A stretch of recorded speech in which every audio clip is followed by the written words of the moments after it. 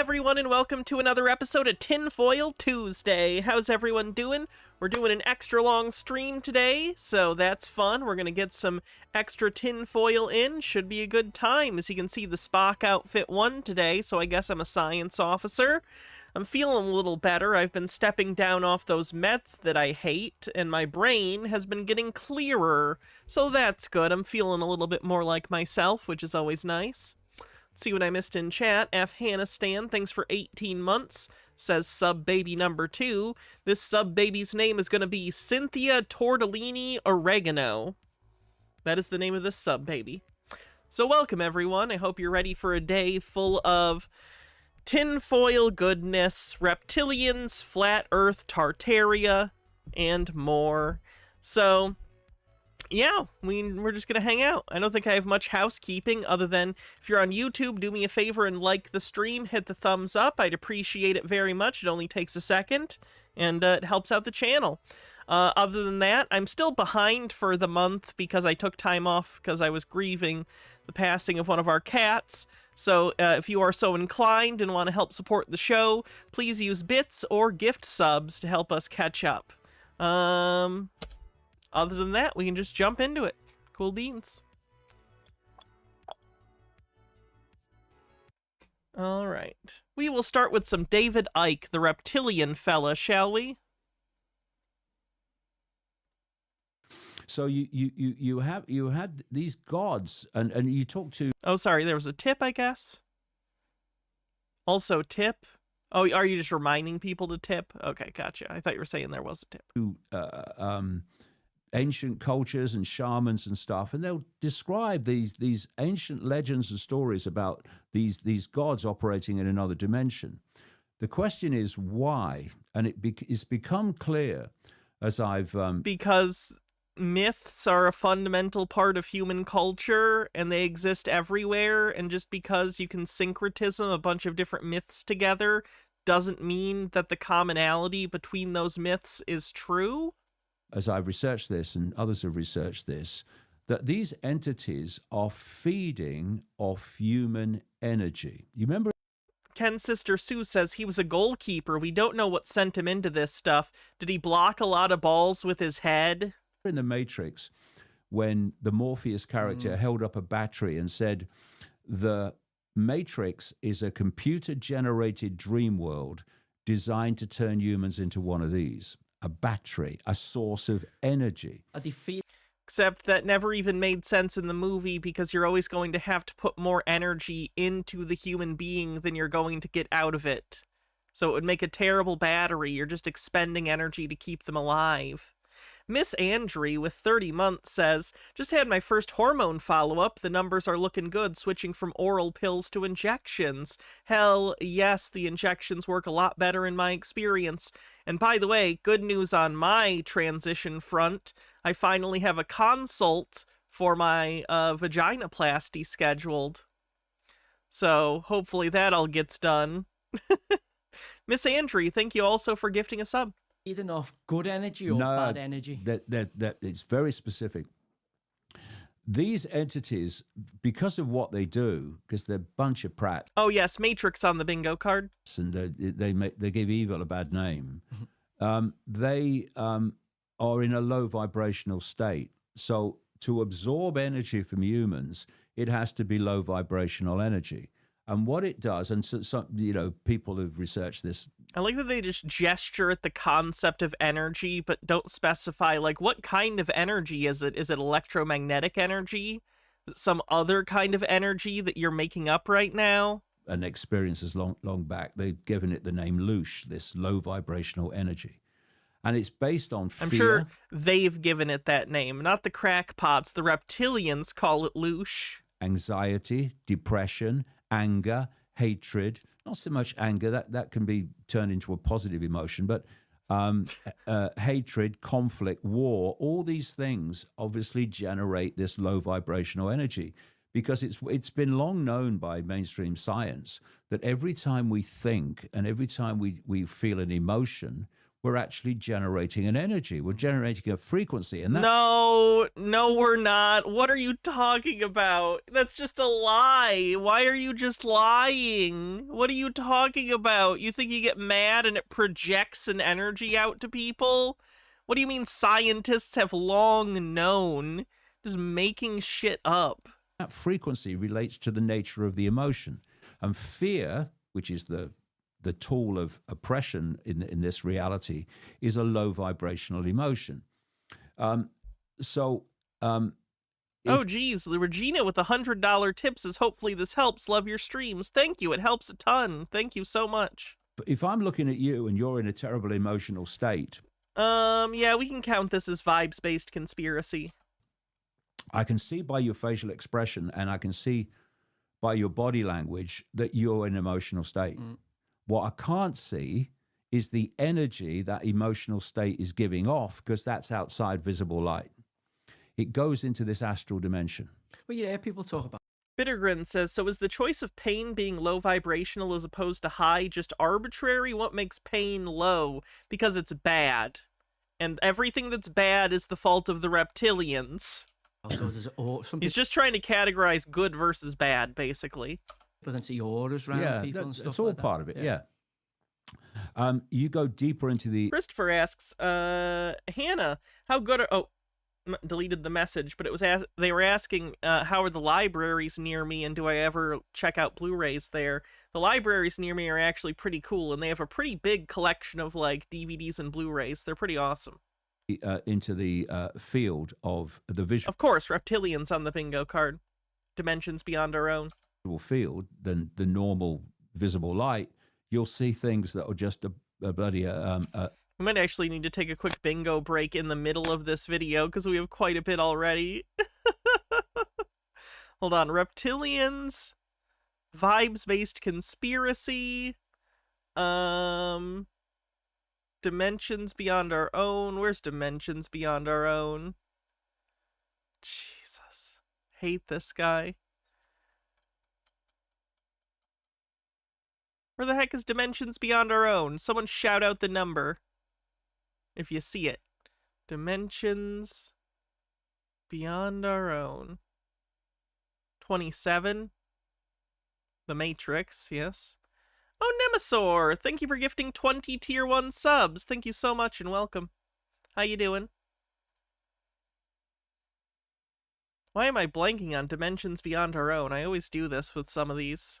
It's like my brain blocks it out. I can always get it later, I guess. Dimensions... I'll get it later, because I can't see it. Oh, someone said 66! Was that it? There it is! Jesus! How do I not see it until someone points it out? Brains are crazy. MSTB89, thanks for 55... Or MSKTB89 for 55 months says, 55. Oh, geez, I'm aging myself. I remember that video. I can count to 55. I remember that. Hype Train, 21% to level 6. Oh, and there's 35% off gift subs right now because we got over level 5, I think. So consider gifting subs. It's cheaper right now. Amaze you because they're so different to the reality that visible light delivers to you. So that's going into the astral. And so every time there's a war, every time there's a conflict, every time there's a big row and there's kind of conflicts and hatred and all this stuff, we're generating this energy and they're feeding off it, which tells you something about the world immediately. If you assume all of that is true, that's a lot to assume. D Summit, thanks for gifting a sub. Thank you very much. There is no incentive whatsoever of these other dimensional entities to have a world of love, of harmony, of peace, of appreciation. So are they just like bizarro people that take everything bad and think it's good and think good is bad? Because that's basically what you're saying, and that doesn't make a lot of sense. Bittergrin, thanks for gifting 11 tier 1 subs. That's very generous of you. Thank you. 65% to level 7 on the hype train. Of mutual support. None whatsoever. They want a world, and they are generating through this global cult events that are going to generate this low vibrational energy. They want people in states of fear, of worry. Am I going to pay the rent at the end of the month? Oh my God, is my relationship going to... Doesn't understand their problem is capitalism on the bingo card. It does make me a little sad that conspiracy theorists like David Icke here, a lot of them basically are very uncomfortable with how the world functions and that there's so much pain and sadness and like loss in the world, and they don't want to accept that it's just the way that it is, and a lot of it's because human beings are quite selfish, and a lot of people with power choose to not use that power or wealth that they have to help others. Instead of recognizing that as a problem, they'll just say, no, it's this outside entity, you know? It's like they don't want to identify with the very human problem of greed and selfishness, so they want to externalize that problem out to something that's a nefarious being preying on us. They're basically projecting, like, an internal state externally and turning it into a physical thing, these reptilians. They're taking, you know, poor qualities of the human experience and turning them into literal monster enemies that they can fight. And that's kind of interesting. Survive, you know, is my job going to survive? You know what, AI, oh my God. They want this stuff. Now, this means they're feeding off human energy. This takes us to these... Negative human energy. Oh, low vibrational human energy, what we would call negative motion, yeah. So they're treating us... Maybe we just need to teach them the Monsters, Inc. solution and find out that laughter is more powerful than screams all along. almost like cattle in fear to feed. That's very convenient that that turned out to be the case in the Monsters, Inc. universe, right? Because if that wasn't the case, they'd just keep scaring kids. They really got lucky on that one. Off that kind of... There's a... No. This isn't Hitchens. This is David Icke. He's the progenitor of the modern reptilian conspiracy theory movement. There's a yeah, you're living in fear on the bingo card. 65% to level 7 on the hype train. chapter in the roadmap called Luge Farm. That's what this is to them. It's a way of farming human energy by manipulating events that put people in a state of perception and response that generates this low vibrational energy, which takes us into satanic ritual. What's all that about? What do the gods get out of it? Jeez, satanic on the bingo card. Are we going to get a bingo, the first video on a 5-hour stream? Adrenochrome. So adrenochrome on the bingo card. Oh my God. What they do, and what the ancients did, first of all, they were sacrificing young virgins to the gods. What's young virgins? A code for children, because What? Not necessarily. It's just virgins. Adults can be virgins. What are you talking about? Stone Corbell, thanks for gifting a sub. As I've researched this over many, many years, there is a particular energy that these entities want more than any other, and that's the energy of children before puberty, right? Why? This is where you get your massive obsession with pedophilia from, and it's literally all over the world, and it connects into Satanism ultimately.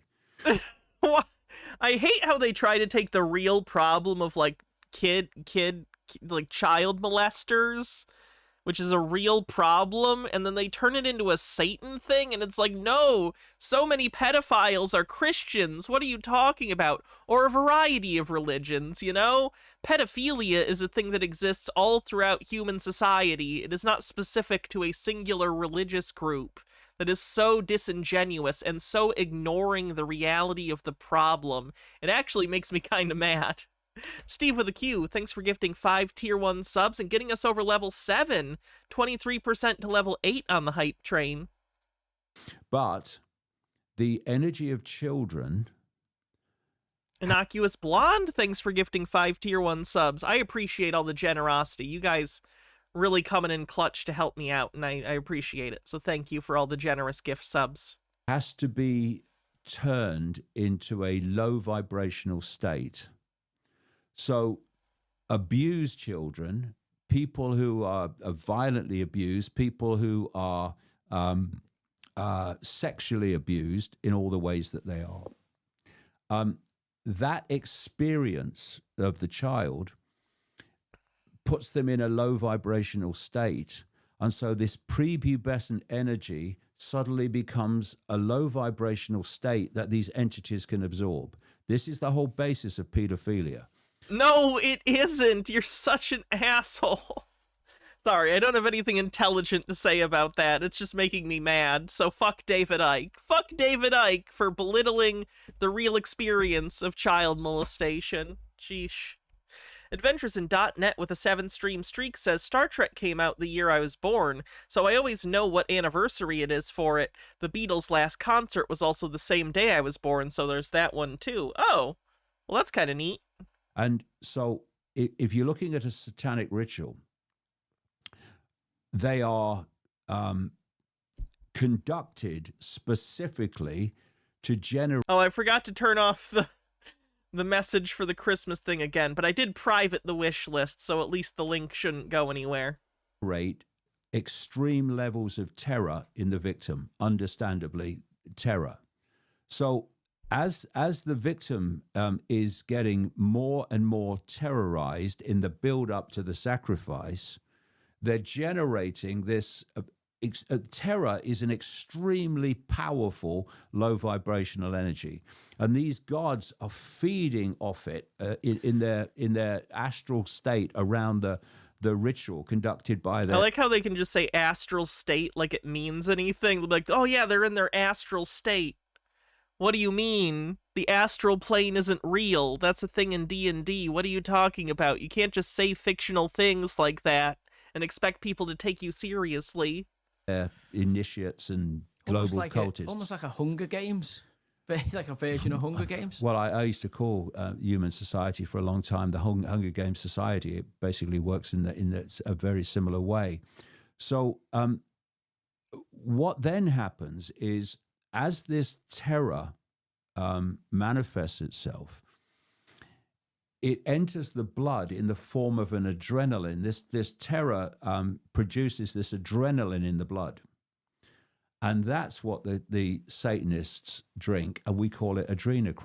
No, once again, I've explained this many times. Adrenochrome can be synthesized in a lab very easily. If you were wanting to drink adrenochrome, which, you know, I don't think that would be very good for you. If you did want it, it would be much easier, cheaper, simpler to get it made in a lab.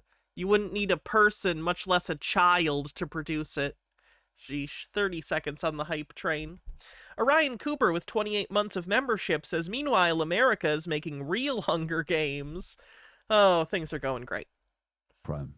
I've talked to Satanists all over the world. I'm sure. Who've taken part in these rituals. Many with very rich and famous people. Oh, so a lie. A liar who lies. He's a liar who lies. Okay, cool beans. Often against their will, not always, but... Thank you so much for that incredible hype train, everyone. But often. And they describe how when these Satanists drink the... Oh, geez. Wow, another big tip. Doc Dolph with a $100 tip says, Tinfoil XL for the win. Cheers from a snowy northern Europe. Glad to hear that you're feeling better. Well, thank you. I'm glad I'm feeling better, too. And thank you for your incredible generosity. The blood of the sacrifice, laced with this adrenochrome, it's like a frickin' drug. They go crazy, right? And that's adrenochrome. And that's... Why on earth would any Satanist talk to Ike? The only reason I could think of is to fuck with him. That's it. There's no other reason to talk with him unless you wanted to just fuck with him.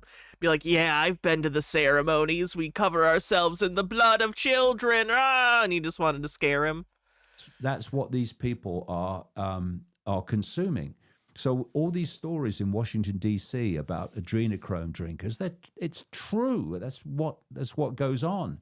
I've talked to people in America when I was traveling America, talking to no one maybe in those days, but phenomenal for research, who've taken part in these rituals. And they talk about, for instance, in major rituals, how what they're doing in the way that they're conducted is through the chants and the colors. Everything's a frequency. They're creating a frequency. Everything's a frequency. If everything's a frequency, then nothing is a frequency. What does that even mean, everything's a frequency? This Coke Zero is a frequency? It kind of just seems like a bottle. I don't know. This juggling ball, believe it or not, frequency. Environment. And they often do them on in particular places where they have vortexes on this global grid of so-called ley lines. And where ley lines cross, especially a lot of them, it creates a massive vortex. And they often do rituals at these points. A lot of churches, for instance, are on and cathedrals are on these big vortex points. And what it does is it thins out the vortex, it thins out the frequency difference between this astral dimension and this human dimension. And these Satanists describe how during the rituals, when this energetic environment is created by the ritual, that entities slip through the vortex into this reality. Often they're described as reptilian, but not always, but absolutely not. Reptilians on the bingo card? On human entities. And by the way, on the reptilian front, there was a guy called Robert Monroe, and he popularized, he was basically a media No, I don't think we're at word salad yet. executive at the time, radio executive. He popularized through a series of books something called astral traveling, which is when you project your consciousness into the astral dimension without a near-death experience. You're very much physically alive. So imagining things. He invented imagining things. Cool. What a cool invention. But you project your consciousness into the astral dimension. And he was very skilled at it. And he was so skilled at it that he attracted the attention of the United States military, especially their psychological wing. And they did a study, it was called the Gateway Study, and the CIA declassified the report quite a few years ago. And is this the remote viewing stuff? The CIA or whoever did the experimenting on the... Sorry, I just noticed he had an Elon Musk book on the shelf, and that's hilarious. It's off screen for you guys. Anyway, what was I saying? What they did is they got Robert Monroe. Oh, when the CIA or whoever did their study on remote viewing, it didn't produce anything of value because remote viewing isn't real, but they did waste money testing it, because why not? And they got other people who were skilled in this astral projection, where you just project your consciousness into this astral dimension. And they did this study on what they experienced in this astral dimension. And of course, they're looking for common themes and confirmatory themes. And one of the things that was a common theme is that they experienced so many reptilian entities in this astral dimension that they gave them a name in the Gateway Project.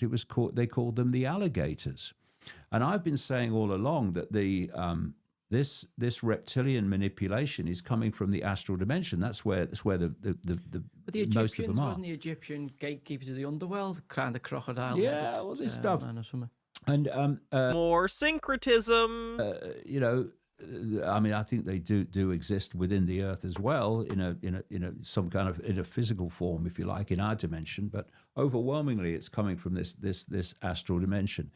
And it was Robert Monroe that coined the term "loosh," because he said, what I learned in these astral travels was that they're feeding off our low vibrational energy, which he gave the name "loosh." That's the thing. If you'd have said this in 1991, but subsequently, Jimmy Savile scandals broke, Jeffrey Epstein scandals broke. You know. Neither of them were Satanists. Neither of them had anything to do with reptilians. They were just human beings who were sick in the fucking head. There's lots of nowadays. It's kind of like, oh yeah, there's something nefarious going on. That's not to mention all the other stuff that's come out about Mountbatten and Edward Heath and all the other allegations that are out there with these kind of paedophilic kind of cults. Yeah. It had been seen as left field, whereas now it's a lot more mainstream. Yes, it is. And I met a lady in 1997, I think it was 97, 98, who had been a close friend of Princess Diana for 9 years until they fell out. And she told me,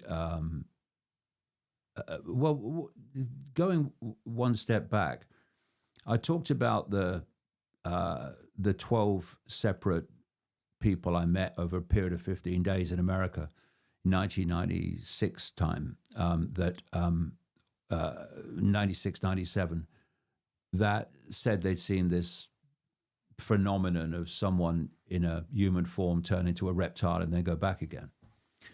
And I came back from America, and I had a meeting scheduled with a lady who said that she used to live with the warden of a place called Burnham Beeches, which is in the west of London. It's an area of copse and clearings and forests and stuff. And it's owned by the City of London, which is a big red flag because that's really massively part. That City of London so-called square mile is massively part of this global cities cult. within cities. Oh, yeah. Massive. So anyway, she said that she went out one night. Let me just come back one step. I go to see her because I want her to tell me about her experience of Satanism, which she'd had being brought up among Satanists. And we finished the conversation, which was very interesting. And I had a cup of tea, and I put my cup of tea down. I said, "Well, thanks for that. It's nice of you to talk to me. It's very interesting." And as I turned to walk away, I said to her, I've some amazing experiences. I keep hearing people tell me they've seen people turn into reptiles. And by this time I've turned, and all I can hear in the background is, right? And she's holding her chest when I turn around. What's going on? She said, "I weren't going to tell you that." She said, "I thought even you'd think I was mad." So, because I haven't gone public. So you're dealing with someone with severe mental illness who is seeing people transform into reptiles, and you're going to confirm this person's delusions. That's unfortunate. That's really sad. I think that's the thing that sucks a lot about conspiracy theories, is they provide a framework of social acceptance for people with delusions to hold on to those delusions and have them reinforced consistently by a community. Keeps people from getting help, keeps people from realizing they're being delusional. It sucks. Public on the reptilian thing by this time. Because when you're delusional, it's really hard to know you're delusional. If you were able to know, you wouldn't be delusional. You know what I mean? It's kind of a self-defining thing. When you're in the throes of a delusion, it just feels real. It just feels like obvious reality because there's something wrong in your brain. It sucks. Time. And she told me of going through the clearing in Burnham Beeches, where she lived in a house, which I've seen in among the trees. She went through one night, and there was a light. And she crept towards the light and looked through, and she saw a circle of people in long robes. And the guy conducting this ritual was Ted Heath, who was the Prime Minister. He was then Prime Minister at the time she experienced this. And next to him was a bloke called Anthony Barber, who was his Chancellor of the Exchequer.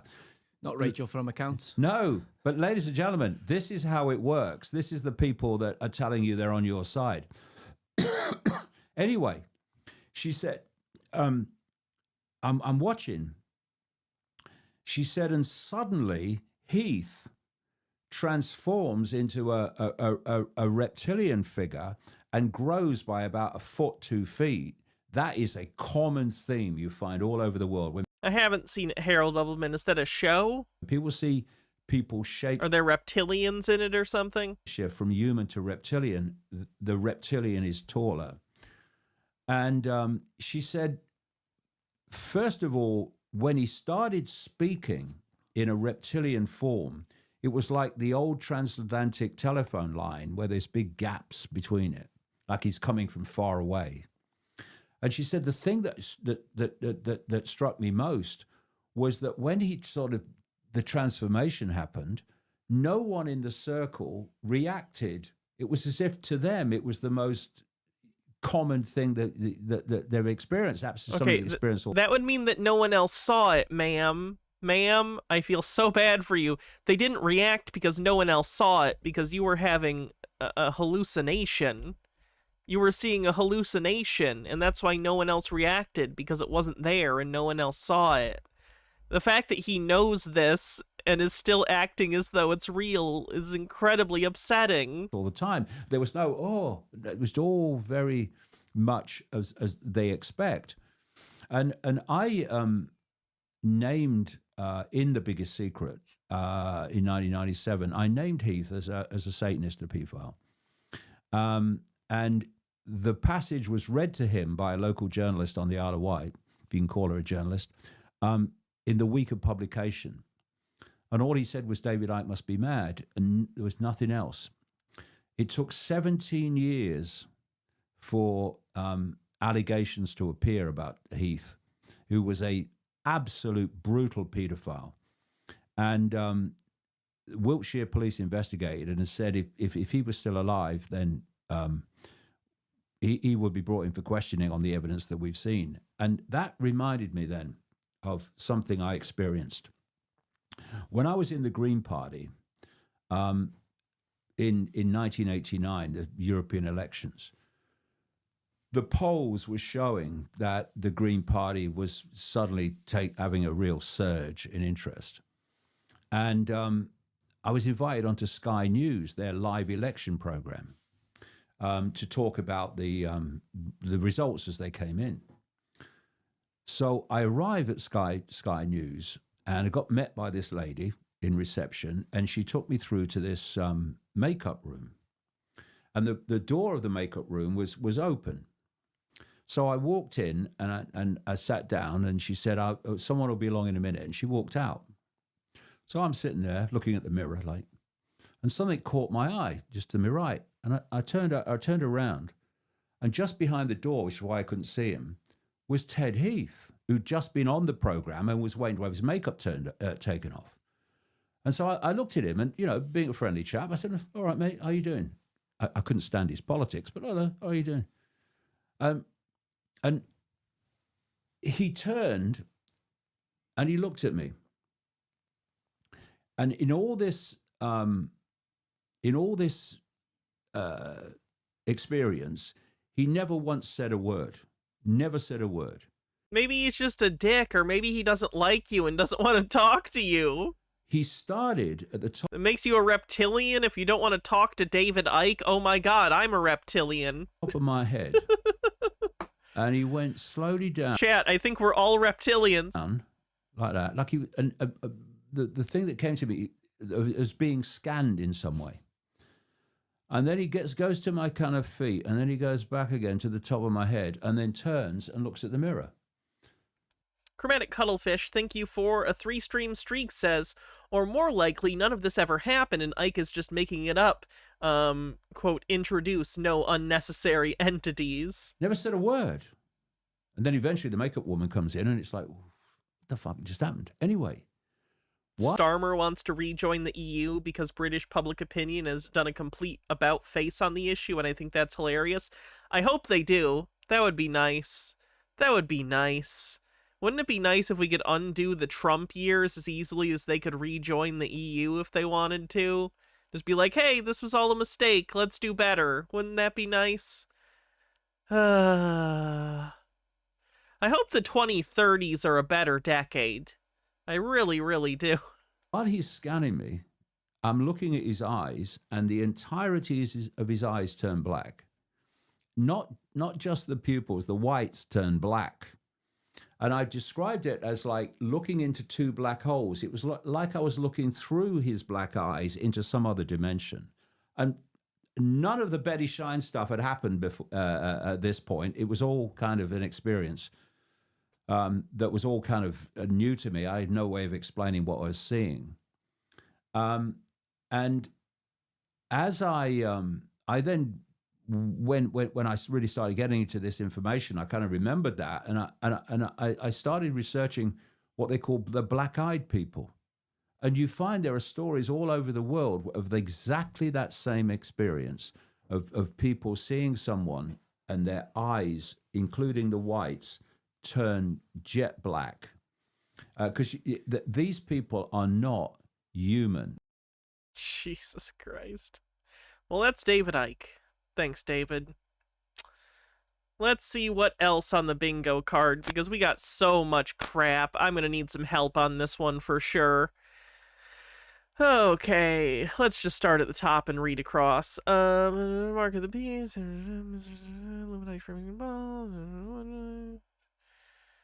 Tartaria, aliens did it. Do your research.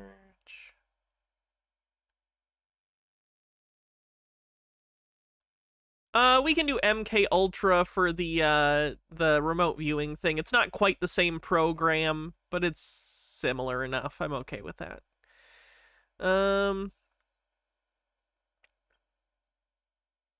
Satanic.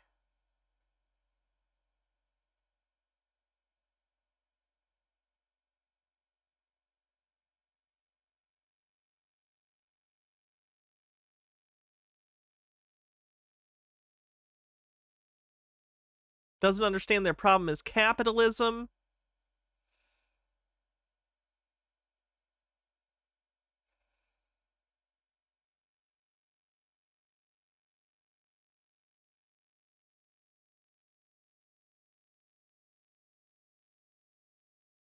Adrenochrome.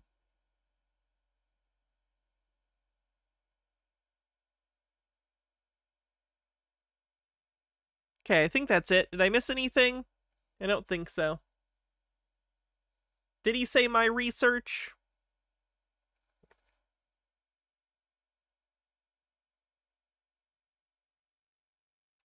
Alright. Let's see what's next. Which number is my research said by a non-researcher? Nerny, thanks for 32 months.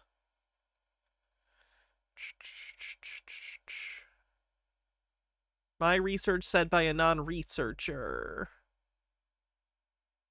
I don't know what number that is. I'm so good at this. I'll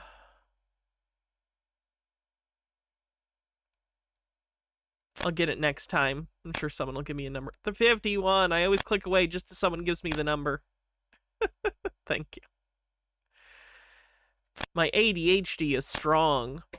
Anyway.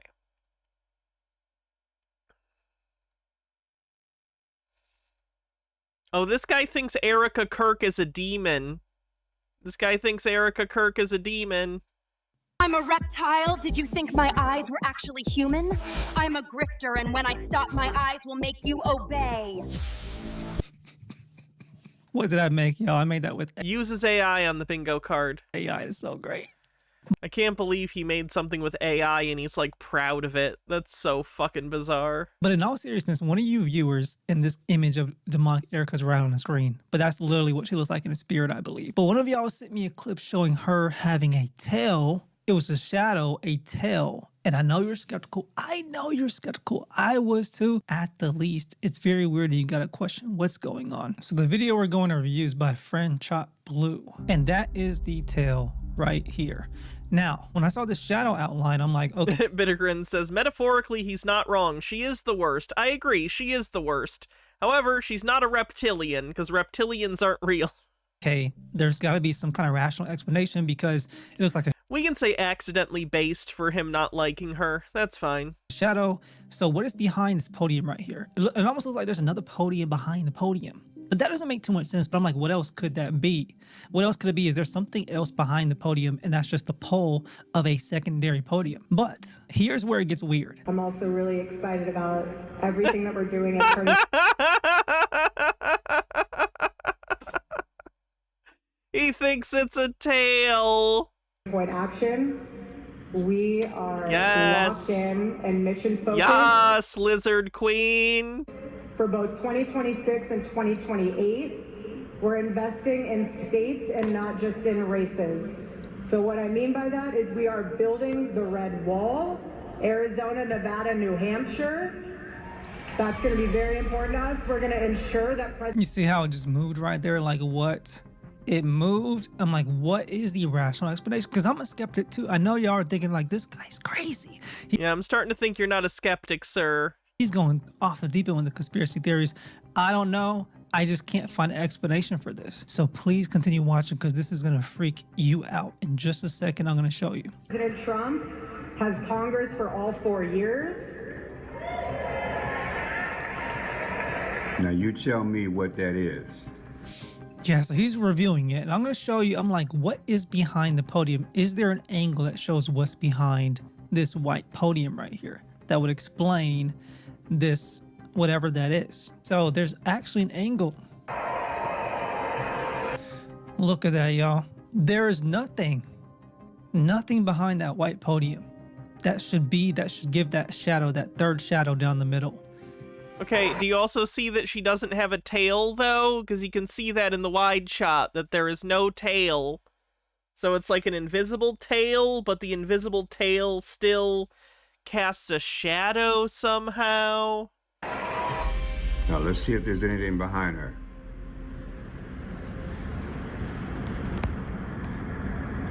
I don't see anything behind her, people. That's a pantsuit. Where pantsuit. is that shadow coming from that resembles a tail? What? I don't know. I'm gonna be honest. I don't know where it's coming from, but it's not a tail, guys. It's not a tail. She's not a reptilian. She's just a shitty person. That's okay. What is that? I mean, it's not okay, but it is what it is. Are you seeing what I'm seeing? There's nothing behind her. Watch her walk away.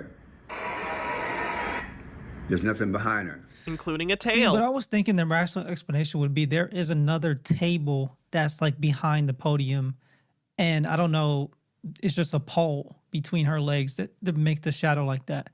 But it's just this white podium, nothing else. Nothing behind her. Nothing. I mean, what the heck is that, yo? I can't think of a rational explanation for it.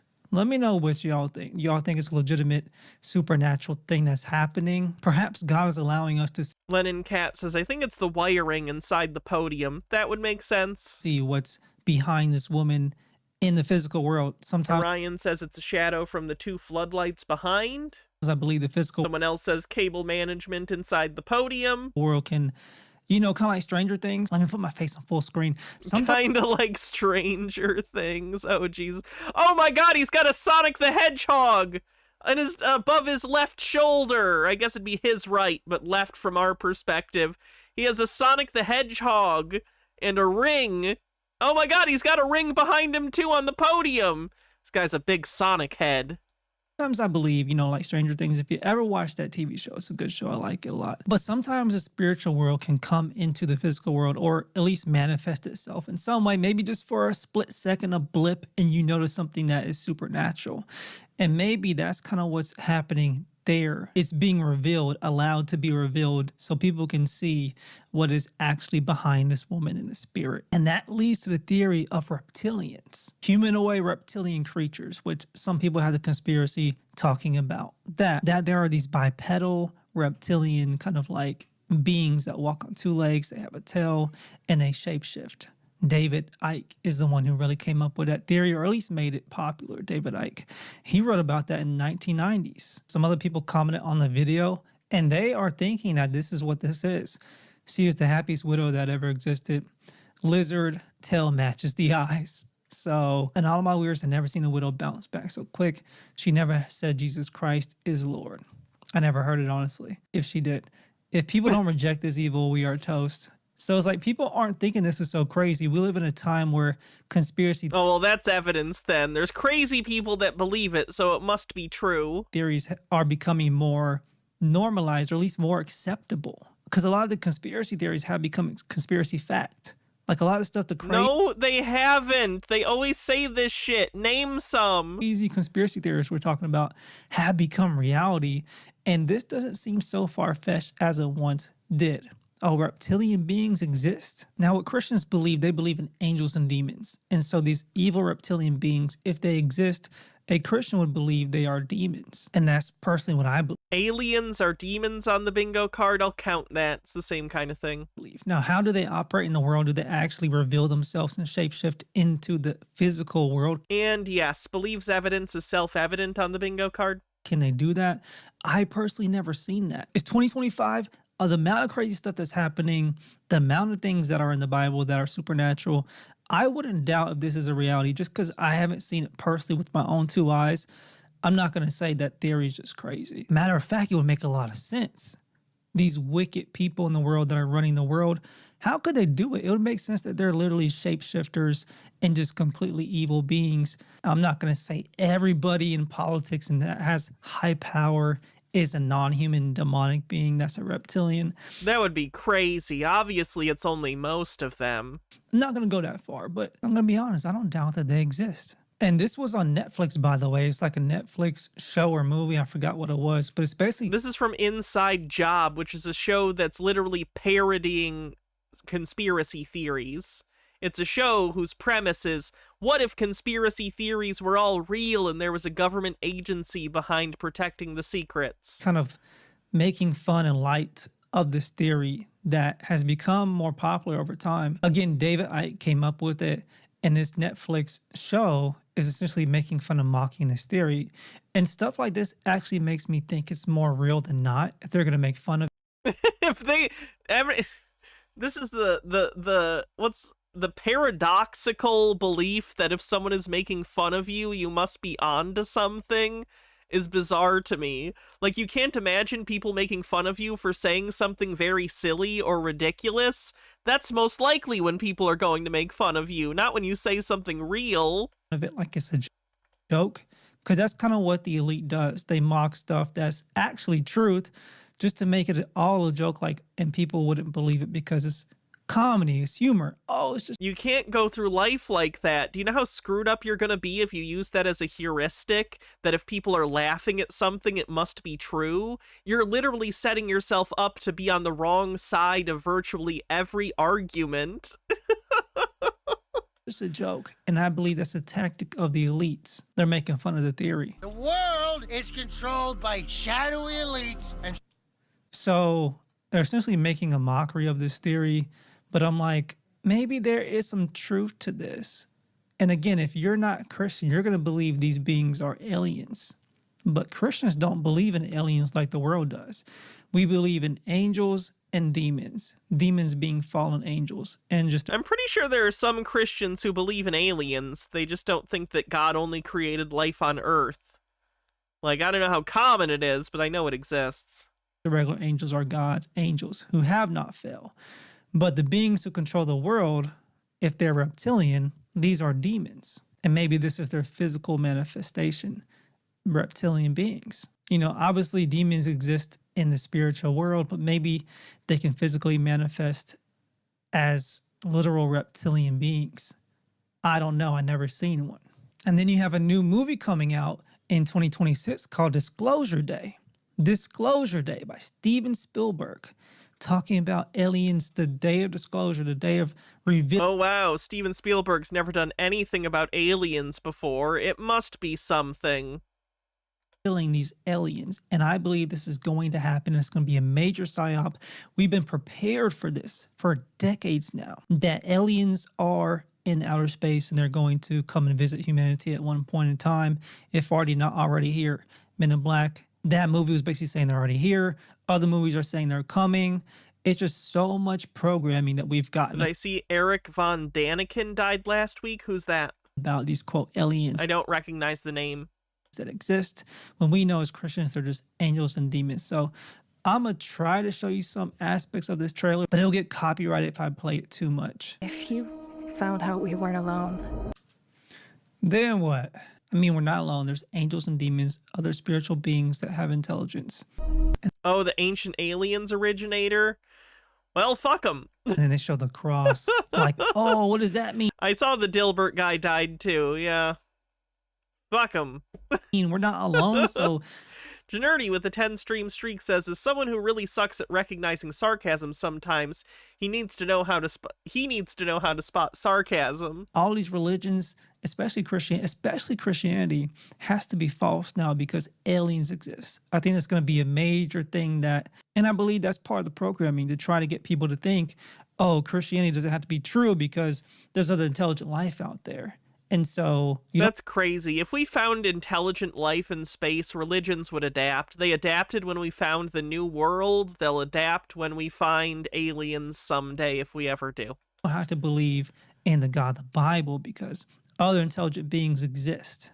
And the Bible was just a man-made... And they will immediately start to proselytize to the aliens, embarrassing our entire species. Creation. All part of the programming. And apparently this disclosure day is revealed when this news anchor right here, I don't know, becomes possessed by an alien. It's pretty creepy. Let's today is... She's like tripping up over her words. And again, I can't play too much of this, it will get flagged. And she starts like doing some demonic AMSR type of stuff. Look. Oh, nah, bro. That's some weird noises right there. And everybody's watching it. It literally sounds like somebody's drinking a Coke, like... And then you have this comment that people are speculating has something to do with intelligent life, 3i Atlas. That large interstellar... Are they still on 3i Atlas? Is this thing not going out of the solar system yet? I'm tired of hearing about the 3i Atlas thing, which sucks because I'm sure it's very interesting from an actual scientific perspective, but all I hear lately is these conspiracy theorists talking about how they think it's a spaceship. Object, some say is an alien spacecraft barreling towards Earth. Others say this is an absolute large psychological operation in order to get us all scared about an impending invasion, an alien invasion coming to Earth. What exactly? You would have to be an idiot to believe that, so... Exactly is going on here? Well, NASA just activated its Earth Defense Group. Wow, who the heck knew about that? Over possible concerns, they say, of a Manhattan-sized comet with possible alien technology. So NASA is saying this, y'all. These are some very odd, weird, and troubling times we are in. And so I know at first time hearing this theory of Erica Kirk's tail, when I first heard it, I'm like, nah, like the initial response is just like, what? Okay, all right. Put on your tinfoil hat, like this is going too far. But when I saw behind the podium, that point I was just like, what is going on here? And this is David Icke here. Oh, is he gonna watch the video we just watched? I grew up learning about this guy. My dad read his books. He was the one who really, again, made popular the reptilian theory that these reptilians control and rule the world. I don't believe he's a Christian. Let me research Green guy says just wait until he hears about the space pope. that just to make sure, but I don't think he is. The So this space overview pope. is saying that he's not a Christian in traditional sense. His belief system is a unique mix of conspiracy theories, and you can't read the first part, but it says New Age spirituality. So he's kind of like more so New Age, and so he's not a Christian. Either a Christian or not, but he does, I don't know if I'd call him New Age. I feel like you shouldn't listen to that AI. I think, take some things from the Bible. Like he understands what Satanism is, but he's still a New Ager type person. With that said, people who are not yet saved can still understand some of the truths of the world. And I do believe he's on Does that count as believe sci-fi tech exists for the 3i Atlas stuff? Sure. to something with some of his conspiracy theories. Possibly this one. Check him out. So you All right, I'm going to skip this part because obviously we just watched that video, so we don't need to watch it again. It's either angels or demons. And actually what I believe is the gray alien is kind of like just a suit, and their real form is the reptilians. So I think the reptilians Wait, so it's like they're wearing Like, I'm imagining a Scooby-Doo scenario where you take off the mask and you think it's a person. You rip it off. It's a gray alien. No, wait, there's still a second disguised. They're a reptilian. Why would they disguise themselves as different aliens? That doesn't even make sense as a plan. We're gonna disguise ourselves as a different kind of alien. Okay. Unstable Deadbeat with 30 months says, "Hi Hannah, hope you're having a great Tuesday. Looking forward to getting to enjoy stream. Helped me get through the workday. Oh, I'm so glad. Welcome, welcome." Are the gray aliens? This is what I personally believe. And the black eyes just represent their whatever they are. They're just darkness. They're darkness. Complete evil. And that's why their eyes are just completely black. And I believe these experiences of people seeing these beings with black eyes, I definitely believe they are demons. If I had a bet on it, I would say these reptilian beings do exist. I guess my main question about them, if they do exist, is how do they reveal themselves? Is it kind of like a glitch in reality, like the reality just shifts really quick from one dimension to the spiritual world really quick and then goes back to the physical like a quick glitch? There is no spiritual world for which to transport to. There's not a location. What? Toreador with 67 months says, 67, a...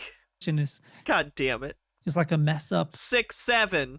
Or a mistake. Whatever the fucking kids say. I don't know. Are they like constantly camouflaging themselves and then they at one point decide, oh, I'm just going to show myself really quick, kind of like Erica Kirk did with the tail?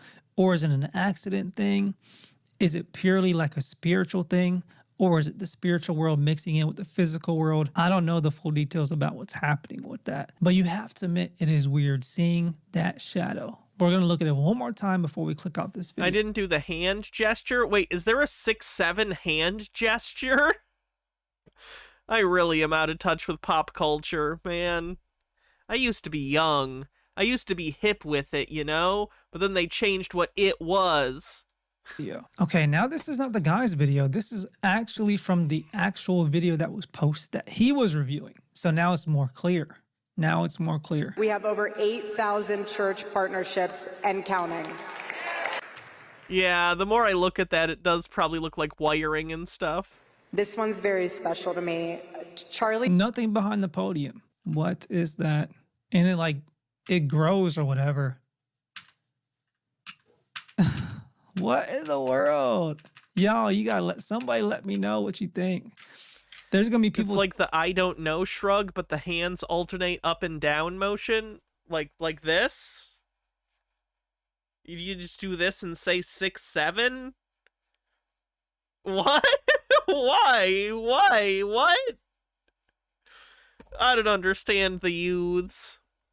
Jay's a proxy with a 350 stream streak says, "How do you do, fellow kids? A state senator or house rep, I forget which, from District 67 said his district was the best and it hurt. Also 650 to go."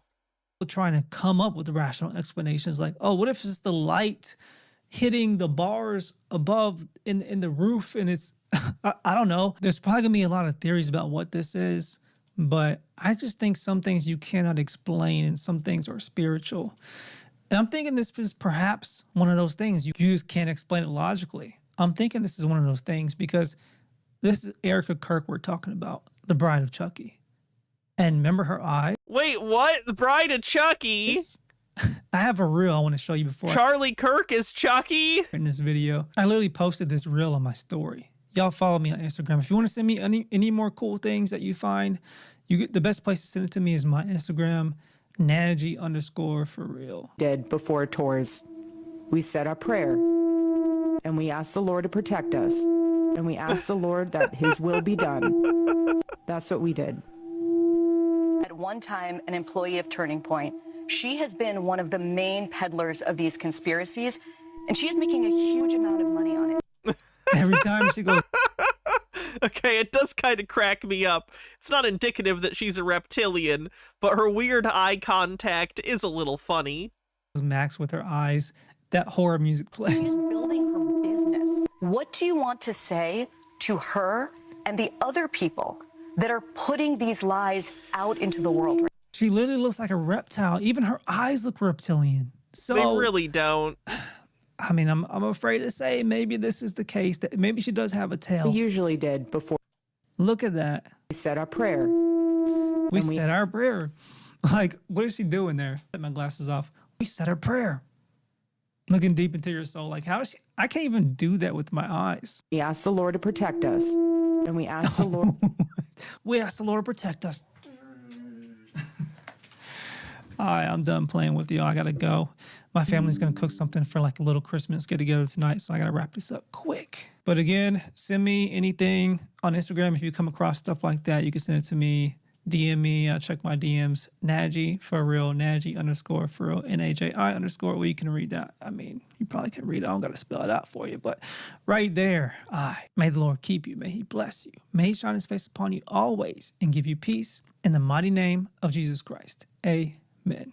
Believe on the Lord Jesus Christ and you shall be saved. And you will not need to fear these beings, these reptilians, these demons, if you have Jesus Christ. Do you think this guy headcanons Sonic to be Christian? Because they fear him. Demons, they can't even be in the presence of Jesus without trembling. Just saying the name of Jesus Gotta love Christ! around demons will cause them to flee. So if you're not already saved, believe in the Lord Jesus Christ. Believe He died for you. He shed His blood for the remission of sins. He laid down His life. He was buried and He resurrected on the third day. He did all this to save you from your sins. If only you would believe and trust in Him fully for your salvation, you will receive eternal life and you can never lose it. Hallelujah. Beautiful. All right, let's see what's next.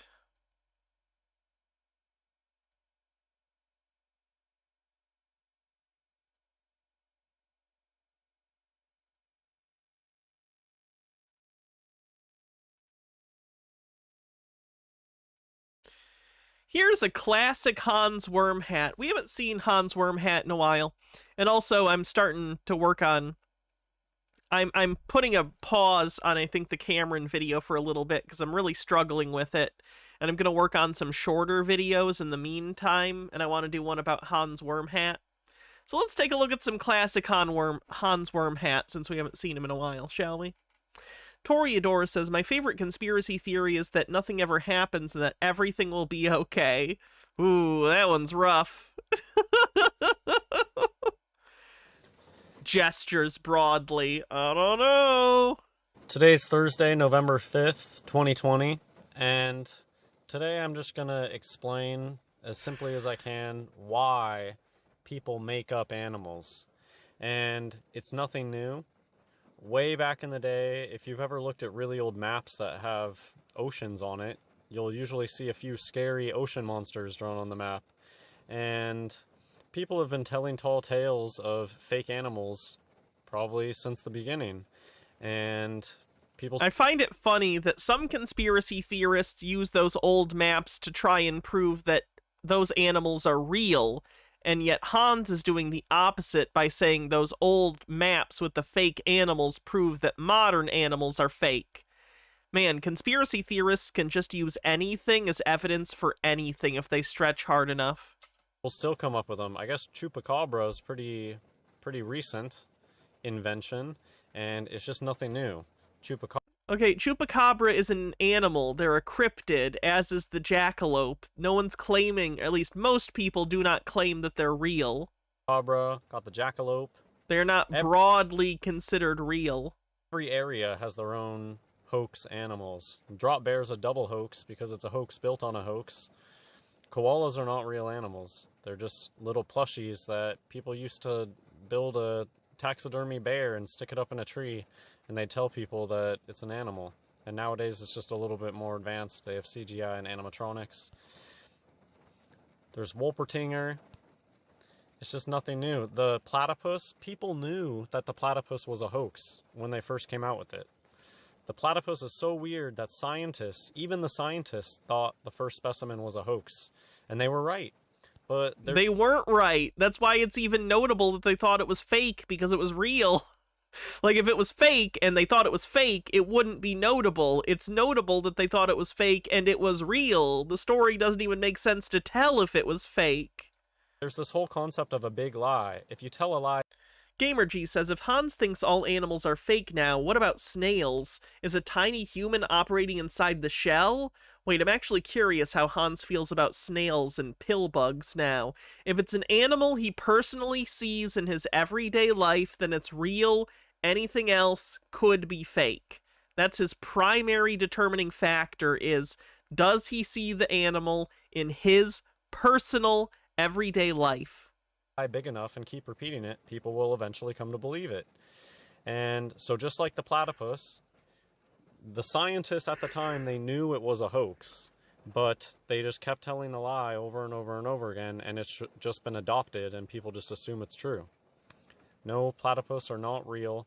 That's one of the biggest animals. He doesn't believe in things he hasn't seen with his own eyes. He does. That's not even necessarily true, because he's gone to zoos and seen animals that he thinks are fake. So he has seen, for instance, gorillas with his own eyes. He just believes they're people in suits. So it's not even that he sees them, because he has seen monkeys, he has seen apes, he has seen sloths, all animals that he thinks are fake, right? But he doesn't see them in his everyday life. He sees them in zoos. He sees them in controlled environments. So he needs to see an animal out in the wild and not in a video with his own eyes. He needs to see an animal out in the wild consistently to believe it's real for sure. That they use to try to push evolution. When you start to get the hang of what the fake animals are, the fake animals are the ones that you don't just see running around outside like squirrels and cats. See? See? See? And dogs. The fake animals are the special ones that you need to see on the TV or at the zoo. And we're going to get into one that you see at the zoo in particular in a second. It's so wild. Like, he can't even imagine. Like, there are animals all over the world that are in different environments than the one you live. Like, how can you live like this thinking only animals in your local biome are real? But anyways, you get the feel for what the big animals are, the big fake animals. And they're the media favorites, too. The media loves the fake animals more than anything. That's why the WWF isn't just like a squirrel or a dog or something. It's a panda. And it's because they a lot of their work is with endangered animals. What? They're the World Wildlife Foundation. And that's why squirrels aren't endangered. Australia is all about the koala. I mean, they're all about the kangaroo too, but kangaroos are real. So you really see the koala pushed a lot more than you see the kangaroo pushed. And if you can think back to the wildfires, they were constantly having stories about koalas in the wildfire, but I think I saw one story about kangaroos in the Kangaroos are smarter than koalas by a lot. Kangaroos probably had an easier time evading the brush fires. Koalas are very stupid. No offense to koalas, it's just true. They literally have smooth brains. Terradona with 45 bits says he should rent a realistic fursuit and experience for himself just how difficult it is to wear longer than 30 minutes. Wildfires, and kangaroos are actually real, and they just make all these stories about their stuffed animals.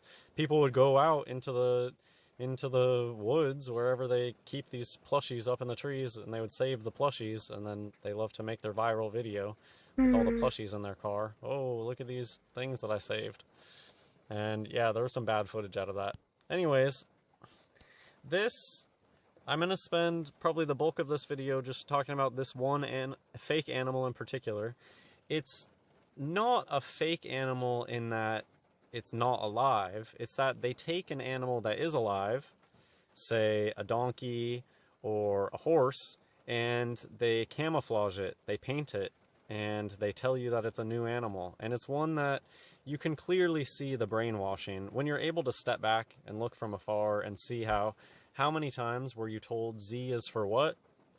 Z is for zebra. Gets told to you about 1 million times when you're growing up. That's the only... Yeah, because it's just, there's not a ton of words that start with Z.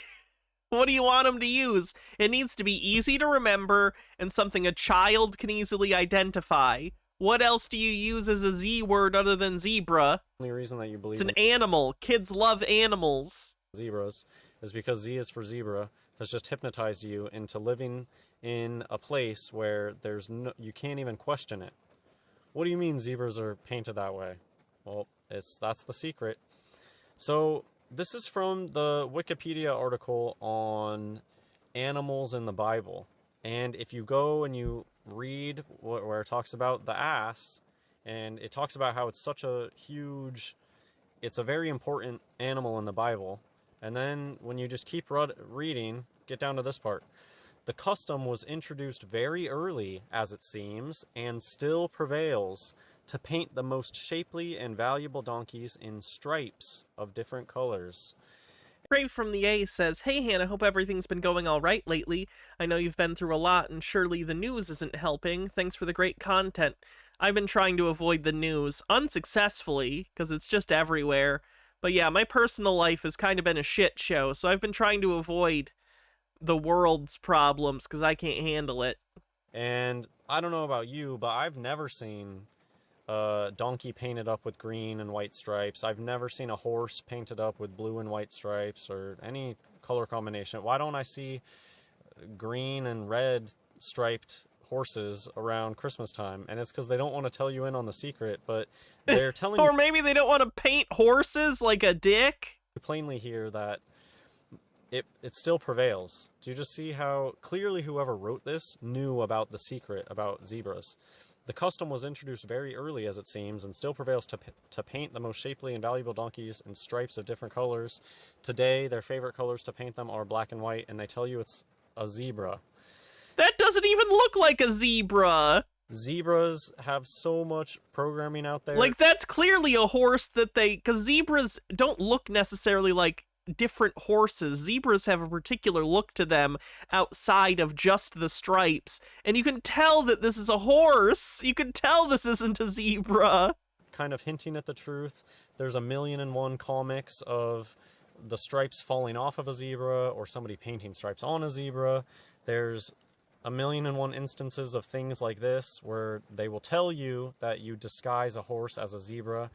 The joke is, and this is a meme that they use with their fake animals all the time, they present you with a really badly painted, or they present you with a really bad representation of whatever the fake animal is, and then they point... No, this is what a horse would look like if you tried to paint zebra stripes on it, Hans. This is evidence that you're wrong because it's immediately obvious it's not a zebra if you've seen zebras. Point you over towards a nicer looking one, and it makes you think that the nicer looking one must be real.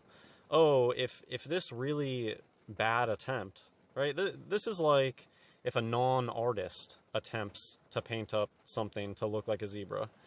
However, you get a skilled artist to paint up a horse looking exactly like a zebra, well, then it looks exactly like a zebra because that's exactly what zebras are. What do you even mean exactly like a zebra? There is no exactly like a zebra if there are no zebras. Then it's all just made up. That's just arbitrary. Stone Corbell with 100 bits says, "This is why you don't fixate your entire culture on a single book for 2,000 years. It drives people insane." And H-Baird says, Hans, probably. That's a horse of a different color! Come on in! They're a horse that has a very skilled artist paint stripes on them. Right? What makes a painted horse? It's a zebra that doesn't pass. That's basically it. What is a painted horse? It's a zebra. But how would you know what pass even means if there is no zebra as a point of reference? You know what I mean? It's like he doesn't even understand. His argument doesn't make any sense. Sorry, I think I missed a tip. Just a Peach says, "We don't paint donkeys in the US. It's a thing they still do for weddings and holidays in Middle East by Christians." Gotcha. Zebra that doesn't pass as a zebra. They didn't do a good enough job painting it. Back in the days, the rich aristocrats would be able to ride these things because they're just horses, and nowadays they tell you a bunch of lies about why you can't ride them, and it's just because they don't want the... He just wants to ride a zebra, and he's so mad he can't, he's decided they're fake. Secret out. That's why they don't let anybody ride zebras, because they don't want the secret out. Fine, I don't even want to. I don't want to ride your stupid painted horse anyway. They're not even real.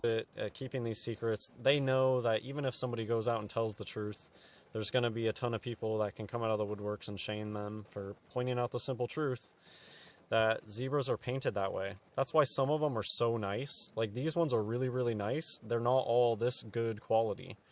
And the thing that you'll notice, though, because this is in LA, that's why these ones are really nice. Look at the nose. That's just a regular horse's nose. You can see that they don't paint all the way up the nose, probably because zebras don't have stripes all the way up the nose. It stops, because that's what a zebra looks like. because it irritates the animal. When they drink water, that's probably why. Look, that's just a horse's nose. That's a horse.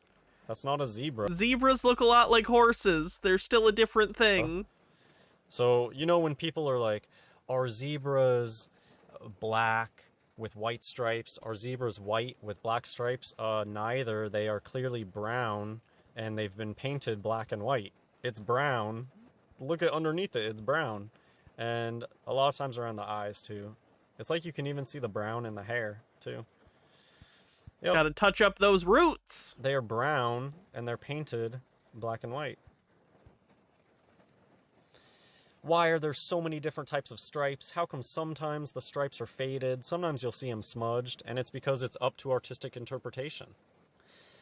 And that's why you get some that are half painted. There's another thing that there's 1,000,001 of is all the different combinations of, throughout history, everybody... The one on D almost looks like it's a mix between a zebra and a donkey or something, or a mule. ...has claimed to make some sort of, a zebra and a mule, a zule, a zebra and a horse, a zorse. For every combination that you can think of, somebody has talked about it.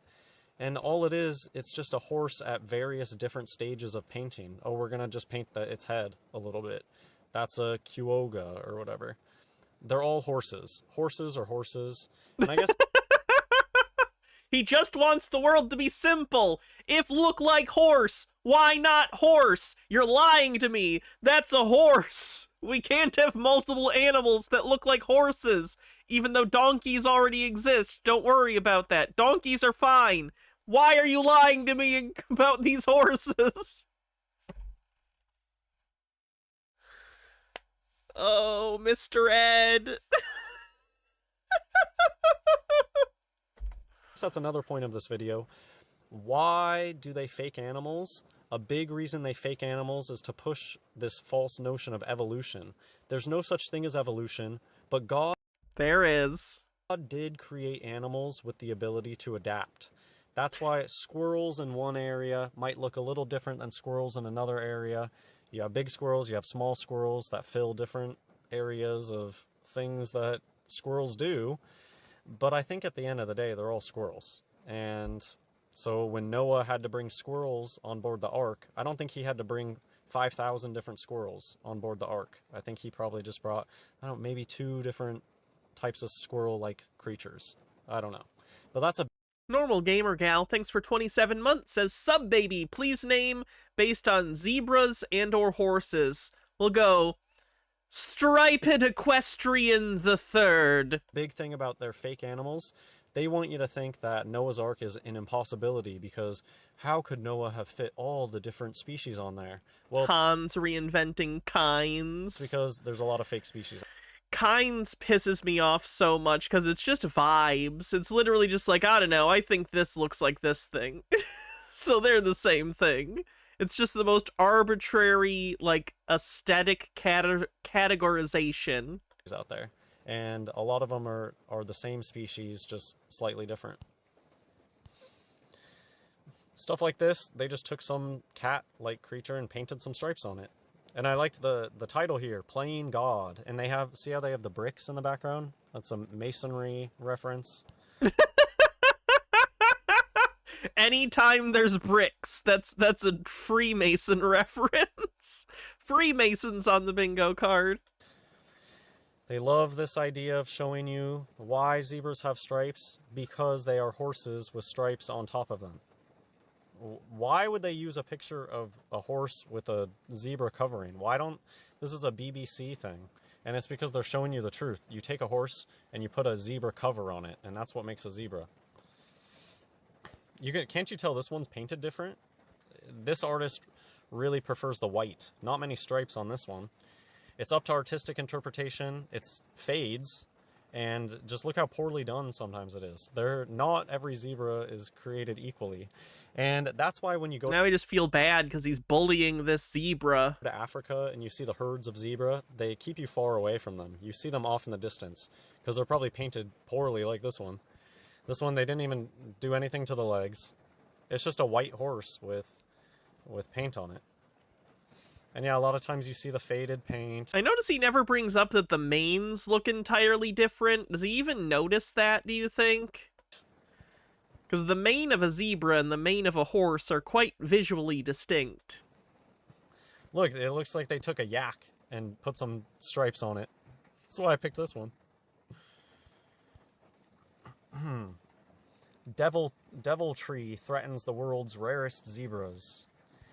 There's just some artists out there that do really thin stripes, and then they'll just call it a different type. The patterns aren't identical between zebras. What do you not understand? Humans have different skin tones, too. Like, it's not weird. Animals have different patterns of fur. Even if they're similar, they're still unique. Type of zebra. Oh, they love to make their fake animals be endangered and on the brink of extinction. Because they want to have you have emotional reactions to things. But look at the nose. It's just a horse's nose. A brown horse. And they take the mane and they chop it. That's why it's spiky. Okay, I guess that's his justification for the mane. The nose. Look at this. That's not the natural mane. It's because it's chopped that way. And it doesn't look like a zebra. The natural mane, I mean. Mane is long, thick, and heavy, but is usually clipped in a distinctive crescent shape to between 5 and 10 centimeters so that it stands straight up. So that's how do the zebras have a different looking mane? Because it's cut that way. Overthought says God to Hans, "Behold, a pale horse." Hans, "Nice try, God." Because they're painted and they have to maintain it, so they're manicured horses. And so they can keep the mane cut. And I guess I can talk about this. There's a place in California called Hearst Castle, and they would always talk about how Hearst Castle had zebras, but every time I would go, there would be no zebras there. And I think it's because it's just too much money to upkeep. A lot of people have told me that their local zoo claims to have zebras, but they just won't see them. And zebras are something that you hear a lot about, people saying that. Tori says, "Fun fact, there are 3 species of zebra. They do all have stripes, but they vary in different ways." See, that's already too complicated for Hans, though. The world can't be that complicated. It's impossible. It has to be simple. They're hyped up, but then you go and you just can't even see them, or they're really, really far away or something. You'd think with all the zebras, they would let us get really close to them, but that's not how it is. Here you go. Here's some dogs painted like pandas. That's it. That's all he had to say about it. Evolution or evolution? Yeah, we didn't come from great apes. Great apes are... We are great apes. Actors in fursuits. They're not real. That's a clear motive for faking the great apes, because if you go through the modern education system and you believe all the BS, then you leave there thinking that you came from a monkey. So they have succeeded with their brainwashing using their fake animals. And of course I used to believe in all that BS, but God opened my eyes. Praise God, praise Jesus Christ. He woke a lot of us up in 2017. And I think a few years later, a big revelation for me was this fake animal thing. And it just clicks into place for so many things. And now I can see it. It's like, once you know the magic trick, it's not effective anymore. What the brain does, expectations influence reality. If you believe in fursuits, they're going to look real to you. And so Noah's Ark, another big reason. I already mentioned it, so I'll just skip past it, but I just want to show. So Noah's Ark is something that they're mocking with the fake animals. Every year they come out with tons of new fake animals, and they discover new animals, is what you mean? Crazier and crazier with them. And at a certain point you need to realize, if such a crazy animal existed, wouldn't I have already known about it? How can they... No, because we discover things all the time. This is Hans's biggest problem, is he thinks he knows everything that's out there to know. He's a profoundly ignorant person who thinks he already knows everything in the world, and any new information is a hoax. It's crazy how he thinks the circle of his knowledge is the vast majority of knowledge in the entire world. It's like hyper Dunning-Kruger. Drives me nuts. They constantly come up with these crazy new animals, but then at the same time, humans are supposed to be destroying every animal out there. It just doesn't make sense. And yeah, a big one that they're mocking is Noah's Ark. They want you to think that there's just millions and millions of animal species out there, but that's not true. There are. Toreador says, I don't believe in fursuits, but there are some I'd worship. Bonk! Very bonk. And I guess it's worth pointing out that sometimes some of their animals are just like genetic freak experiments, like the giraffes. I think that the giraffes are just like something that they created, some strange camel that they bred to have a really long neck. But look, where did its humps go? They took all that hump mass and put it in the neck. Trash truck going by. Look how on Noah's Ark, the point I wanted to make about Noah's Ark, look how on Noah's Ark, the animals that they choose to put on Noah's Ark are the fake animals. The painted zebras. They got penguins. These are just the interesting animals that kids have an interest in. That's basically it. I have videos about penguins. They got the pandas. Why are those the animals that they choose to put on there? Because kids like pandas. That's because it's a big joke. They know that those animals are not real. Here they probably got more. Look, orangutan. It's not a real animal. Koalas. Seriously. They almost always, walruses are very suspicious. I think walruses are just like elephant seals that they stick big tusks on. Walruses aren't real? So I'll just finish up. This is just one of my daily videos, but this is something that people ask me all the time, so I figured I'd make it. And so if anybody ever asks me, why do they fake animals, I can just send them here. Another thing I don't seem to get, that it seems that a lot of people don't want to admit the animal thing, even though they know everything on TV is fake. Everything on TV is fake. So why do you believe documentaries? Why do you believe what comes out of Nat Geo?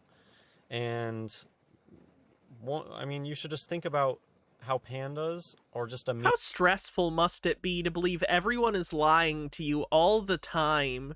He must just hate other people, because they're all liars to him. Media sensation. It's not like a real life thing. Everybody experiences these fake animals through the media, not through real life.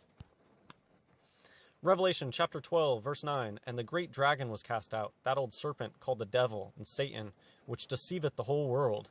He was cast out into the earth, and his angels were cast out with him.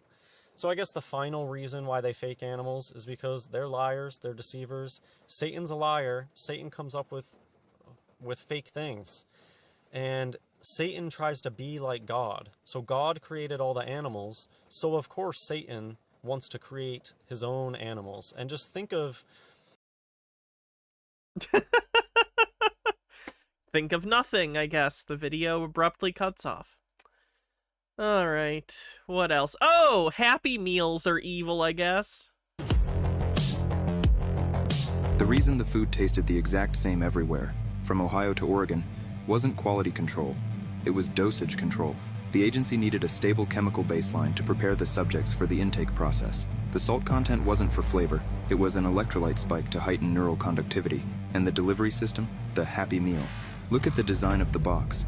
High, vertical cardboard walls. When a small child sits at a booth and opens that box, their peripheral vision is completely cut off.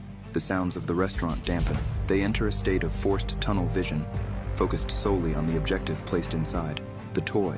But those weren't gifts. They were dexterity tests. Remember the toys that came in 4 or 5 plastic pieces? The ones that required assembly? If a child under the age of 5 could assemble the complex mechanism in under 3 minutes, they weren't just smart, they were flagged. You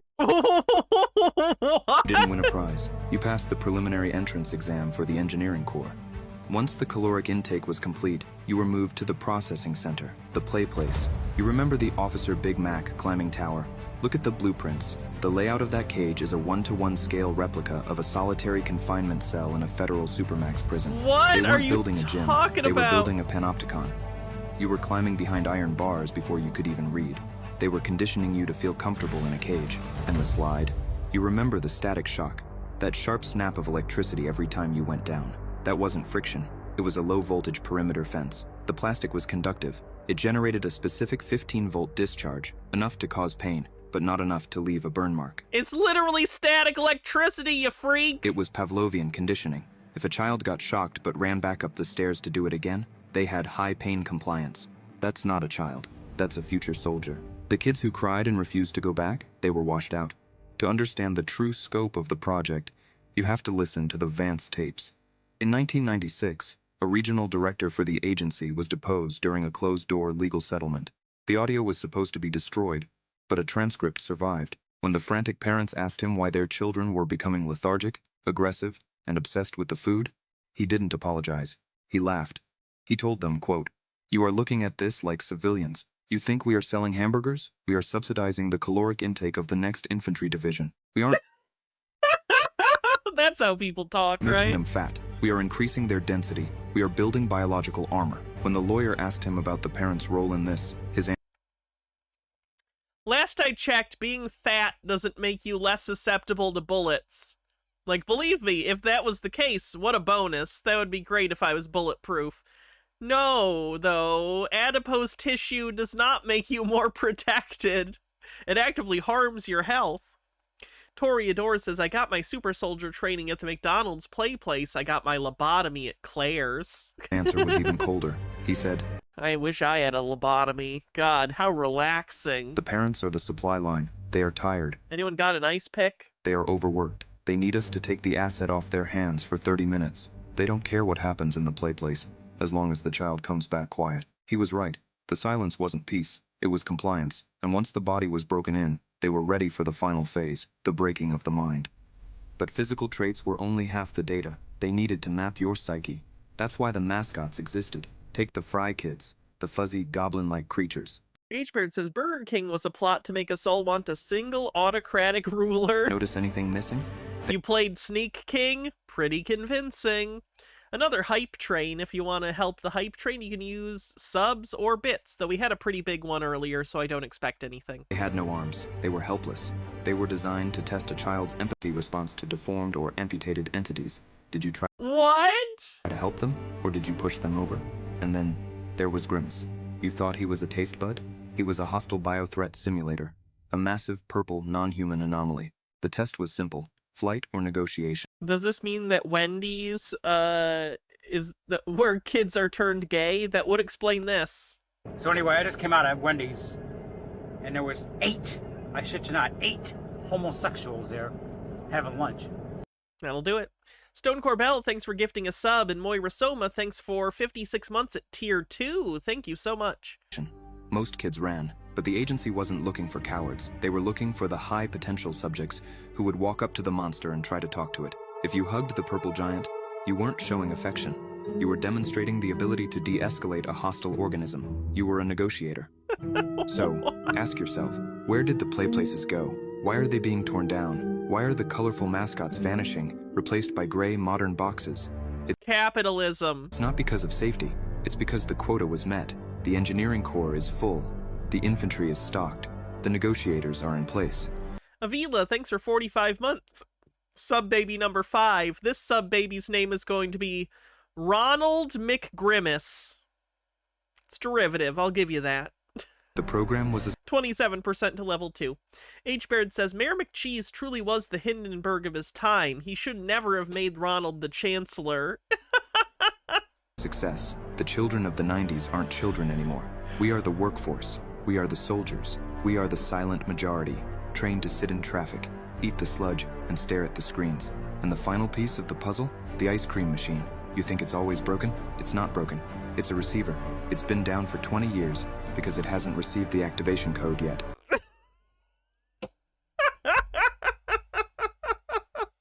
Come on! But one day, the light on that... I would say this is just a shit post, but it's on a channel that is a regular conspiracy channel. So even if someone made this as a shit post, it's being uploaded by people who are taking it seriously. I swear to God. That machine is going to turn green. The low-frequency hum will start, and all of us, the ones who remember the taste, the ones who remember the slide, we're going to stop what we're doing. We're going to walk into the nearest franchise, and we're going to report for duty. Jesus Christ, that one was great. Okay, what do we got next? Let's check in on Sean and his bullshit medical technology. All right, so we've got a great call today. We're getting into some updates on medbeds, medbed technology, but the primary focus today is going to be on what are medbeds, where does medbed technology come from, and we've got a lot of great information that we're going to talk about with the medbeds and what's available right now. And Christina, you're actually sitting in front of, and I think I am too. I want to try to get this technology there. We kind of put that so people can kind of see that. There we go. And so the first thing we're going to talk about is the origin of medbed and medbed technology. And if you get a chance, Toriador says, Mick Ultra mind control. Ooh, that's pretty good. can you move that metal cart out of the way behind the one sphere? Just push it.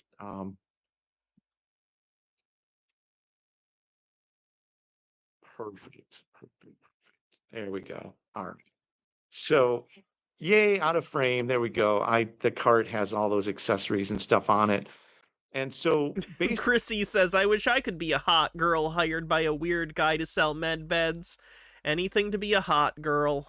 Basically, I feel ya. First thing that we're going to do is we want to talk about med beds. Where does this history of med beds come from? Hey, Endless Wonder, how's it going? Yeah, we've been really liking SG-1. We just started season 3 last night. We've already got through the first 2 seasons. And the ancient people were using medbed technology in Atlantis. And, Dial 1995, thanks for following. If you go to the post section of our YouTube channel, you're going to see that we've got a lot of posts there on ancient technology and ancient history. And the reason we do is because there are buildings and technology that was being used thousands of years ago that we still... Dark Angel next. Dark Angel is on the list now that I have it, but I think we decided next I was going to watch, I think next I was going to do Highlander after SG-1, because I haven't seen the show before.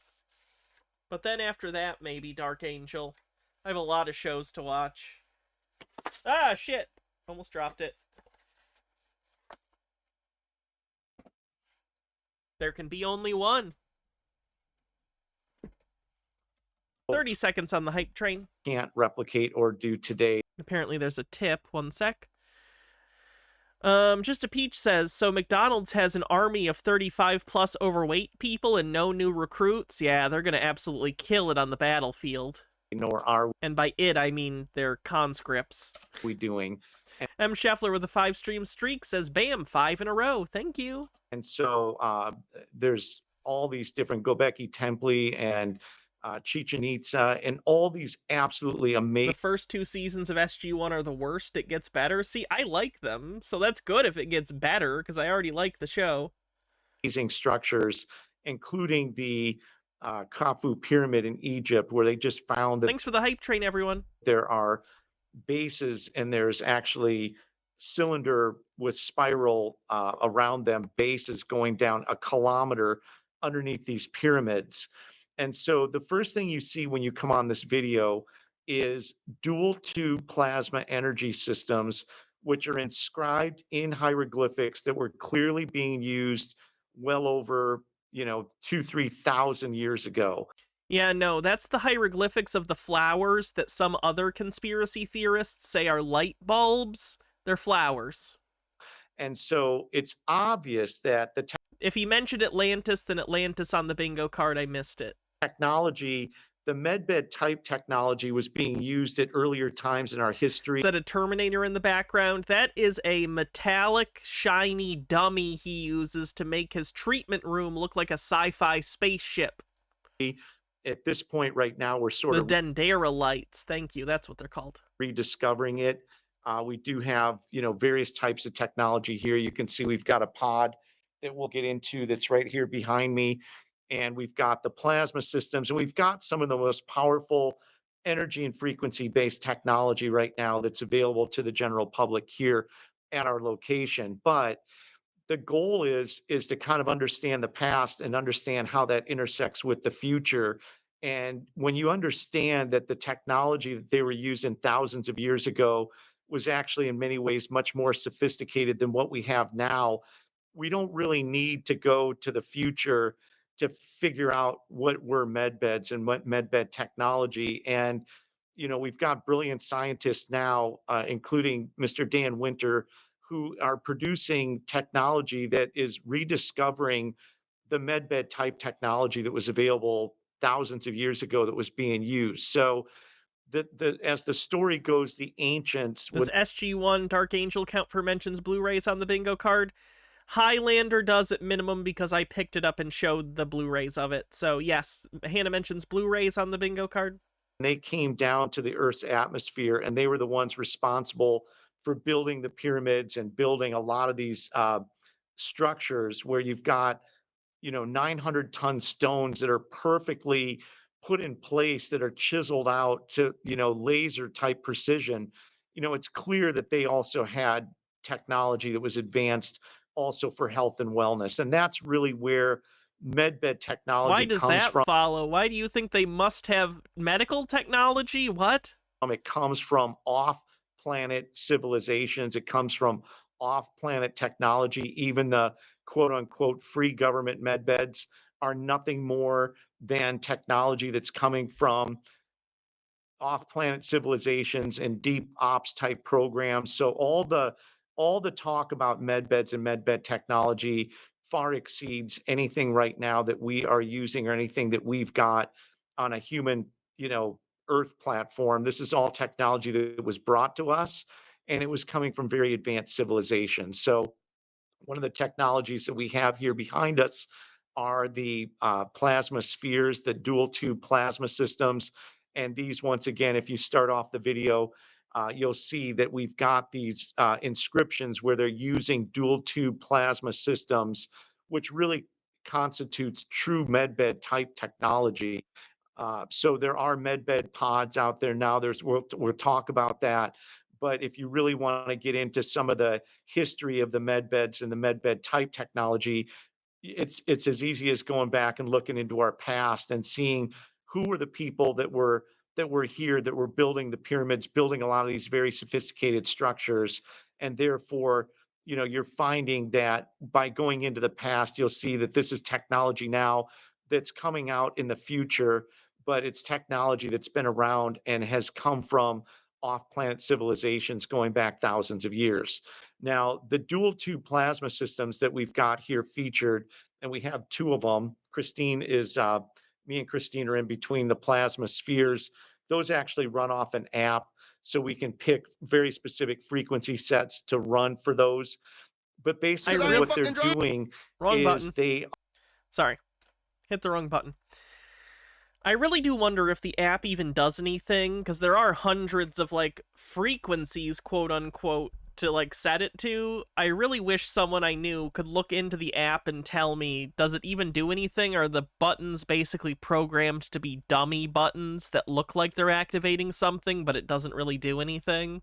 Are sending signals from both sides, and when both those signals hit in the middle, they implode and create an energy field. I think you gotta buy the program to get the app. You gotta buy these balls, and it comes with a download link for the program. That gets rid of all the negative frequencies, all the ones you don't want, and basically runs the frequency sets of the most beneficial frequencies for the body. And you can target very specific things. So we've used these for a lot of people with the eyes. We've had people in recently with stomach issues. We've got frequency sets that have helped people with their heart. We had a gentleman that had AFib that had been using these for a short period of time that no longer has AFib. So there's a whole host of things right now that with It is so dangerous that he claims all these health benefits. technology that's available right now. We don't necessarily need to wait around for technology to come that we're going to talk about when that technology is going to be released. And that's always up to speculation, but it's quite clear right now that that's not going to happen anytime soon. So anybody that's kind of hanging out waiting for the free ride or the free government programs, with the state of the world and the condition that we're in right now, there is no way that that technology is going to be unveiled because we're on the brink of basically multiple wars. We've got a lot of issues going on. He's such a scumbag, too. So he has this promise of, like, free government med beds that he dangles in front of you, and then he says, well, that's not coming anytime soon, so you gotta get mine. God. That's so bad it almost makes me question if he's really into this. And you guys have probably, most of you have seen my med bed video at this point, which Sean is a big part of. That is so... that's not the right word. That is so... feeling like it's pointed. It feels so intentionally misleading and deceptive. It almost makes me question how into this he is, which is funny considering you guys know in my video I was very on the page if he believes this, and I still mostly am. But that comment is crazy. Oh, the government medbeds are really far away, so you better use mine. Fennikagami says, how much do you want to bet it's a data harvesting app to increase profit? Sorry I'm late, by the way. Did we do my video from the Discord since we missed doing it Saturday? Not yet. I do have it pulled up, though. Within, different parts of the world, including even here in the U.S. And so it's not a time right now where...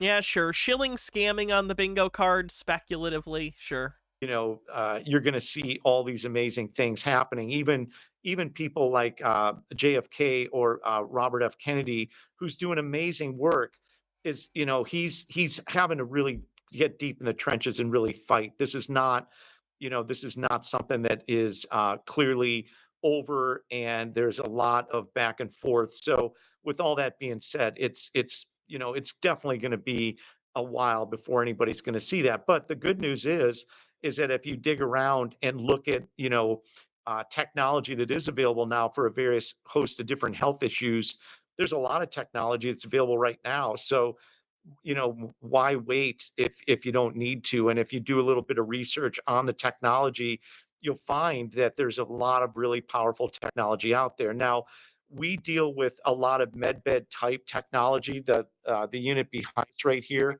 which is the Celestial Pod, which we've got, and we can get in and get a little bit more in depth with that. That is a medbed type pod that has various technologies in it. And anytime you're evaluating a medbed is nothing more than a chamber or a technology that runs multiple different energy and frequency sets in it.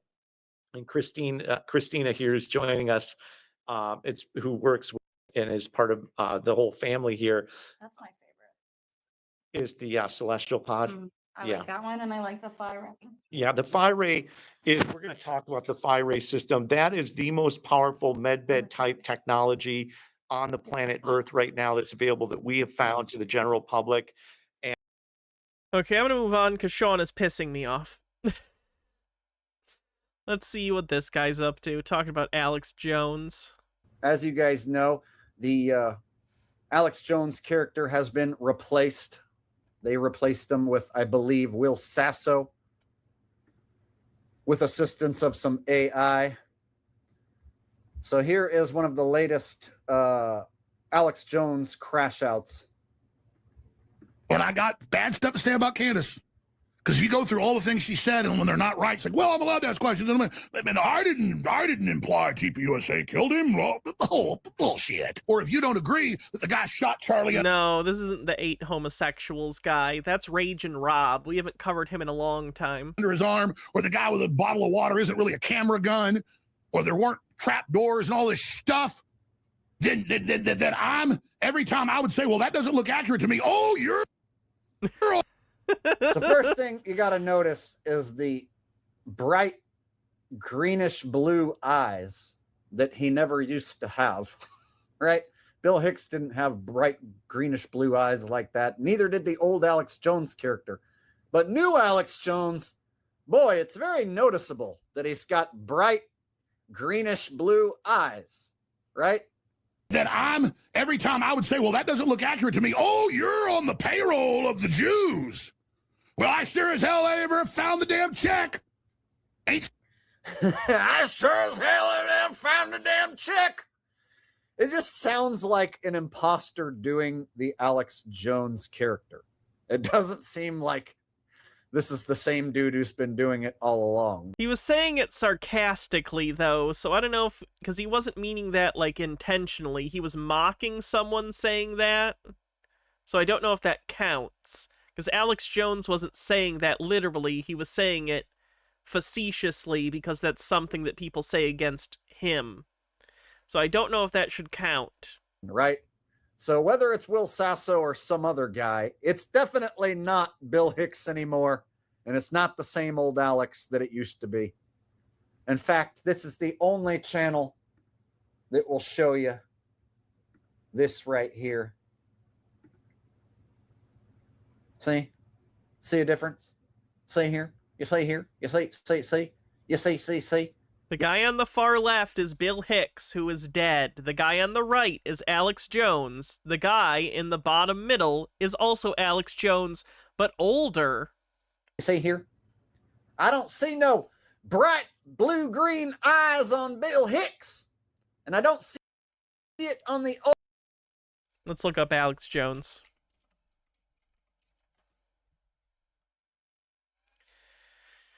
Oh, here he is from some time ago. There's the same color eyes. The lighting's a little different, but you can tell they're kind of the blue-green. Look at older pictures. Again, yep, they're kind of a greenish color. That's from years ago. Here's him on his show even longer ago. You can tell he has the green eyes. How far back do I need to go? Is that enough? Do we get it? Here's another photo of him. Again, he has the kind of greenish eyes. Again, these are all older photos. So to say that he doesn't or didn't have these is just you misremembering or never having known what color his eyes are, and when the lighting is brighter, it's just easier to see. Old Alex Jones character. Who is this new guy? Because this new guy don't quite look like the old guy. So maybe... Yeah, people look different when they get older. It's a different guy. Oh, good. He's showing Will Sasso. Such as Will... Hi, I'm Kenny Rogers. Sasso. And you won't see this or hear this on any other truth channel. I am at the forefront of this subject, and I am being serious. I'm not just fucking around for laughs. I'm not just doing comedy right now. I'm being serious. Well, you're certainly not doing comedy. Comedy requires you to be funny. Fennikagami says, at best, Alex is a sellout. In reality, being a tool for the powerful is always who Alex was. It's just his grift is falling apart and the stress is getting to him. But honestly, why not the sellout narrative? It's easier and frankly, it would energize your audience. Everyone loves to hate traitors. Trying to tell me that this is all the same guy? Yep. No, well, it is not. Not the guy on the left. You're the one adding the guy on the far left. I like how it's getting very confusing. He's interlacing conspiracy theory with fact in a way that it's difficult to talk around because he thinks that Bill Hicks is Alex Jones, even though he wasn't and isn't. Those guys on the left are the same as the guys on the right? No, sir. Yep. So there's a reason why I'm at the forefront of this. Because you're dumb? It's because I'm the only one pointing it out and giving you a possibility of who it could be. Oh my God, 12 states have passed euthanasia, basically government forced. No one cares. No one cares. Is he gonna cry? Look at these faces that he makes and the overacting. It just doesn't seem like the old Alex Jones character. Alex Jones overacting? Oh, he's never done that before. Does anyone remember the fucking gay frogs? Are you serious? This has always been his shtick. This has always been his shtick. Anyone still following AJ at this point, like, deserves to be duped and shall forever be duped. And even if they stop trusting him, like, now at this point, they're still probably going to be duped by Candace Owens or Nick Fuentes or some other right-wing talking head. I don't want a heart attack, and I also don't want cancer. See, it's like, you understand that, right? Like, I don't want to eat dog shit or cat shit. I don't want to eat dog shit or cat shit, bat shit, rat shit, dirty old twat. 29 assholes tied in a knot. Yay, hooray, lizard shit, fuck. Now, you know what skin of the game is, sweetheart? You got people trying to put you in prison and kill you? No, you don't. I'm not mad at you. I'm just in general, all you people are not on the front lines of this war for decade after decade after decade trying to save humanity. You don't have people trying to kill you. I should cover Alex Jones more often. He's funny. There's lots of people trying Terrible, but funny. to kill me. Trying to kill me right now. Trying to put me in prison. So there's that. Unbelievable. It is a hoax that Trump is screwing underage girls. Excuse me? It is a hoax that Trump is screwing underage girls. That's the hoax. That's the hoax, not Epstein. Whoa. Devil horns? While he's saying that, Trump screwing under Spurious symbology is evidence on the bingo card. age girls is the hoax, not Epstein. Well, there you go. Trump has never screwed any underage people. And Epstein wasn't a hoax, according to Alex Jones, right? Like I said, anyone still following this character shall forever be duped, right? So obviously, all of the Epstein files is made up shit. And Epstein is a government-created character that was rolled out to us through the mainstream media. And the mainstream media is controlled. And they have a bunch of sheep begging for these Epstein files. And then they have these releases, supposedly. Did you hear what was in the Epstein files? Michael Jackson and P. Diddy and Bill Clinton all 69'd each other with baby oil. Oh my God. You put that in my mouth. You said that. You used my credibility to claim I'm saying it doesn't exist. You are lying. See? You lie in my name. You. See, again, this turning into a tomato. Jesus Christ. Character just seems like an overacted Alex Jones character. Seems obvious that like somebody such as Will Sasso, with the assistance of AI or a hyper-realistic mask of sorts, is trying his best to portray Alex Jones and be over-the-top, angry, manic, crash-out Alex Jones. But it comes off as an over-the-top act. I hate having to know all this. I hate having this research at all. I hate having to know all this stuff I know. I hate being so freaking goddamn smart. I hate knowing all this stuff about the CIA and the globalists and these goddamn deep state sons of bitches. You know what? I know so much. I'm so freaking intelligent. Makes me want to puke right now. Makes me want to fucking puke right now just thinking about how fucking smart I am. I know too much. I research too goddamn fucking much. And you know what it makes me want to do? You know what it makes me want to do? It makes me want to cry. Think I'm gonna cry. Sorry, bad bits are just painful. Cry right now just thinking about how smart I am. Boo fucking boo-hoo. Too damn intelligent for this world. You don't deserve me. You don't deserve my intelligence. You don't deserve to know what I know. I'm giving goddamn pearls to swine. You're the swine. I'm giving the pearls. Fuck you. I felt like I really made a connection there with the AJ character. I was going for it. You're robbing my time. Fucking bullshit, man. You understand, if we don't get our shit together, they're gonna put my ass in prison when the Democrats get back in. But no, I do care about the Don't threaten me with a good time, Alex. Midterms, Candace Owens. They're gonna put my ass in prison back when the Democrats come in. I'm just gonna sit here and wait for it to happen. And then, of course, when it doesn't happen, I'm gonna look like a motherfucking liar. But that's what I am. You say fuck the midterms? Well, I say fuck that. I do have cartel hits out on me for the Democrats. That's from the cartel hits. Come on, man. What are you fucking talking about? The NSA and General Flynn. That's the real world. I do have globalists trying to destroy me. I do have people coming to my house. Do I make a big deal about it? No, I don't. I would say this is making a big deal out of it. I do have people trying to kill me. I got motherfuckers trying to kill me right now. Right when I walk out the studio, there's gonna be freaking lasers aimed at my fucking head. I'm gonna have to be dodging fucking bullets. Do you see me making a big deal about this? No, you don't. Have you ever seen me make a big deal about any fucking thing? I don't make a big deal about shit. Nobody makes a big deal. He's just yelling. We get it, Alex. It's funny when Alex Jones does it. It's not funny when you do it making fun of him necessarily. If you had funnier things to say as him, I could see it working as a bit. That's fine. But you're not really saying very funny things, and that's not helpful. Do have globalists trying to destroy me. I do have people coming to my house. Do I make a big deal about it? No, I don't. I got to get all my ducks in a row because it's so much.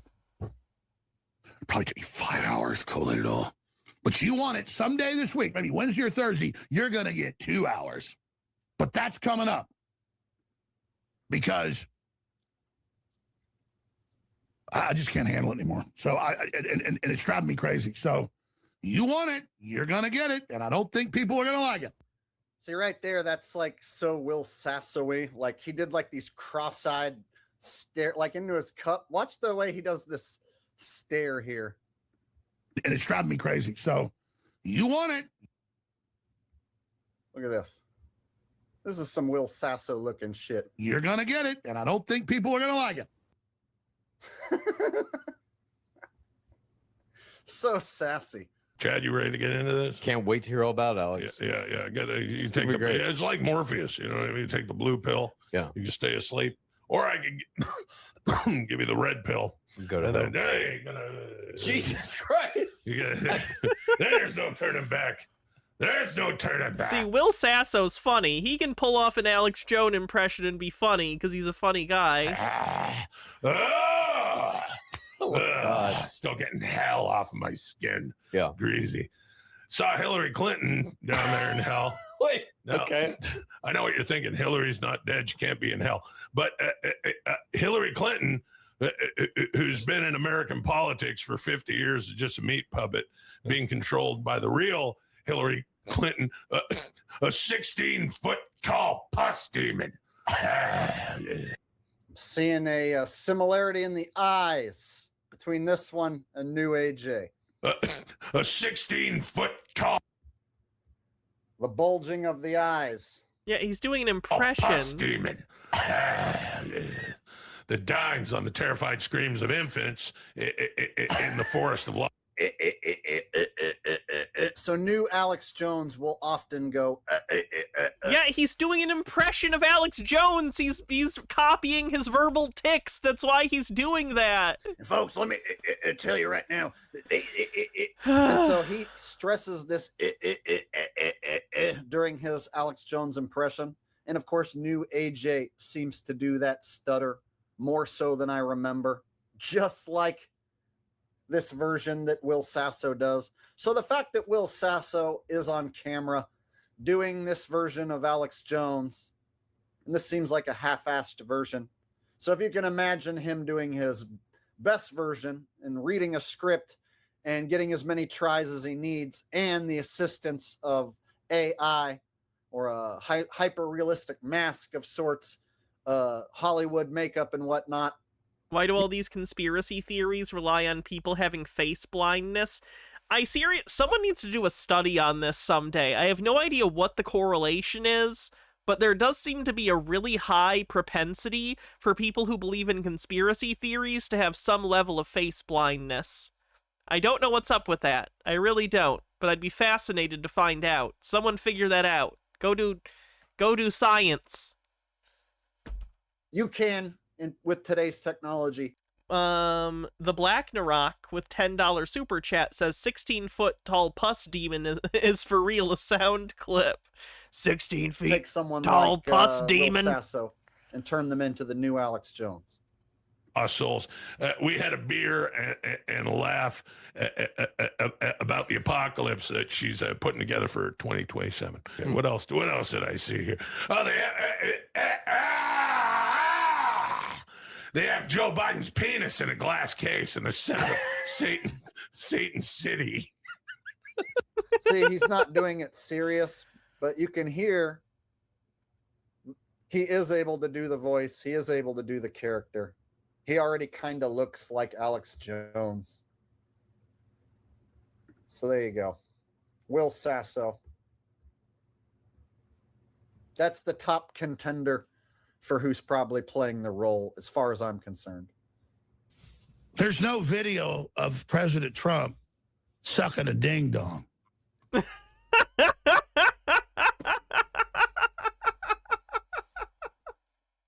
How did I not see this clip? And so what if there was? That's a lot.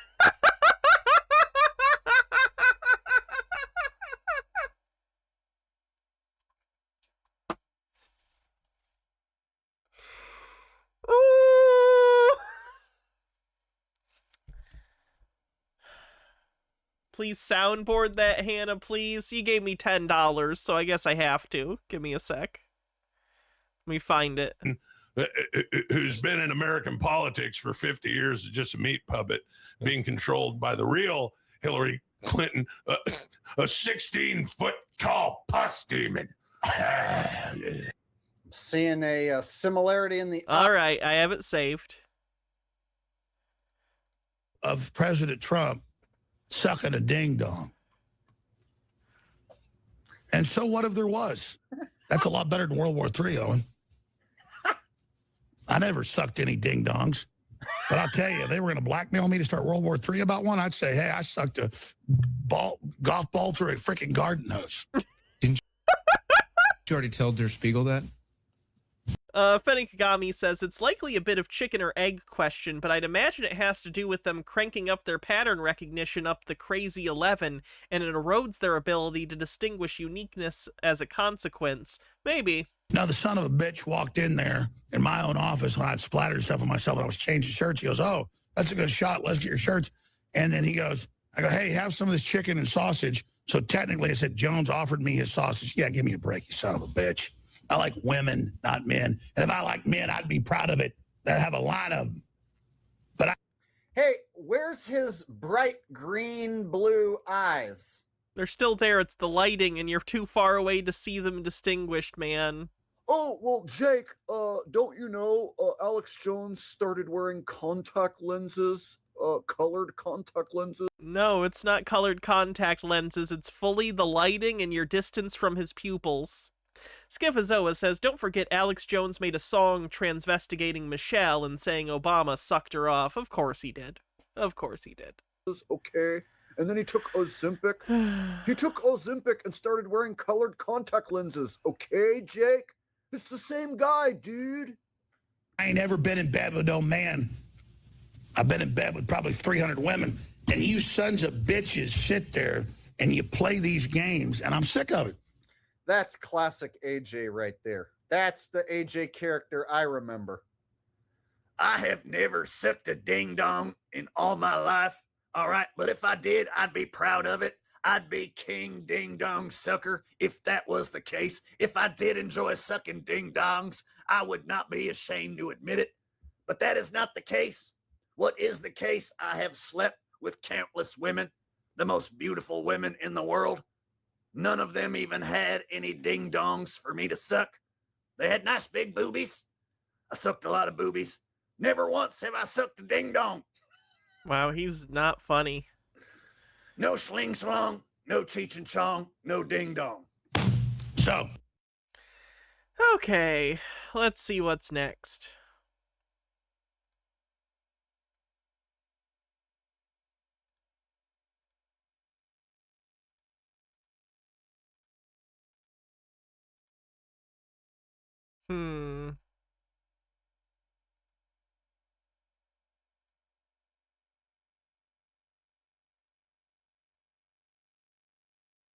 Let's try this one.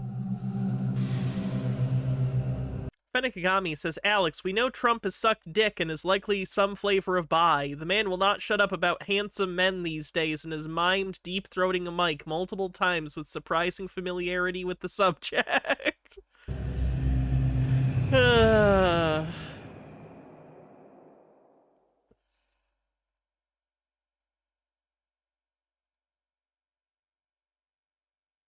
Come on. Let's go.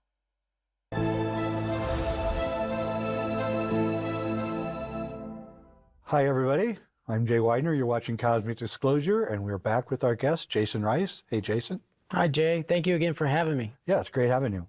In a previous episode, you talked at length about the 20 and back procedure, and I was wondering if there's anything you want to add about that so that people can understand it better. Certainly. The career return program, which I was a part of, is also known by a great many others as the 20 and back program. Oh, so wait, you did not know it as the 20 and back? That's correct. We did not refer to it as a 20 and back. We referred to it as a career return, which is indicative of having a career and returning. So CR. It sounds like a military kind of term. Sure.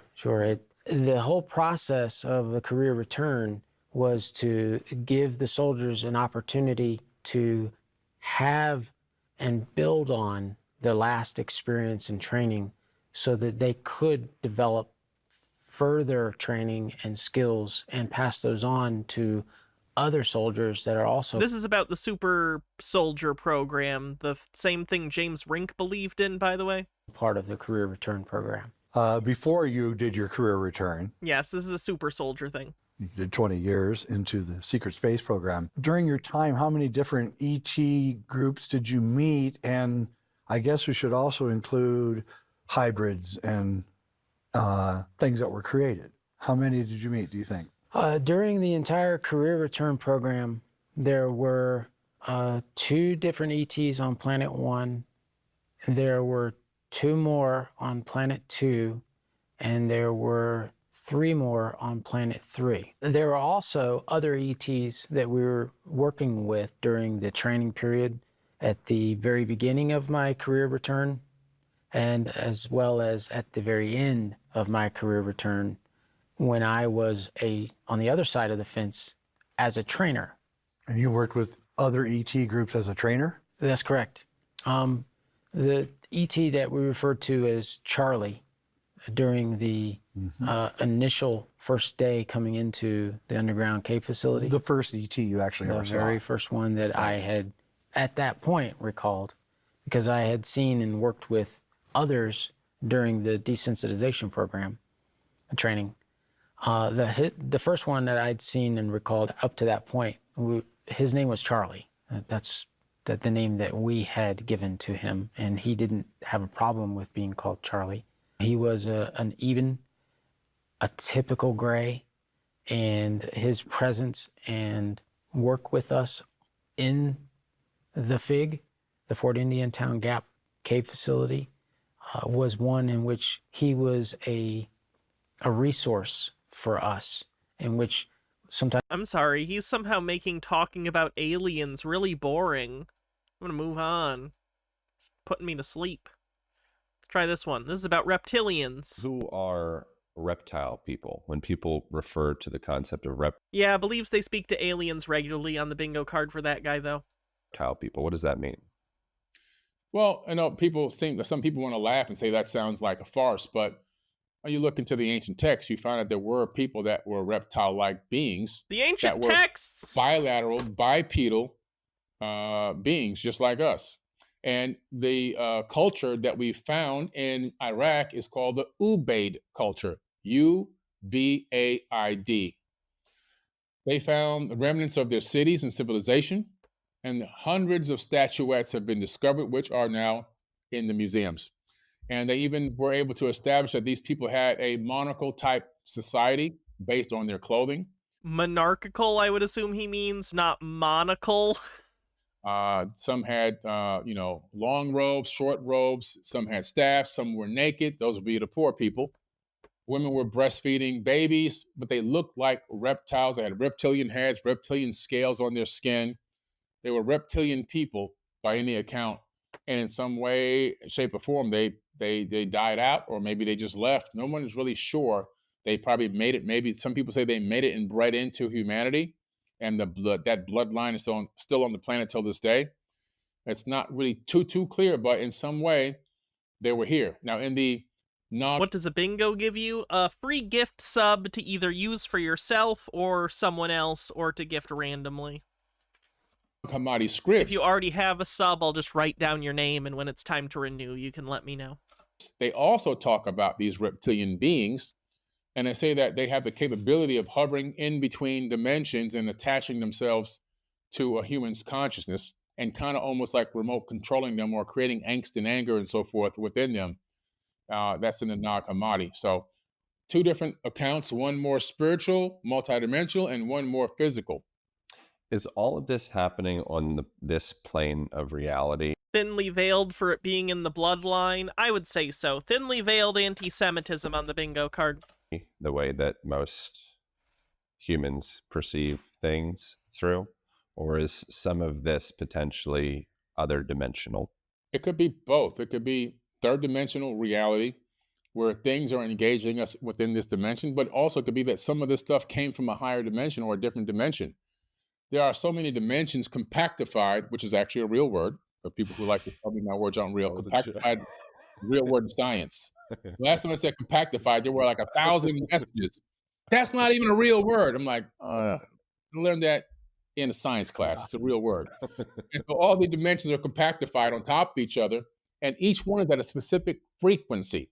Now, what if you and I were able to access or understand or encode the exact frequency of the next dimension, which is right here in this room with us, and we can literally create a technology that can shift our frequency into that frequency so we can match it and step right in. So could there be beings from different dimensions that have obtained the subatomic vibration or frequency of the third dimension of this universe and said, let's pay them a visit? Could that? I like to have this as a reminder. The way that conspiracy theorists think alternate dimensions work is literally stolen from the DC universe. Barry Allen, when he does his whole, like, traveling to the past or traveling to other dimensions thing, he needs to get into a certain kind of vibration, and if his vibration matches that of another dimension, he can travel to another dimension. So basically, they're using comic book logic.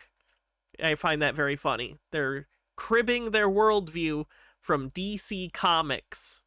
That be things that are responsible for paranormal activity, seeing ghosts, all that kind of crazy stuff? Or could it be that they actually came here and took on bodies? In the Emerald Tablets, they claim to have taken on bodies and engaged mankind. So there's all of these different potential ideas and concepts. Could they be third dimensional? Could they be multidimensional?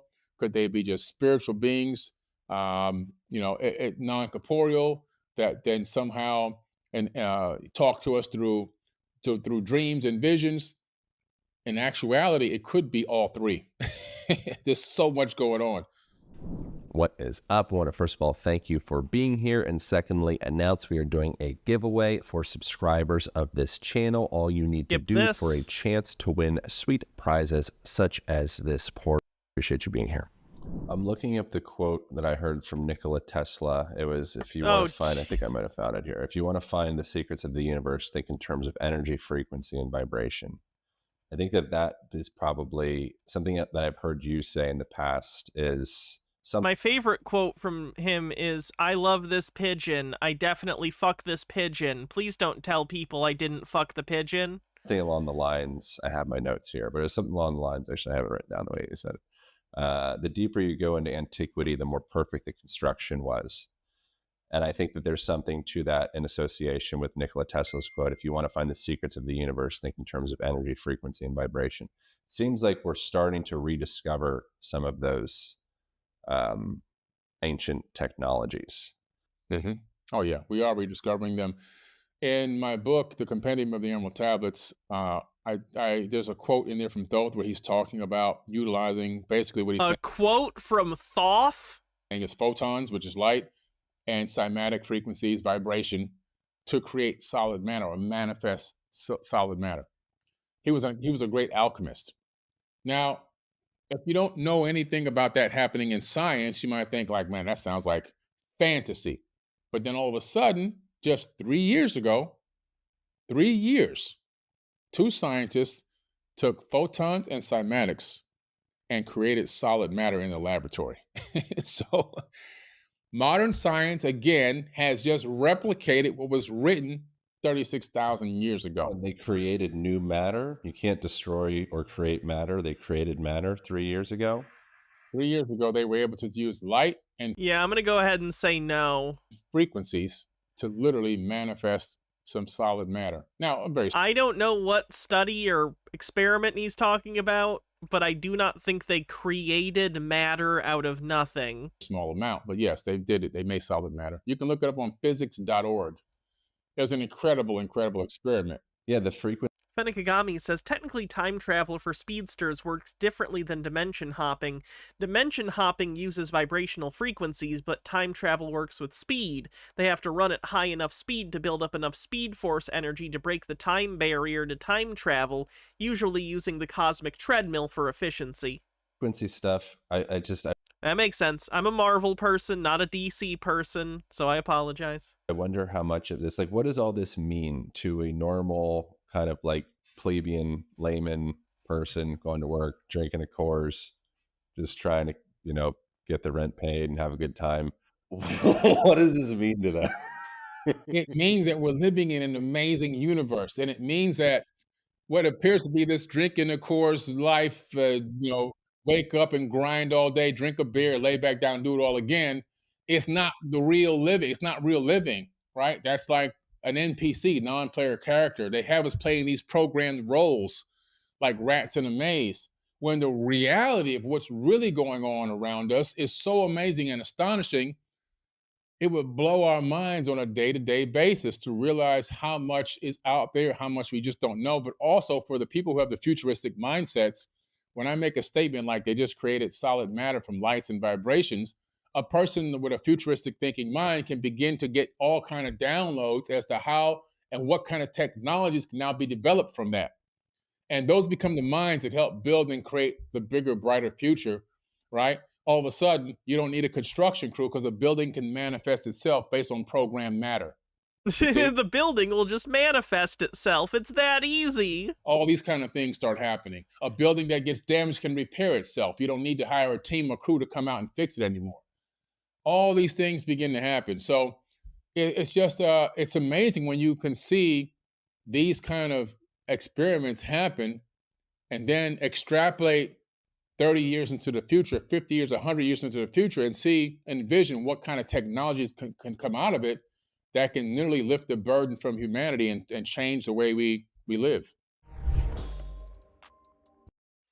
All right. We're halfway through the stream, so I'm going to take about a 10-minute break just to go stretch my legs and use the bathroom and stuff. And then we will come back to do another about 2.5 hours of stuff. So I'll be right back. I'll see you guys in about 10 minutes, and hope you stick around. Be right back.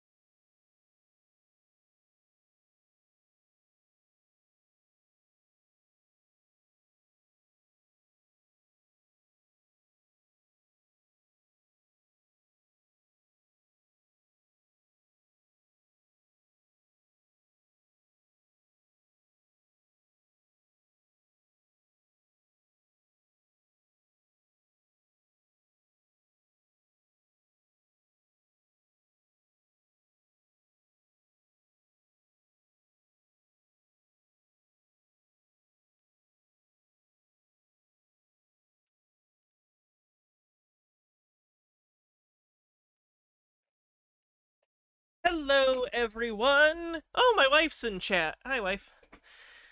Okay, so let's see what's next. 1 second, got a text. Let me check it real quick. Let's see what's next. That's me.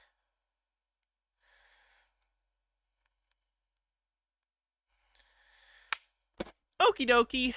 So this is, I don't know if you guys remember, but Bob Larson, the exorcist, did an exorcism on this woman, on this young woman, and apparently she needs 2 exorcisms, because this is her 2nd exorcism with him.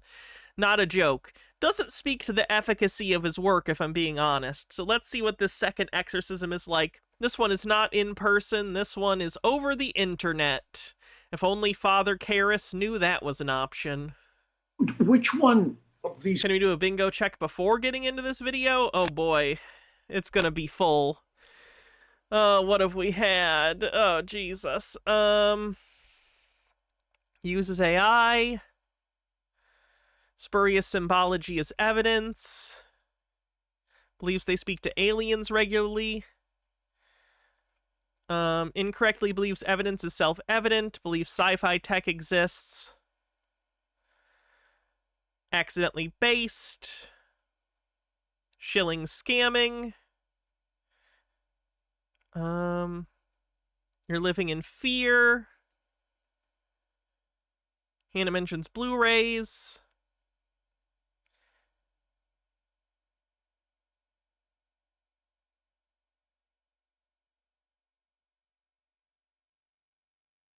Clinton's, Biden's, Obama's. Thinly veiled anti-Semitism.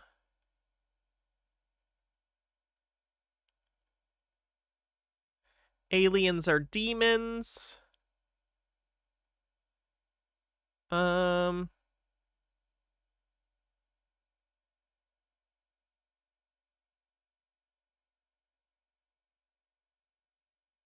Illuminati, Freemasons, Cabal.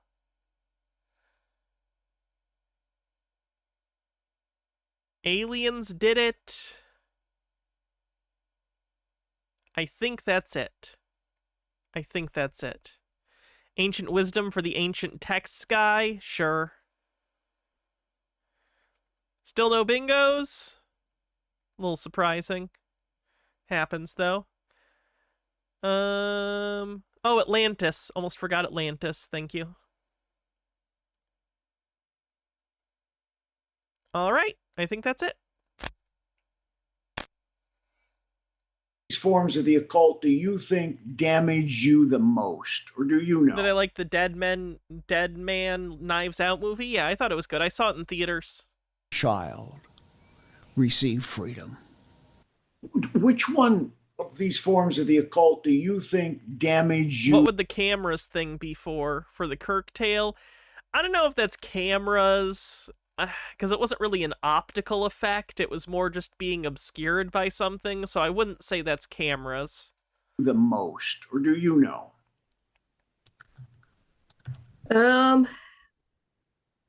I really feel like witchcraft kept coming up, like witchcraft over a long period of time. It actually just took me so long to just not be fearful. But it's all witchcraft. All of this is witchcraft.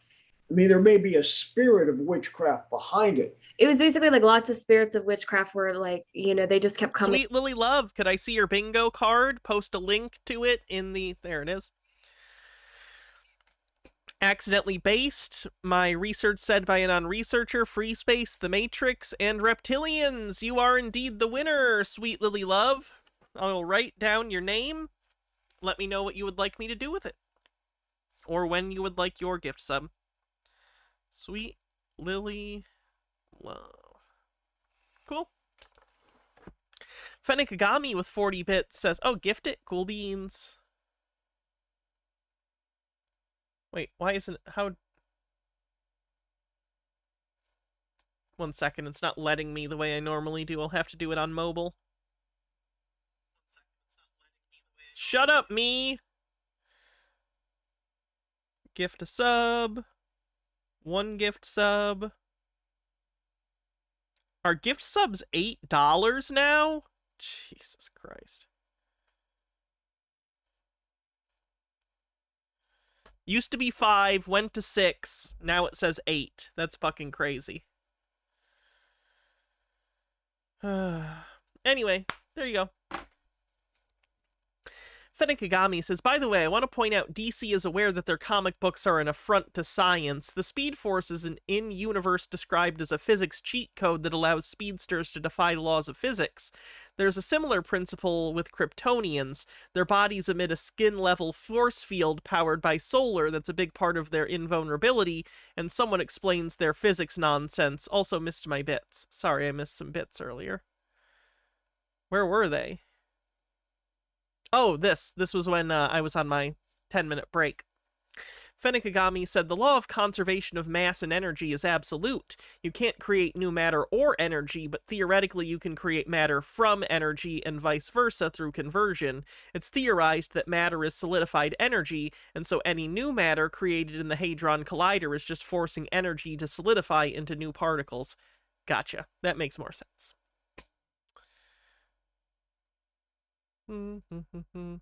Apple is $1 more. I don't have Apple. I'm not using Apple. That's crazy, though. Thank you all for doing gift subs and stuff, considering they're gotten more expensive. Android mobile is the same. Ah, they charge more for mobile? Well, that's fucked up. Guess I won't be doing that again. Coming up, I would say the probably out of that, the worst thing that was probably that what came out of the book, because I believe I was tormented. You know, Oh, sorry, one more thing. Green Guy with a $3 tip says, Hannah, in this economy, loads of people have roommates. Maybe there are issues with the demon economy, and some demons had to roommate in her body. That's a theory. What was the name of the demon on the book? It was Talks with Beelzebub. That was the book. It was called. Yeah, it was like Talks with Beelzebub or something like that. And my husband didn't know who Beelzebub even was, and I didn't know. I didn't open the book, but he opened the book, and I would just. It was interesting. There was one time where we kept experiencing fly infestations, like abnormal fly infestations. Beelzebub is the Lord of the Flies. And I would constantly hear his name over and over and over again, like intrusive thought cycles, and I was just like getting tormented by his name. And praise be to Jesus. I believe that one's in the pit. Do you now know that one of his other names is Lord of the Flies? Oh, I knew that. Yeah. After yeah, that's why she brought it up. After the thing. I'm going to ask you just quickly about the Hermeticism and the Egyptian magic. Did anybody cast anything out connected to that? That's really strong stuff. I want to get to when he starts actually casting out the demon. I like when they would shut down. And if I ask a question, you just say whatever comes to your mind as the answer to that question. All right, I want you to start by repeating after me. I thank you, Lord, for what you've done. Thank you, Lord, for what you've done. Even now. Even now. This process is not finished. This process is not finished. But I'm already a miracle. But I'm already a miracle. And there's a purpose in all of this. And there's a purpose in all this. I'm having my first child. I'm having my first child. The legacy of that child. The legacy of that child. Is not to be like me. Is not to be like me. Or to be like not to have my problems. Not to have my problems. All these curses are broken on my unborn baby. All of these curses are broken off my unborn baby. In Jesus' name. Okay, now don't editorialize it. Just say what I ask you to say. Don't change the script. How dare you? He worked very hard on this. Because every time you think of something to say or to praise the Lord or whatever, it re-engages your mind. I want you just out of the way and let the Holy Spirit take over and let me guide this process. All right. It's different from last time because he's not in the same room, so the tone is different, though it does seem to get more intense as we get further into the exorcism. Everything that is on... And that of my husband. We will find it. We will find it. We will H-Baird says, damn it, Bob, first rule of improv is you never say no. fulfill it. We will fulfill it. All right, just look at me. Try to keep your eyes open. But just relax. Now what happens, happen. I take the sword of the Spirit by Hebrews 4:12. It is quick, it is powerful, it is sharp. And the Bible says it separates the spirit from the soul. Now, the spirit of this woman belongs to Christ. There's no blasphemy in her spirit. There's no evil, no corruption. But in her soul, in her mind, in her emotions, and her feelings, a little like, you have been working on her. Do you get the message, Satan? Defeated over and over and over again.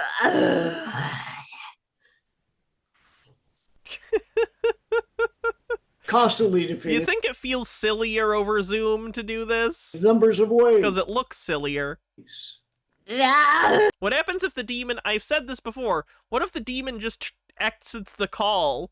Like, at least when they're in person, they're physically there. If the demon can control your body, the demon should just end the call.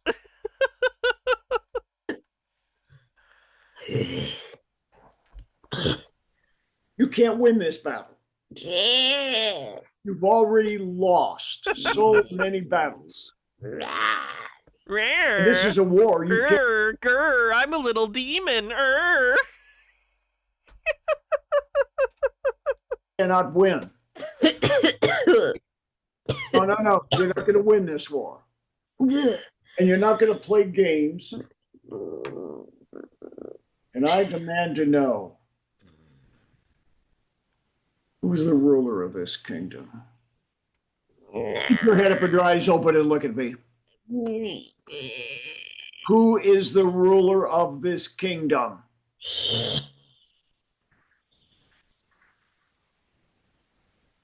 Generally, blasphemy is not the ruler. No. He just causes a lot of trouble. Oh, he does. He's not the ruler. No. Yeah. No. Who is the ruler? Isabel is. I'm the Lord of the Flies. I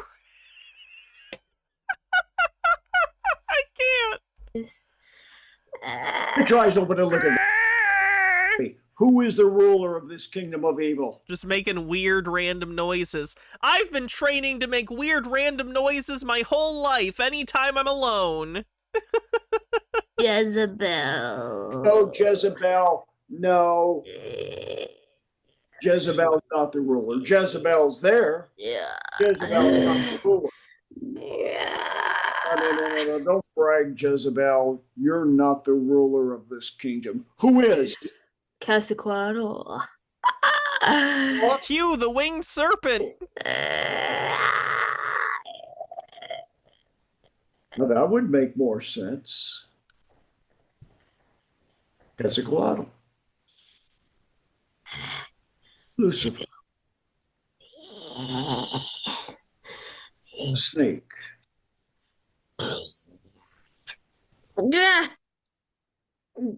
Blasphemy just does the work of Quetzalcoatl and Lucifer. He tells me what to do. What? He tells me what to do. Who tells you what to do? Quetzalcoatl. Who are you? Oh, stop with the Tell what to do. Blasphemy. Huh? Blasphemy. Oh, blasphemy. Our problem's not with you. Our problem is with Quetzalcoatl. How many generations does this curse go back through the Aztecs? How many? I command you to tell me. How many generations does this go back? Give me the number. It's not generational. How many? It's not generational. Did you say 9? Not generational. I like that the demons, when Bob doesn't understand something, they can speak more clearly. They just need to be prompted. How many? H-Bird says Quetzalcoatl is going to give Bob Montezuma's revenge. No. Say it clearly. What is the number of the generations? It's not generational. What do you mean it's not generational? Of course it's generational. Her family on both sides was from Mexico. And you gave me the name Quetzalcoatl. So it is Not how we came in. That's how you came in, yes. No, it's not. Oh no, they're disagreeing on where to take the scene. I love when the improv breaks. They're so bad at it. Not how we came in. How many generations back is Quetzalcoatl go? How many? Oh, he's not from here. He's what? He's not from here. Quetzalcoatl's not from here? It's not the generational lie. Not generational. The ruler. Satan sent us here to kill her. How full of yourself do you have to be to think that literal Satan literally sent literal demons to literally kill you specifically? How important do you think you are? Holy shit, that's narcissism. That's crazy. And her husband. We're not here legally. Get your eyes open. I'm not here legally. Oh, God. Open and look at me. You speak what I tell you to say. You give me the answers. I don't care what your claims are. Cripple Punk, how's it going? It's been a bit. Says, wow, I came in at a great time. You sure did. What you came to do? Now look at me. I demand the answer. Of course, if it's Quetzalcoatl, it's generation. It has to be.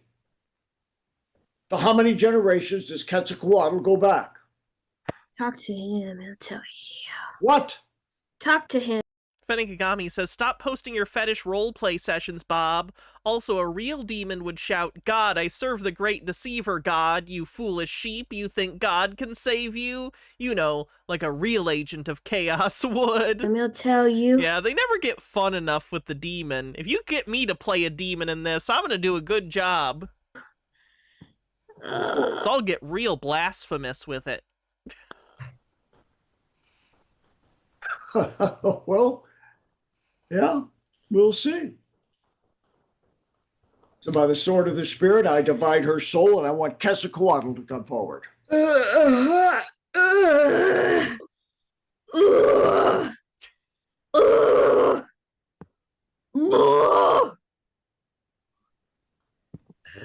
Quetzalcoatl.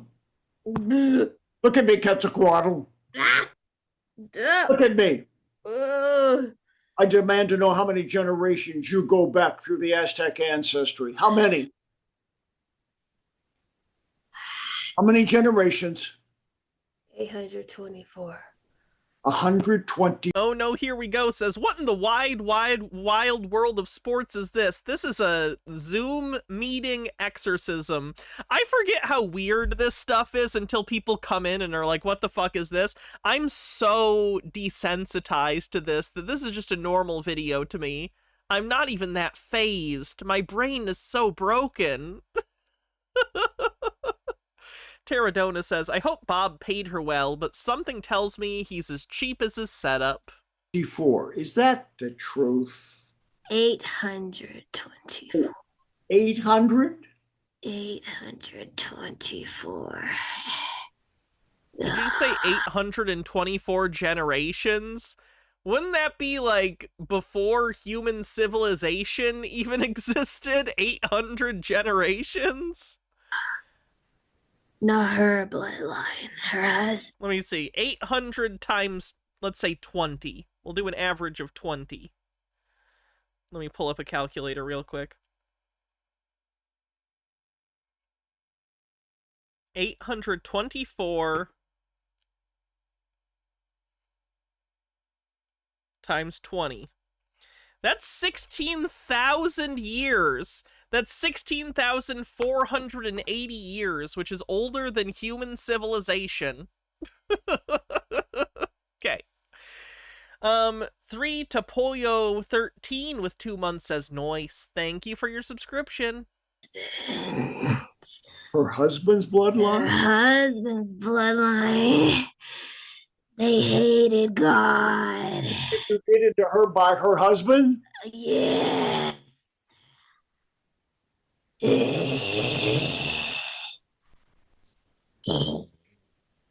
Oh, wait a minute. So she had all this other stuff, but Quetzalcoatl's there from the husband. Is that right?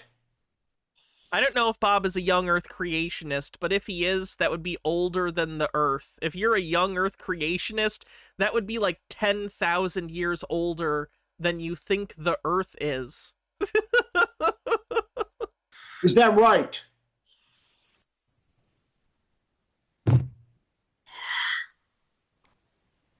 Quetzalcoatl, look at me.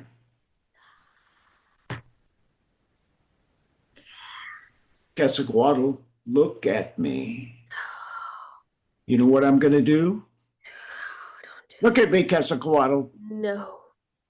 Cripplepunk says, I'm losing my shit over this. Thank you, Hannah. No problem. Look at me. I take the sword of the spirit. I cut off the head of Quetzalcoatl. You know how when they cut off your head and you cough?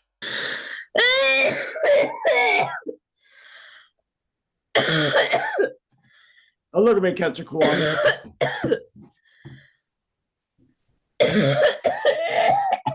Oh my god, is she puking? Is she actually puking? Look at me, Quetzalcoatl. Getting your head chopped off makes you puke? Look at me. She's definitely not okay. You have no right to this woman. You understand me, Quetzalcoatl? Bittergrin says, you know a decent demon would at least try to fuck with him, talk about Bob's pride, let him know there's a table in hell waiting for him. Yeah, it's lame. We are on a hype train. If you want to help out the hype train, you can use bits or subs. Fenekagami says, God does not love you humans. You are too evil and sinners. He has abandoned you. Only Satan loves you and will help you. Abandon the deserter. Yeah, see, that's better demon dialogue. There you go. We nail this. Do you understand me? Look at me. Look at me. Are you the ruler of this kingdom? Yes or no? Cripplepunk, thanks for gifting 2 tier 1 subs. Getting us over level 1. Kind of hard to respond without a head, isn't it?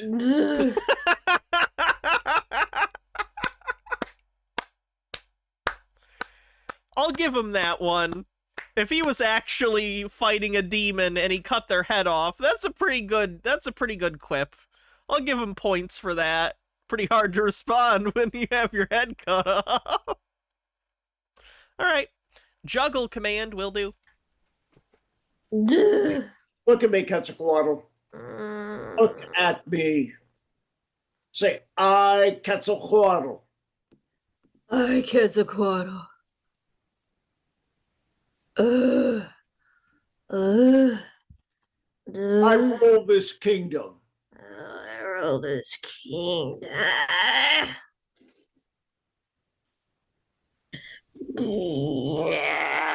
I bind to me blasphemy.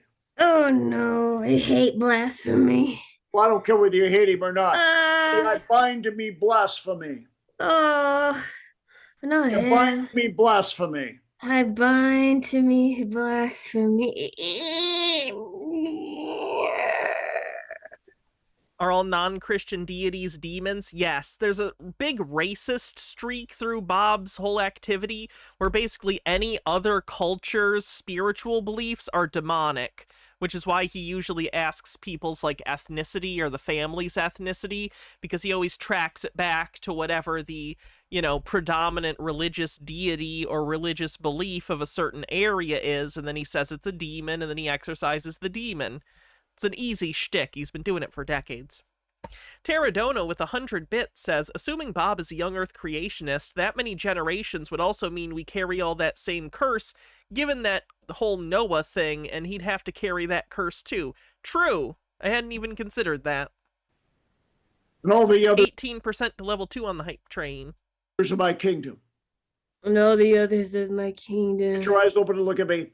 Get your head up and look at me. Say, all my snakes. All my snakes.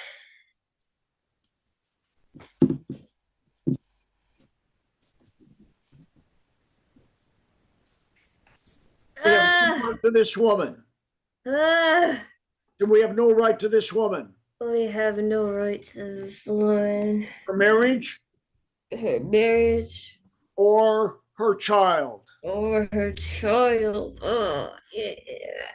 Oh, they're upset about not having the child. H-Bird says, all your snakes are belong to us. Lift the curse.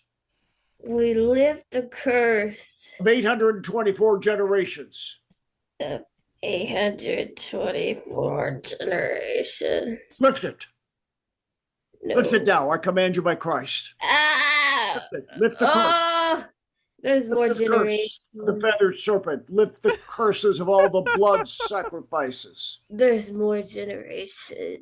Oh, we went from it not being generational to there's even more than you said? Great.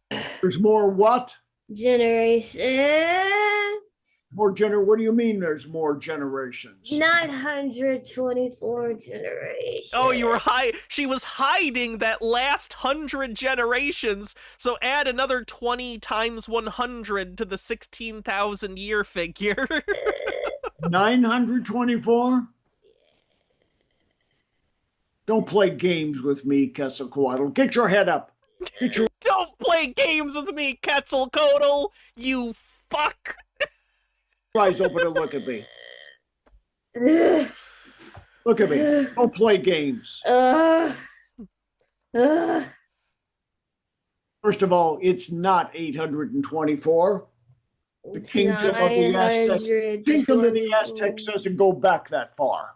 Okay, he finally realized. Okay, good. For like 924 years. That's what I said. Well, not exactly what you said, but that's what I'm demanding you to acknowledge. Now say, I, Quetzalcoatl. I, Quetzalcoatl. With all my snakes bound to me. With all my snakes bound to me. With blasphemy bound to me. With blasphemy bound to me. Thanks for the hype train. All the spirits of blood sacrifice. All the spirits of blood sacrifice. No! Every curse is canceled. Every curse is canceled. And I, Quetzalcoatl, declare. And I, Quetzalcoatl, declare. I, Quetzalcoatl, declare. I and my kingdom. I and my kingdom. Are judged by Christ. No! No! Are judged by Christ. Say it. Are judged by Christ. Say it. Are judged by Christ. Get your eyes open and look at me. Look at me, Quetzalcoatl. I'll have what she's having. All of your kingdom to you. I bind Jezebel to you. Whoever else is there. Doesn't matter. All the spirits in which we're all bound to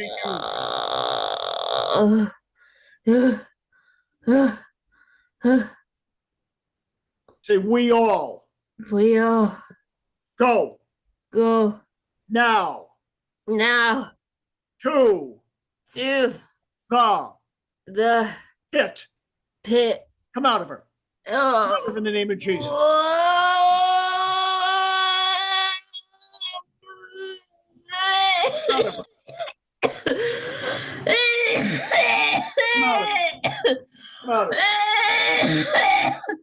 I cut off the cord, the soul tie of anything to her husband.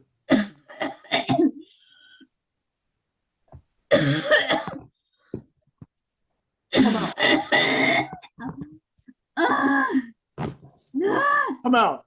Just screaming into a trash can. Cripplepunk with 200 bits says, "This is the weirdest BDSM scene I've ever seen, and I've seen some shit." Oh, come out, Texas. All the snakes come, cut you off. Spirit of blasphemy, and the spirit of Jezebel, and the spirit of blood sacrifice, and whoever else has been part of his kingdom, come out of her now. Come out completely.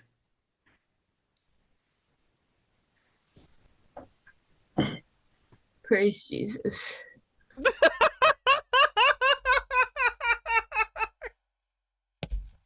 Come on, man! Oh, praise Jesus. Oh my God, is he gonna holy water the camera? I anoint you with the peace of God. You're anointing her over Zoom? Christ, the comfort of the Holy Spirit to be upon you in the name of the Father, Son, and Holy Spirit. Amen. Thank you, Jesus. What more do I need to say? This says it all. This is what our ministry is He's about. so serious about it. This is why it's important for you to support us. Give us money! And this is the way that you can get free. Not only do I do this, but we have more than a dozen highly trained men and women of God that I have, by the grace of the Lord, personally raised up who do this. So whether you talk to me directly or one of our associate ministers, or you go to one of our teams, which is where this woman got started, get the process going. Have I seen the prayer cloth guy? No, I don't know what that is. Take some first steps in your walk toward a brand new life in serving Jesus Christ and being free to do what you've always believed God has called you to do. And get some training. You need to enroll in Bob Larson University, and I encourage you to do it. It's one of the best ways that you can truly get free, stay free, and live free. Your financial support and prayers make it possible for us to bring hope for the hurting and freedom. What a fucker. All right, let's see what else we got. How about toilets? Question seems It's AI slop, I'm sorry. ridiculous at first. How did old public toilets flush? We assume we know the answer. Pipes connected to sewers, water pressure from municipal systems, the same basic infrastructure we use today. Fenikagami says, "My favorite line from a demon was from Netflix's Castlevania, quote, 'God is not here. This is an empty house. Your God has abandoned you, for he knows what you did. He knows that we would not be here if not for you. Your God's love is not unconditional. He does not love you, but don't worry, we love you. Here, let us give you a kiss.' Then eats the priest who burned an innocent medicine woman alive." Oh, beautiful. But when I started examining photographs of the elaborate toilet kiosks that stood on streets throughout Europe in the 1800s, I realized That's a fountain. something disturbing. And frankly, I think it's AI. Oh, it's definitely AI. That horse has wheels. Yeah, do you see the horse to the left of the fountain? It's got wheels. Why? Why does the horse have wheels? Why are we destroying the economy over this shit? What are we doing? There were no pipes. These ornate cast iron structures, thousands of them across Paris and London and Vienna, had no visible plumbing connections at all. They functioned perfectly. They flushed, and nobody can adequately explain how. Do-do-do-do-do-do-do-do. The tale of the disappearing shits. The official story makes no sense. The official history is straightforward.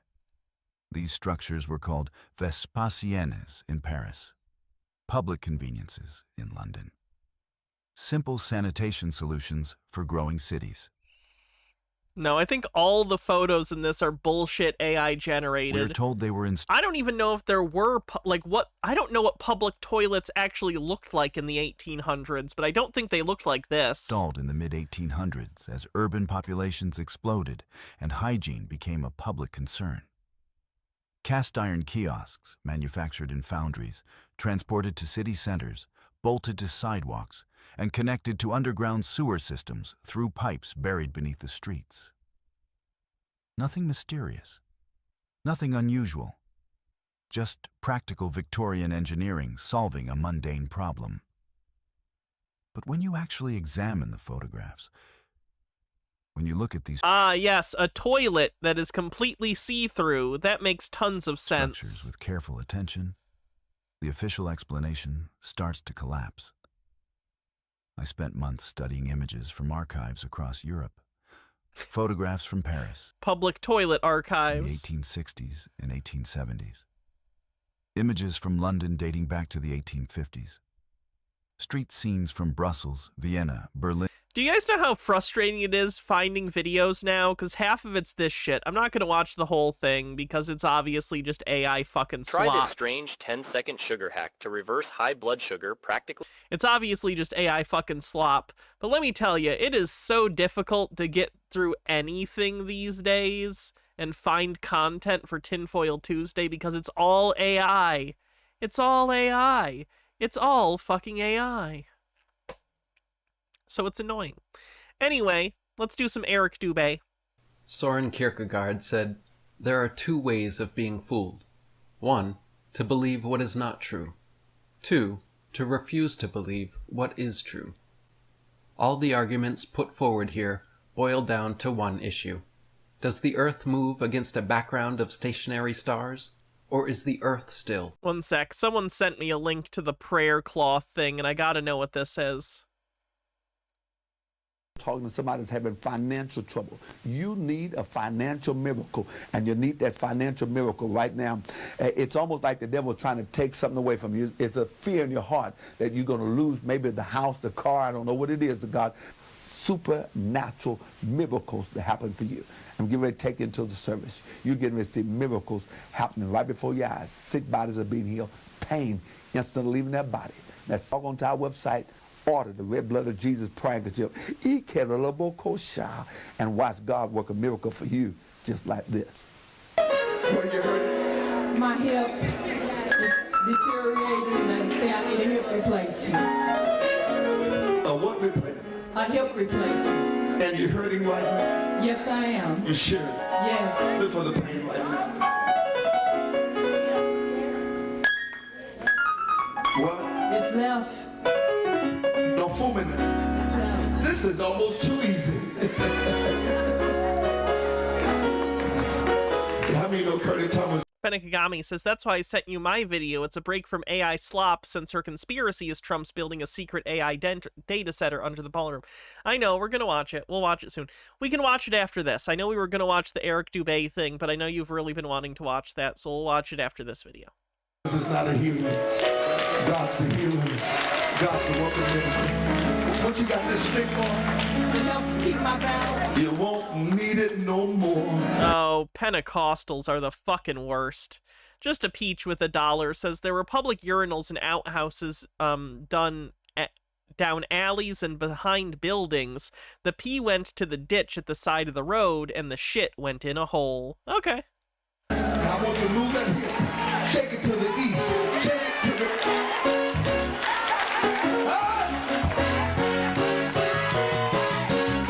What a fucker.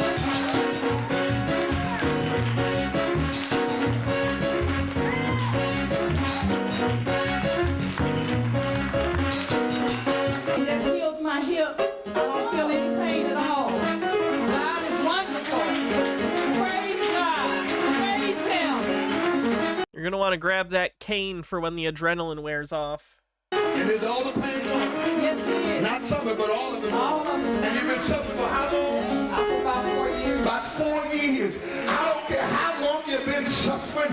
I don't care how long you've been going through the hell that you're going through. I'm here to tell you that God is still healing and God is still working miracles. And the same God that just healed this woman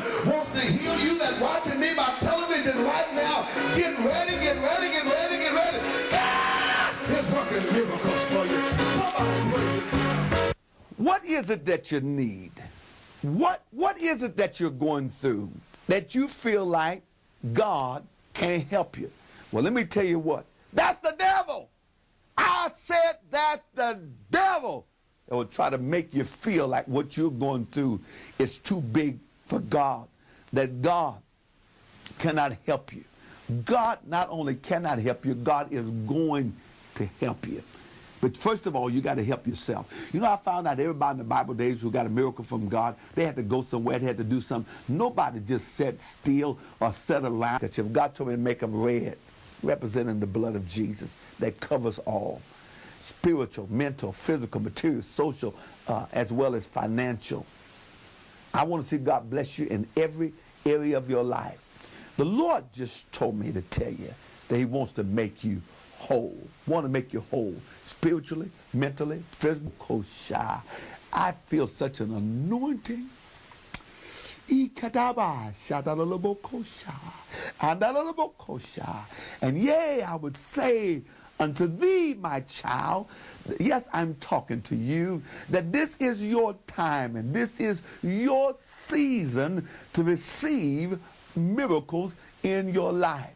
You've sown much, but you're taken in little. Your heart is faint now, but to take place in your life. My friend, that's a prophetic word. Is a prayer cloth even a real thing? I know prayer beads are a real thing in Catholicism. Is a prayer cloth a thing anywhere? It is the word of God for you. I want you right now to follow these God-given instructions. I want you to order right now. Fenigagami says, fuck you, dude. Lazarus was dead. He didn't do anything. He just happened to be Jesus' friend, so he got brought back to life. I wanted to red blood. I don't even think he was Jesus' friend. I think Jesus just heard about Lazarus that had died. Jesus. Though it's been a while since I've read the story. I'm waiting.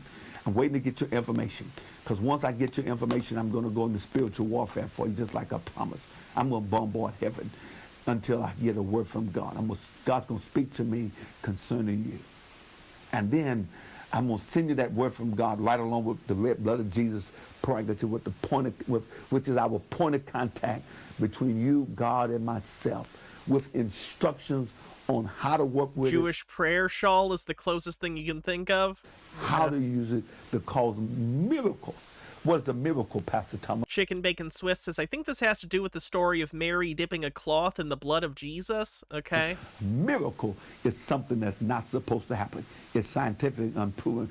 But yet God steps in and he causes the impossible to be made possible in your life. Now listen, I'm getting ready to take you right back on the service. Now you got to move quickly. We're running out of time.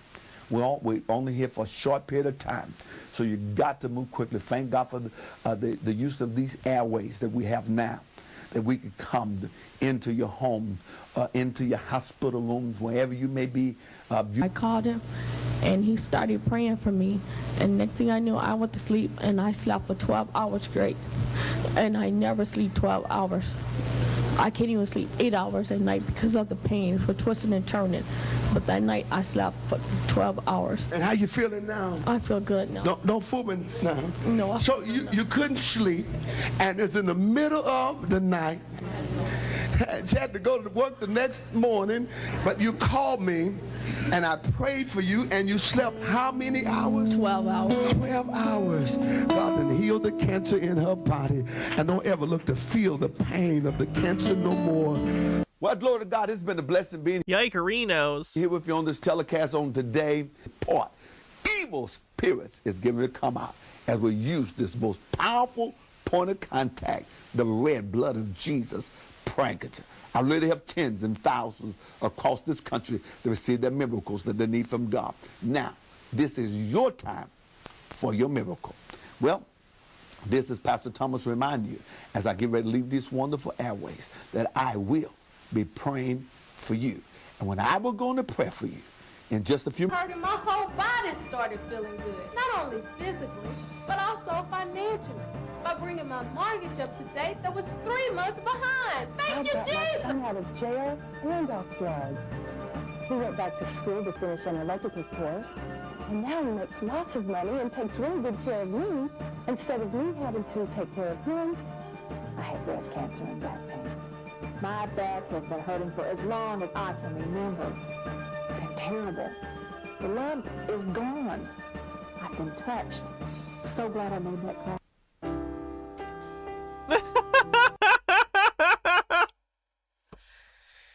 Okay, well, fuck that guy. Jesus Christ, what an absolute douchebag. Alright. Let's see this video that Fennikagami recommended. Look, Trump is not building a ballroom. This much, I feel like, is obvious. I made a video about this. Is it that hard to believe that the narcissist wants a ballroom? Like, have you seen Mar-a-Lago?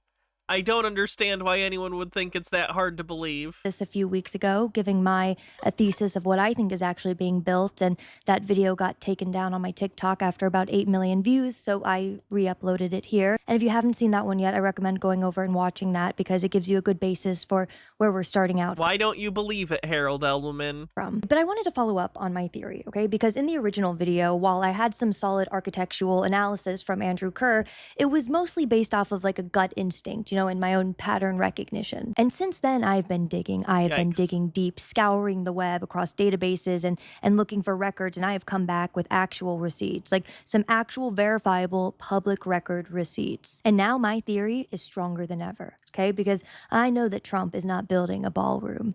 He's building an underground data center, and I have the receipts now to prove it. But really quick, if you want to read all— Why under the White House? Of the sources and the documentation for yourself from this video, then they're all going to be linked at the bottom of my Substack, the Dre Doss. There's a bomb shelter under the former East Wing. See, that I could believe, that maybe they'd be updating the shelter that's already there, because you're already redoing, like, the ballroom, so maybe you redo the shelter or whatever underneath it. Why AI, though? CA, and that's going to be in the description below. And your support means the world to me, so please like this video and subscribe to my channel because TikTok is slowly going to the bad place, and I'm trying to build my presence here on YouTube so that I can keep doing this kind of work with you guys. So sincerely, thank you all so much. And with that, let's get into it. So you're probably thinking, okay, well, where did you even come up with this idea, right? And to that I would say, well, where does one come up with any evil genius idea? Larry Ellison, of course, my nemesis. You see, a few months back, I was doing a deep dive on Larry Ellison and his relationship with Israel and the war in Gaza. And it was during that research I came across something about Oracle building these underground data centers in Jerusalem in 2021. See, they were 9 stories deep under solid bedrock, about 160 feet underground, and designed to survive missile strikes. I mean, they were completely invisible from satellites. See, Israel needed data sovereignty, a place where their most sensitive military data could live that was physically unhackable and under complete government control. And when you're running these classified military operations, intelligence gathering, or government AI— Why wouldn't you build it under the Pentagon, then? Systems, it doesn't make sense to build it under the White House. You can't just have that data sitting in some commercial cloud that might be in another country, or— Because frankly, you would need staff to run it. Like, it's not just going to sit there. So you're going to have people, a bunch of extra people working at the White House now, specifically in a secret underground data center that's going to require constant upkeep. I don't know. That doesn't seem to make a lot of sense to me, why you would put it under the White House. Or vulnerable to attack. And after learning all of that, I remember thinking to myself, all right, well, we're going to just go ahead and put a pin in this for now, right? Like, this is all really fascinating, but I don't know what to do with any of this information, but I'm sure that it'll come in handy later. And later in handy did it come, because fast forward a few months and I'm reading about— Do you qualify? I feel mean saying yes, but technically, yeah. Trump's new ballroom announcement, and that pattern recognition side of my brain starts tingling. Why, you ask? Well, let me just read the specs out loud to you, okay? Because Oracle's underground facilities in Jerusalem were 90,000 square feet and cost around $319 million. Trump's ballroom is about 90,000 square feet and $300 million and climbing. Curious. And then on January— Things can be coincidences. Also, the pricing that they've put on this thing has fluctuated, so it hasn't even always been 300 whatever. It started at being 200 something.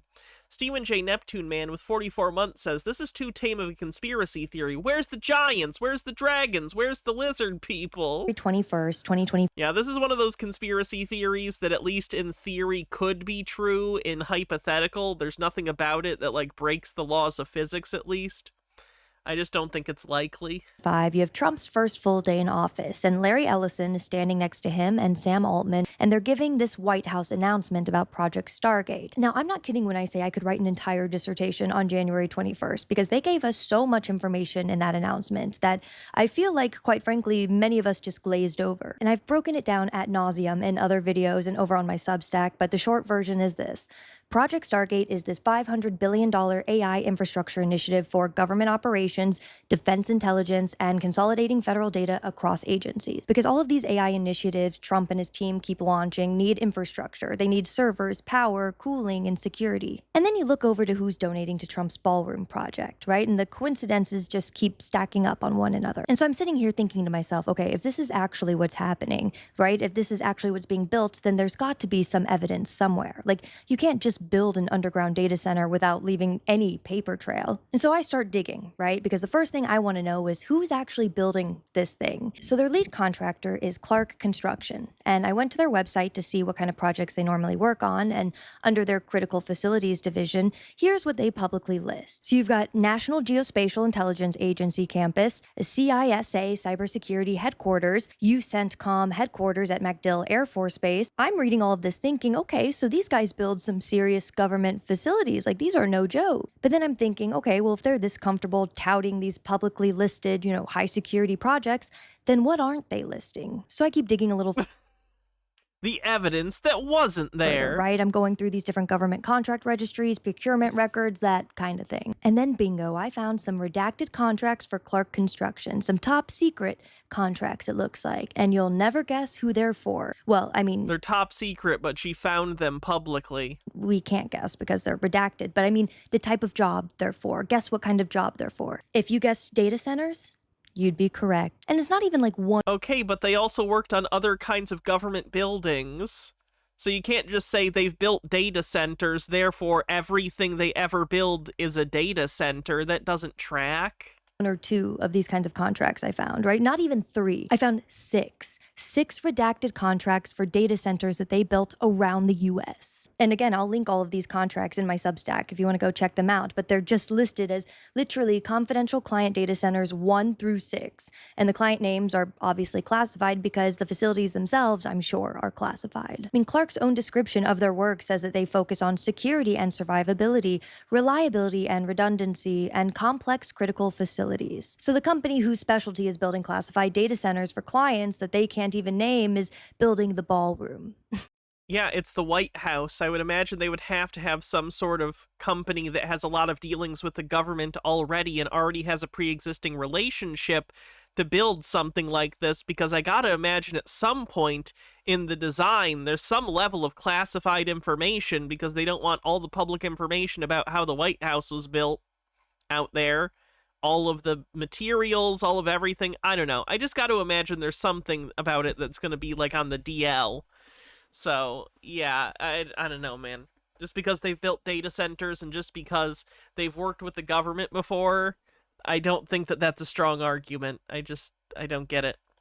Okay, sure, Jan, sure. And here's where it gets even more interesting, because Clark Construction holds a NAVFAC contract, Naval Facilities Engineering Systems Command, with a $950 million ceiling. And the way these contracts work is admittedly very clever. So the total value of these contracts is public, but the individual task orders, like the actual work that's being done, that can be considered classified, which means they can hide the true value, cost, and scope of projects by funneling them through these pre-existing military construction contracts. So not only do they specialize in classified data centers, but they have a mechanism to hide what they're actually building. And then on December 4th, something pretty wild happened. Trump fired his ballroom architect. His name was James McCreary, and he was this classical architect who designs these beautiful churches and historic buildings, designing buildings like the Cathedral of the Most Sacred Heart of Jesus and the Supreme Court gift shop. I mean, say what you will about the guy, but he's got range. But alas, Trump replaced him with a different architect, a guy by the name of Shalom Baranes. When I say I went to look this man up and my jaw dropped to the floor, so a little background on him. After 9/11, when the Pentagon needed to be rebuilt and hardened against future attacks,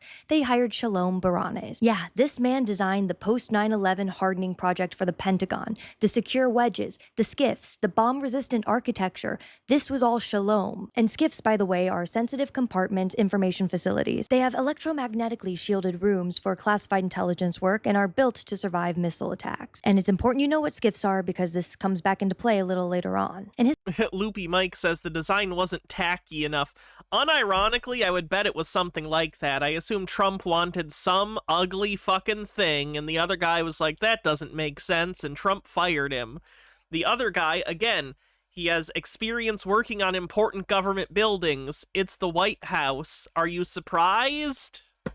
His portfolio doesn't stop there. It gets a lot more intense with DHS headquarters, Treasury building modernization, the GSA headquarters secure facility, the CISA cybersecurity headquarters that, yes, Clark Construction also built. Yeah, so these guys have rendezvoused together before. So they're people who commonly work for the government on high priority projects. Again, you get that you're painting a picture that doesn't say anything about data centers inherently, right? And at this point, I wanted to see if I could take a peek. Like, I almost wish there was some piece of information in here that'll go, oh, I get why she thinks this. But so far, it just feels like she's reaching. It just feels like she's kind of reaching. And, like, I understand it might be cathartic for there to be some sinister underlying different thing going on. But the guy is just a narcissist, and I think the ballroom is just a little personal project of his that he thinks is going to leave a lasting mark on the White House. Like, I don't think it's bigger than that. A lot of people, this reminds me of, like, people who describe Trump as, like, playing 4D chess, or, like, thinking he's doing this, like, super tricky way to, like, try and make people look over here, or while he's doing something over here, and it's like, it's not that complicated. He's a simple guy. He's a narcissist. It's not that complicated. Peek at what was happening on the ground. So with my last remaining week of my free Planet Labs subscription, I like, his behavior seems irrational because he's not rational. Like, I think a lot of people end up grasping for trying understanding Trump's rationale for things, and that's where they get fucked up, because you're assuming he is a rational actor, and he's not.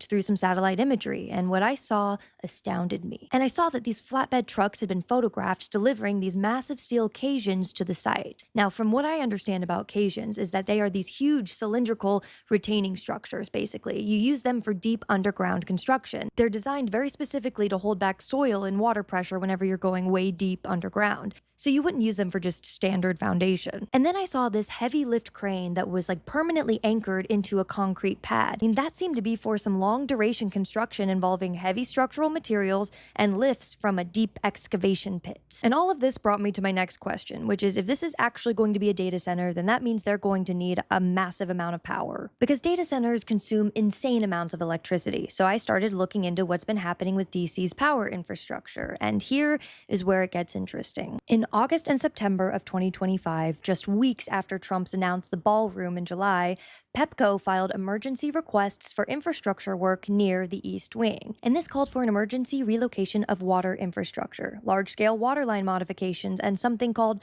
Champlain Substation Modernization, which I still haven't quite figured out what that means. But PEPCO's own language... But I'm gonna assume it's sinister because it benefits my YouTube video. Emergency filing says that there's a lack of alternative supply capacity in downtown DC.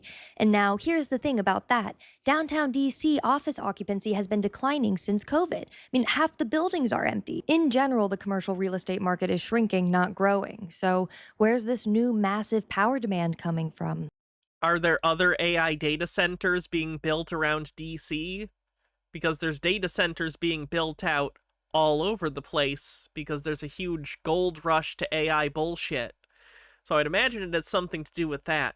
Even if the occupancy of certain buildings is reducing, if commercial whatever leases are down, that doesn't mean power is necessarily down if there is people building data centers in the area. And speaking of infrastructure, DC Water increased their capital spending by $300 million, including a specific study of the Federal Triangle area. I found a post by the Washington Aqueduct, which is run by the Army Corps of Engineers, and they were warning that data centers are planning to use Potomac River water for cooling. So at this point, I've got the contract. Okay, so they're admitting that there are data centers. I would assume they're just normal data centers. Well, AI data centers. When I say normal, I mean not under the White House. who builds classified data centers, the architect who designs Pentagon bunkers, physical evidence of deep underground construction, and again, I'll reiterate, I could believe that they're also refurbishing the underground shelter, but the data center thing just goes too far for me. Fennikagami says it's possible that people around Trump take advantage of Trump's demand to be the center of attention. Either they use it as a distraction for their own projects or to distract Trump himself because Trump is such a bumbling buffoon that he actually gets in the way of building authoritarianism at times. I could see that, but he's kind of just a raging id, so I don't know how much you can control that effectively.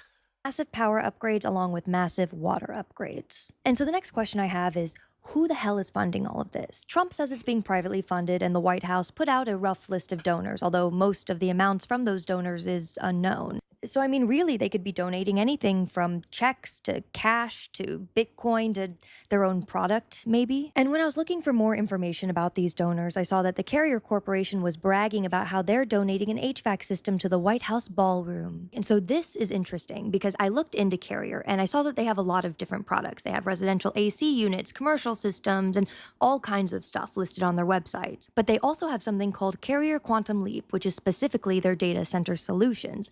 Okay, so again, it feels like she's working backwards. She wants there to be a data center, so she's looking into a company related to this, sees they have all sorts of HVAC systems that are normal, that are commercial or residential, and could be used in the White House, but she went looking specifically to find, oh, does this company do anything with data centers? She has an end in mind already, and she's going and looking for evidence to back up her theory. That's going to end up with a really bad result because you're just doing motivated reasoning. Like, just because they might have some sort of technology that's used in data centers doesn't mean that's what's being supplied for this. Comprehensive energy-efficient solutions for data center thermal management is what their website says. Now, if Carrier is donating an HVAC system and they're on a list with Microsoft, Amazon, Just a peach with a $1 tip says, reminder, most of the eastern seaboard is a swampland or just above the water table. Palantir, and all of these heavy hitters. Oh my god, that's very true. That is true. DC isn't a swamp. And it wouldn't be a very fun place to build a really deep underground anything. Then are they really donating a less than $100,000 ballroom AC system? Or are they... Yeah, probably. Like, the way she says it is implying that it's like, obviously it must be the data center thing, but she's provided zero evidence of that other than she thinks it's a data center. That's it. She thinks it because she wants it to be true. They perhaps donating the more expensive thing from their new line of solutions, the Data Center Thermal Management System, because wouldn't that be a brag to say it's our thermal management systems that are cooling the White House data center? But that did get me thinking, like, if at least one company is donating a product on top of money, then I'm sure that there are others, right? I mean, who knows how many? So I decided to go through the donor list again, and this time with a different mindset, not look. Fennikagami says, well, they can't control Trump because Trump is difficult to control and the people around him are also incompetent. It doesn't mean they don't try anyway. Reminder, MAGA and its allies are filled with people who think they're way smarter than they are. Very true. Looking for dollar amounts, but looking at what each of these companies do. And that's when I see one name jump out to me on this ballroom donors list, and that's Paolo Tiramani. And many of you may not be familiar with his name, but I'm sure you know his company, Boxable. Boxable is a Las Vegas company that makes these foldable prefab buildings, and they're about 375 square feet, and they come with electrical and plumbing already built in. Their whole pitch has been basically disaster relief and affordable modular homes. But if you start looking into what Boxable has actually been building for the government, well, it's not just disaster relief housing. That's right, I found contracts showing that they sent over 150 units to Guantanamo Bay in 2021 and 2022. That's right, they've been working on Class 5 military installations and okay, again, they have done work with the government before. The fact that their other projects involved secure facilities does not inherently mean that they're building a data center. The White House, by its very nature, is a secure facility. It's a secure facility that looks nice because it's supposed to look kind of classy, although Trump is doing his best to ruin that. it doesn't mean that they're building a data center with military applications just because they've worked on military projects before. They're just both government projects. And their SEC filings mention government exemptions from normal state regulations, which means they have clearance to work in classified DoD sites, evidently. And that's when I saw that their units come pre-installed with Faraday caging. That's right, electromagnetic shielding, the kind of thing you would need for skiffs. Remember skiffs? I told you to remember skiffs? Because think back to Oracle's underground facilities in Jerusalem. I mean, their own documentation shows that they use modular construction techniques for their own rapid deployment of internal infrastructure, prefabricated rooms that could be assembled quickly underground. And I'm seeing names like Caterpillar on this list where I'm sure that they've donated equipment like heavy machinery, excavators, and Caterpillar also makes industrial generators, the CAT 3516B models that provide over 100 megawatts of backup power. Union Pacific is also an interesting donor in that light because yes, they're a railroad company, but what many people don't know is they also own 1,400 miles of classified fiber optic cables that run along the railway right of way. And it's those fiber optic networks that the Department of Defense have as their secure telecommunications backbone, and it's because they're air-gapped from the public internet. And then you've got Microsoft and Amazon, Google, Palantir, like every major cloud computing and AI infrastructure company in America that matters. You've got Booz Allen Hamilton, who builds classified networks for the CIA and NSA, Blackstone installing over 200 megawatts of backup power infrastructure. And then I started thinking about who's not on the list. You know, Baccarat Cristal chandeliers, Versace, Hermes, Tiffany silverware, like Steinway pianos, the brands that would kill to have their name associated with the most elegant ballroom in America. I mean, the kind of luxury that screams white. They're not really at that point. They're constructing the building. They're not furnishing it yet. House state dinner. I mean, none of them are here, which is when it all kind of clicked for me, because this is clearly not a list of donors for— See, that doesn't even make sense, because even if there is a data center on the underneath the center, it's still going to be a ballroom. It's still going to be a ballroom, so the lack of donations from those companies might just mean they don't want to be associated with this shit. Like, what are you talking about? You think it's just not even going to be a ballroom? A ballroom. This is a supply chain for a data center. And if you're still not convinced about this data center infrastructure, well, Trump basically told us, October 22nd, 2025, in the Oval Office, the direct quote was, "We're also working with the military on it because they want to make sure everything is perfect. And the military is very much involved in this." The military is very much involved in the ballroom? Jeez. Are you aware of the Army Corps of Engineers? Are you aware that the United States President is the commander-in-chief of the United States military, and the place where he lives needs to be secure? Jesus Christ. Jesus Christ. Oh, well, then that explains why Pete Hegseth has been purging all of our gay service members, because, you know, if there's one thing we know about straight men with a lot of testosterone, it's that they love giving their input on decorating ballrooms. It was just weeks after Trump said that very quote in the Oval Office that they fired— I'm sorry, was her argument there just, the military isn't gay enough to be into ballrooms?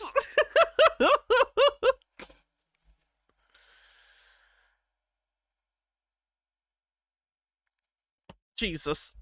The ballroom architect and hired the Pentagon guy. Okay, so what does any of this actually mean? Well, I think we should go back to the underground data centers in Jerusalem, because understanding why Israel built those might tell us why Trump is building one here, allegedly, supposedly, in my opinion. So Israel built those facilities for something called Project Nimbus, which is their government cloud infrastructure. And we've seen what this looks like in practice, right? I mean, the AI system that Israel's using in Gaza, the targeting systems, the surveillance infrastructure, the operational decision-making, and that all runs on this underground data center network.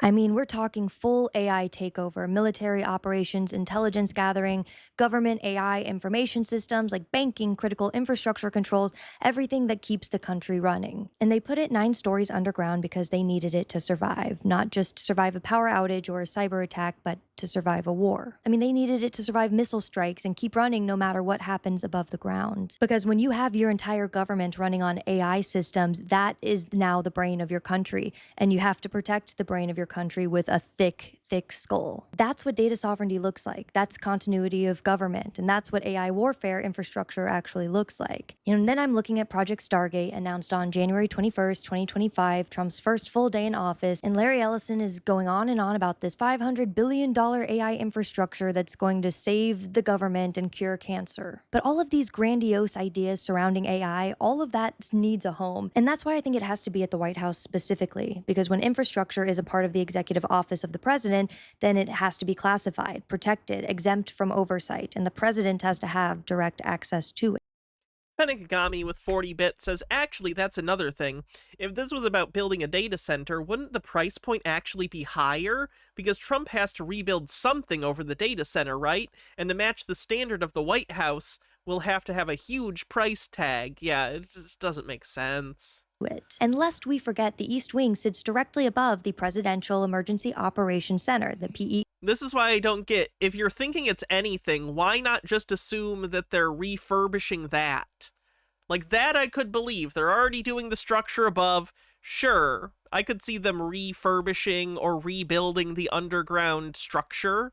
But why a data center? That doesn't make any goddamn sense. EOC bunker. It's 5 stories deep, staffed 24/7 by military offices. And by demolishing the entire East Wing, they removed every structure blocking access to that bunker. And now they can expand it and go deeper or integrate new infrastructure if they'd like. And because it's at 1600 Pennsylvania Avenue, executive privilege covers all of it. I mean, think about it. The president controls what gets disclosed and what doesn't. I mean, this is what the government running on AI, with all of that power consolidated under executive control in a facility that can survive anything and Congress can't audit, looks like. And look, I'm sure they'll build a ballroom on top. You know, they'll host state dinners and take photos with world leaders in gowns and tuxedos, and maybe it'll even look fabulous. But don't kid yourself about what this was actually built for, because the ballroom isn't the project. The ballroom is the lid. Yeah, I just think that's horse shit. I think she's very wrong. Like, she might be a nice person otherwise. She's not like a normal conspiracy theorist. I don't think that's like a hateful whatever. I think she's probably she's probably a fine person otherwise, but I think she's very wrong about this whole hypothesis she has.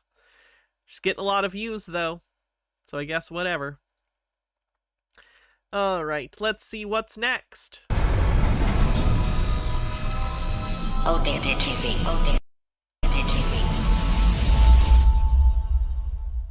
ODD here. What's up, everybody?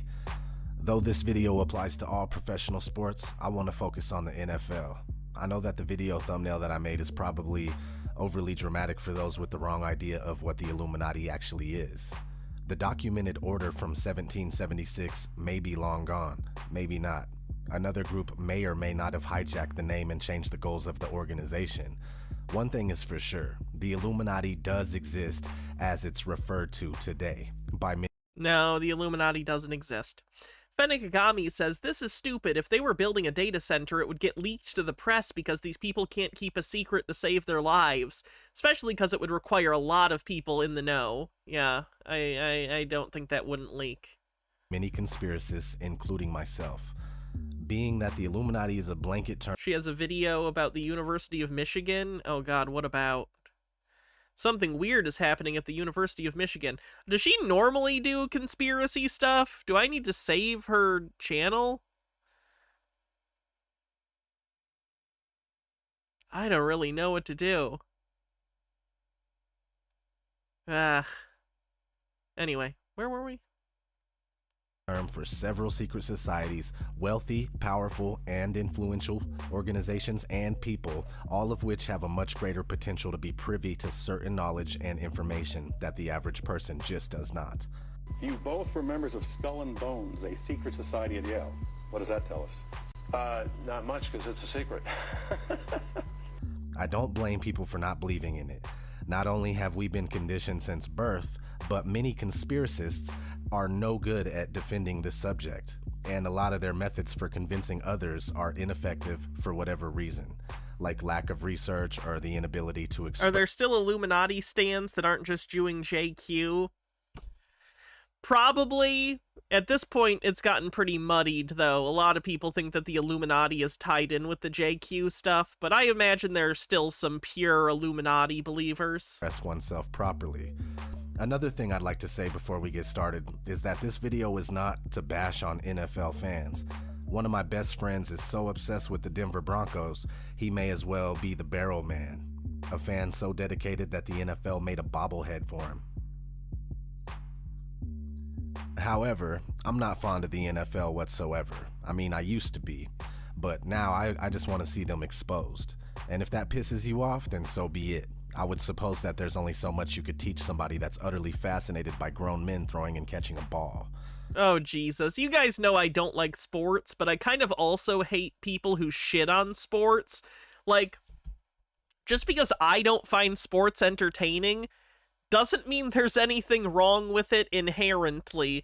Now, I'm sure there's certain things within the business of sports that you could certainly criticize, and how players are sometimes treated and head injuries and stuff. That's not what I'm talking about. I'm just talking about people who enjoy sports, which is a lot of people. It's so weird to me when people shit on that. I don't get it, but let people have their thing that they like. It's fine. Like, imagine if people started shitting on, like, me liking movies. Like, it's not hurting anyone. Calm down. It's recreation. If you're still with me, let's get into it. Bread and circuses. The phrase is used to describe the generation or creation of public approval, not through exemplary or excellent public service or public policy, but through diversion, distraction, or the mere satisfaction of the immediate shallow requirements of the populace. This phrase was used by a Roman writer to deplore the declining heroism of the Romans after the Roman Republic ceased to exist and the Roman Empire began. Two things only the people anxiously desire: bread and circuses. The government kept the Roman populace happy by distributing free food and staging huge spectacles. During the reign of Claudius, there were 159 official holidays on the Roman calendar. A reality that's not... That's a lot of holidays. Fennikagami says, thank you. I know that was a break from our normal routine, but I thought that would be refreshing change of pace. It was. Thank you. Not conducive for productivity. Idle time and poverty are two ingredients that fuel crime. As a result, the emperors sought ways to keep the masses entertained. They turned increasingly to sport. Roman leaders used sport activities to train soldiers and provide the masses with entertainment spectacles.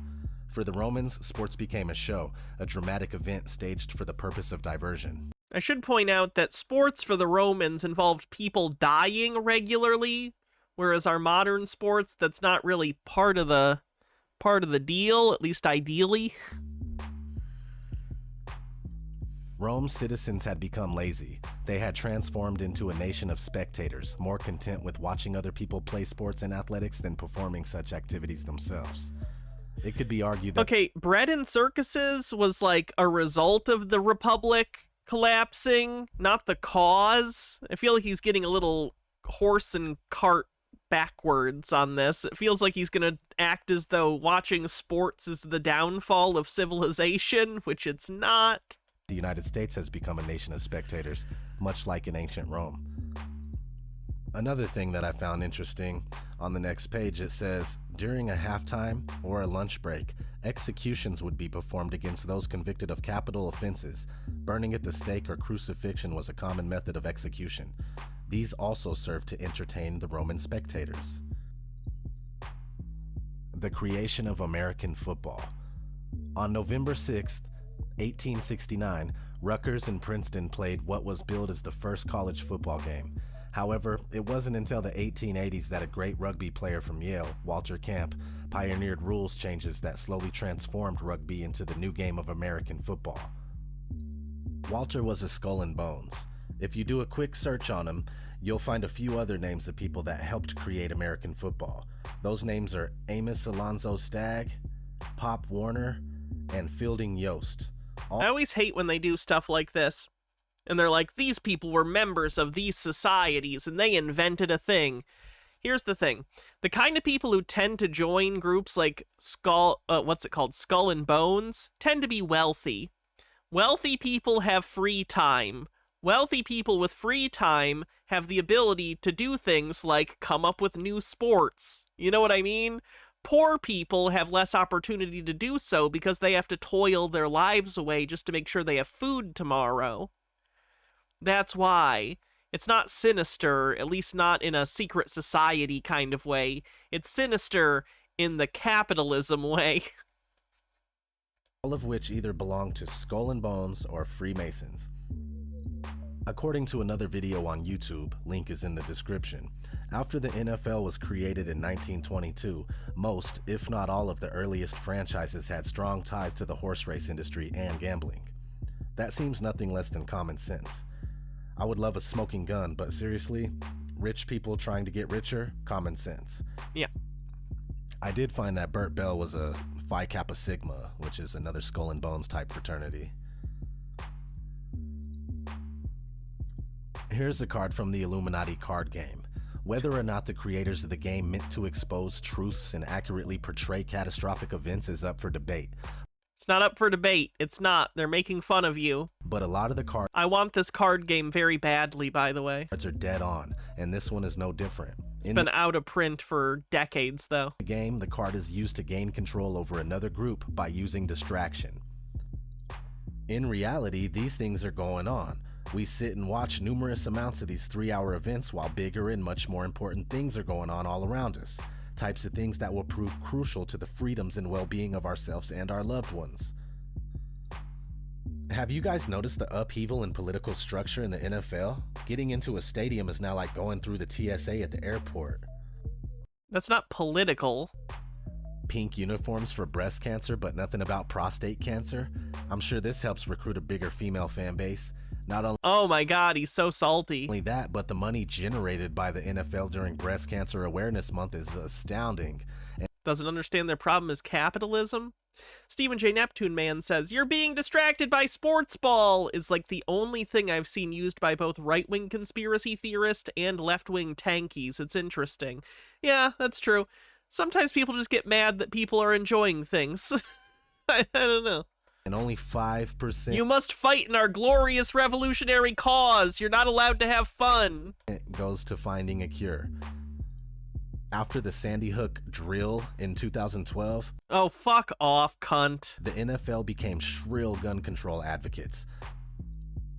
And cheese cleanse. Thank you. Let's do a cheese cleanse right now. I need Found the device and the specific cheese. Oh, I love these fucking things. This is a bisque, apparently. Now, I know this is for charcuterie boards, but given I'm not too fond of sharks, I normally don't prepare these. Let's give it a try. How? That's powerful. Okay, we are going to try this again with a Ritz cracker. All right, I'm gonna let the oxygen really get into the cheese. Now we're gonna put some marmalade on it. Okay, let's give it a try.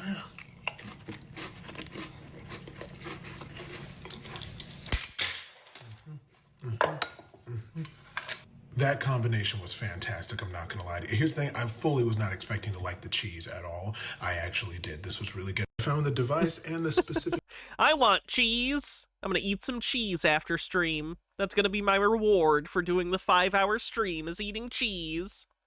Fennikagami says, or rich people have the money to sponsor poor people's cultural endeavors like plays and art. The ways poor people raised their SEC are military service, entertainment, patronage from the rich. Capitalism doesn't change that. Yeah. Here, I can't find any solid evidence, but it's clear that the NFL stadium... The Illuminati CCG is out of print, but the Illuminati basic card game is still printed? Oh shit, I'll need to get into that. ...can and will be used as FEMA camps, along with any other major sports facilities. In 2011, Hank Williams Jr., the Monday Night Football song guy, was permanently dropped by the NFL 3 days after he referred to Hitler while talking about President Obama. Yeah, that's a pretty fucking ridiculous thing to do. Before that, Hank's song was used in every Monday Night Football game since 1989. Come to think of it, Obama and Hitler do share many striking similarities. No, they don't! What are you talking about? What are you talking about? What?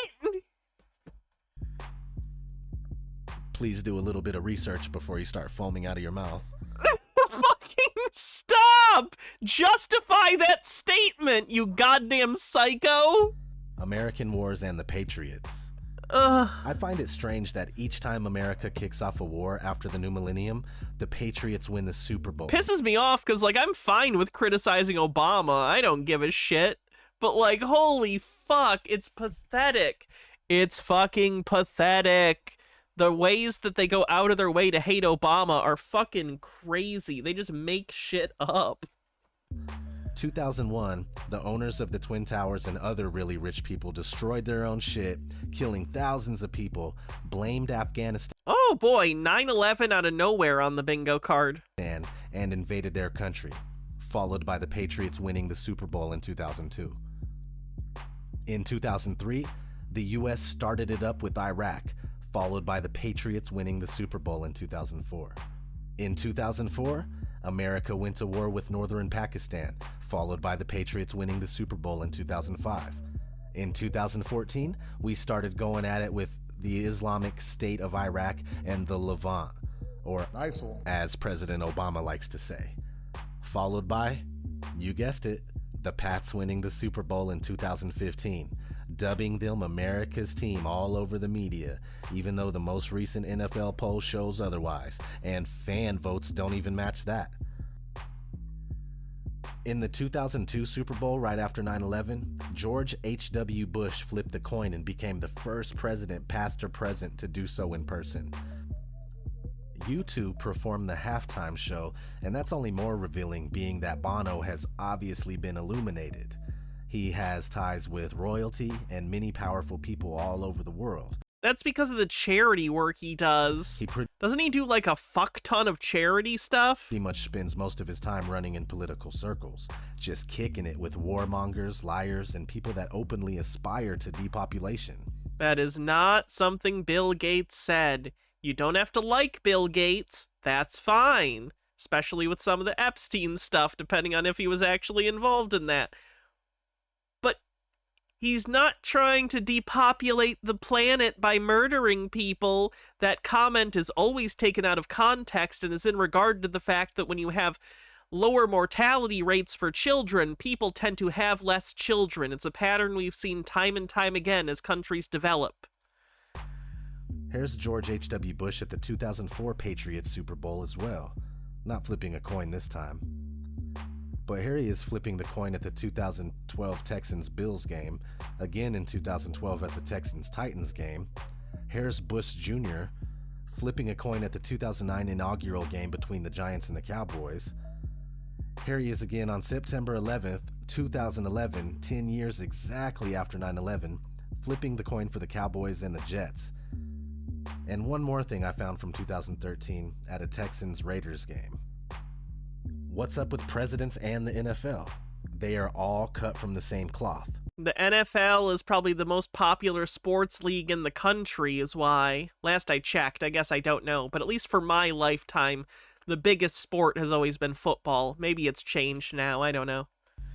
But when I was growing up, football was, like, huge. Everyone fucking watched football. Political leaders shouldn't be this involved. It only tells me one thing. They are helping people become even more enthralled by the idea of grown men throwing and catching a ball. Oh my god, it's athletic activity. It's a game. It's a sport. People like games. It's not a conspiracy. It's not some sinister plot. People like to be entertained. That's all. And other people want to make money off people being entertained, so there's the other side of it. Bob Kraft, owner... Have I seen Obama play basketball? No. ...of the Patriots, publicly gifted George Bush in 2004 and 2005 with the number... Oh, because it's funny he didn't mention that. It's true. ...1 jersey. Halftime shows after the new millennium started getting really wild. The Janet Jackson incident became one of the biggest news stories America has ever seen, going on to break 2 Guinness World Records. It makes me terribly curious why America takes the bait every time. The Janet Jackson thing was on purpose and for a reason, to divert our attention.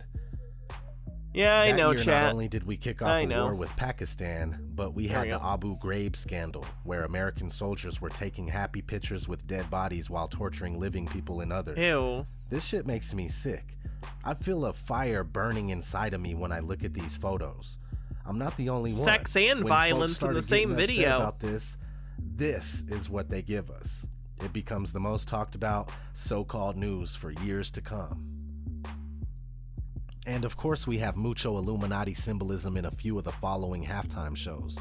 Madonna, 2012, ushering in the occult gimmicky new age entertainment for the age of Aquarius. Beyonce in 2013, doing the bullshit Rockefeller diamond. Here she is acting as Shiva, the great god, known as the Destroyer or the Transformer.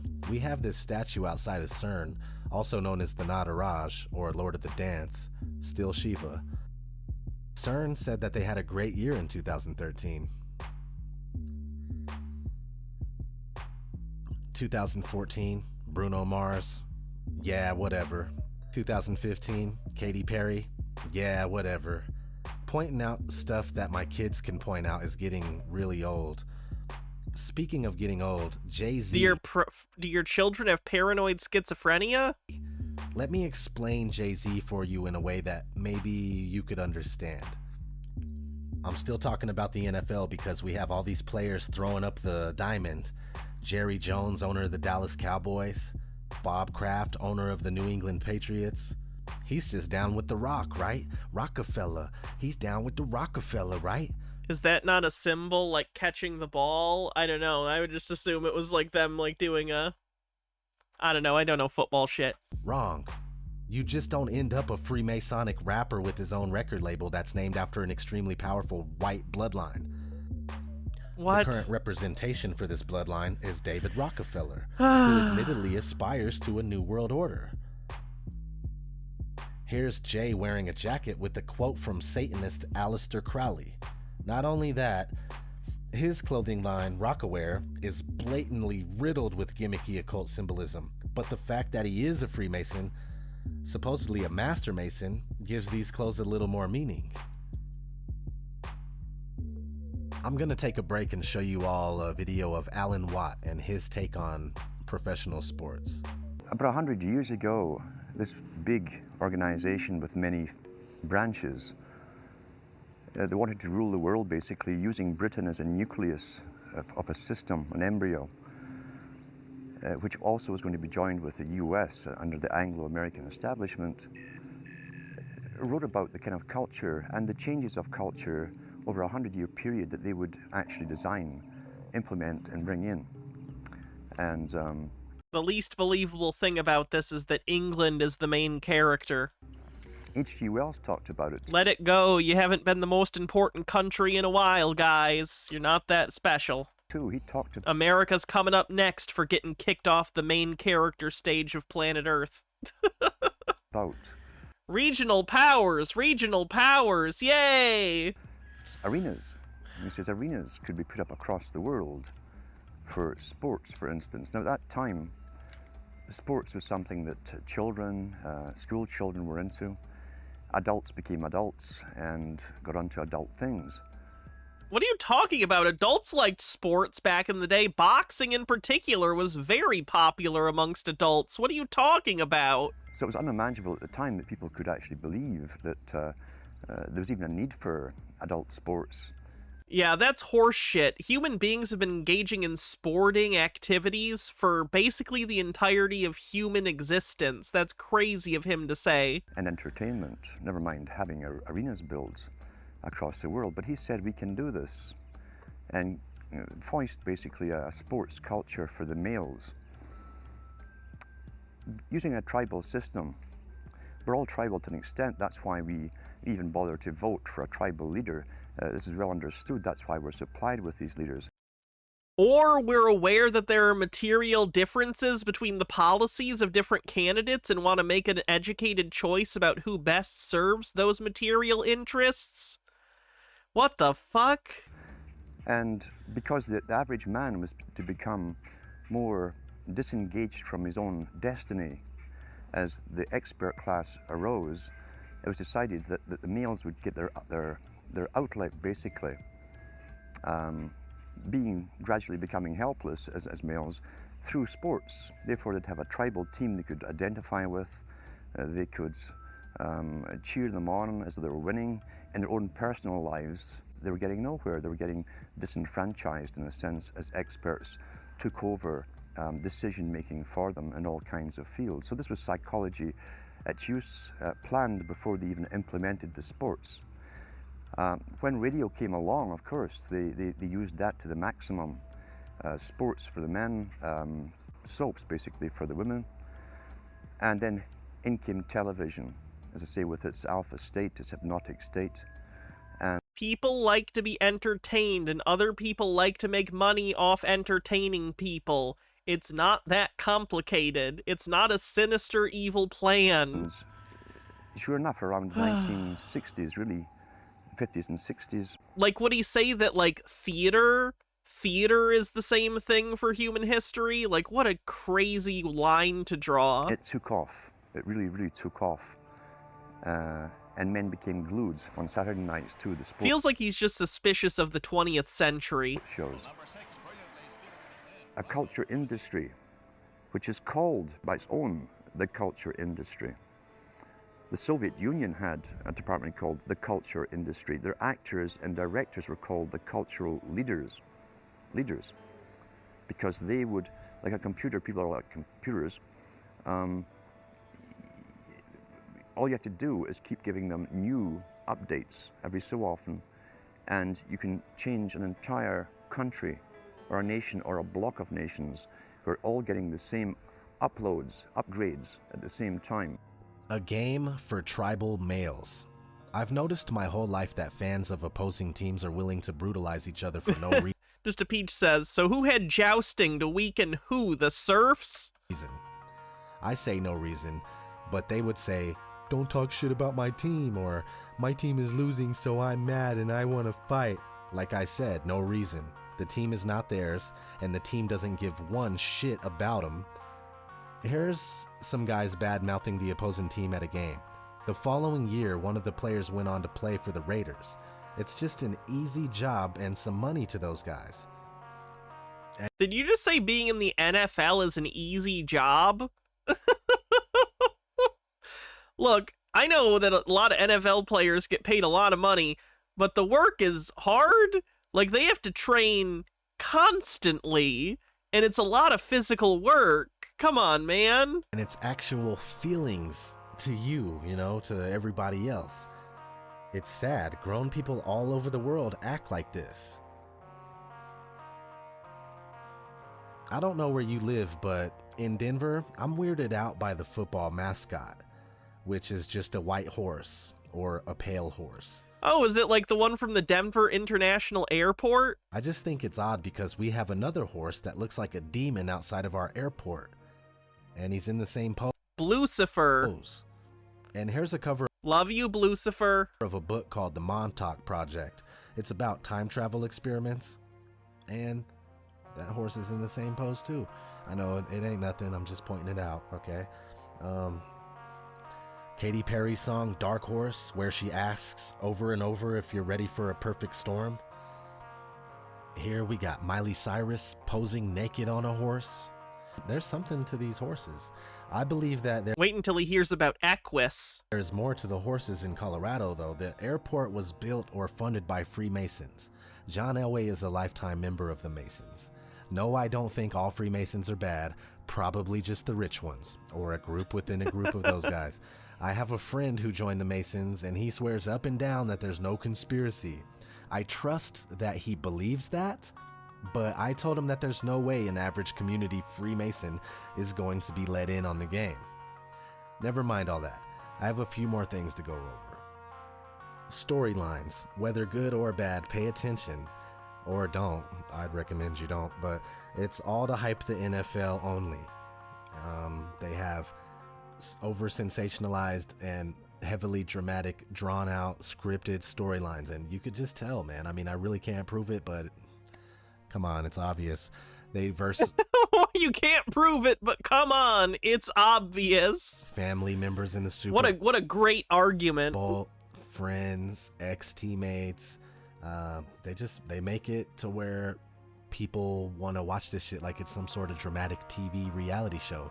It is for them. It's a dramatic event. They have a team that they're rooting for and they want them to win, and everyone's trying their best, and then one team wins and one team loses. Why is this hard to understand? Even though I don't enjoy sports, I don't think it's hard to understand what people get out of them who do enjoy sports. I'm not going to dig anything up for this one because I would never finish the video. There's just too much out there. I'm not the only one that feels this way. Let's listen to a few others, even sports fans, that are stressing the same point. Basically put, the NFL is controlled, all of television is controlled by the Illuminati.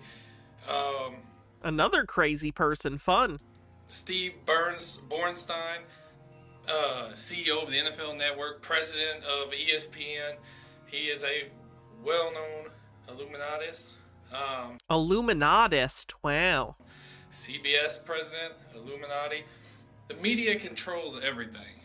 And my belief is Tim Tebow's Christianity belief got too big for them where they couldn't control it. No one gives a shit about Tim Tebow's religious belief. And he's the one not following the Bible by being a hypocrite and praying in public, which the Bible says not to do.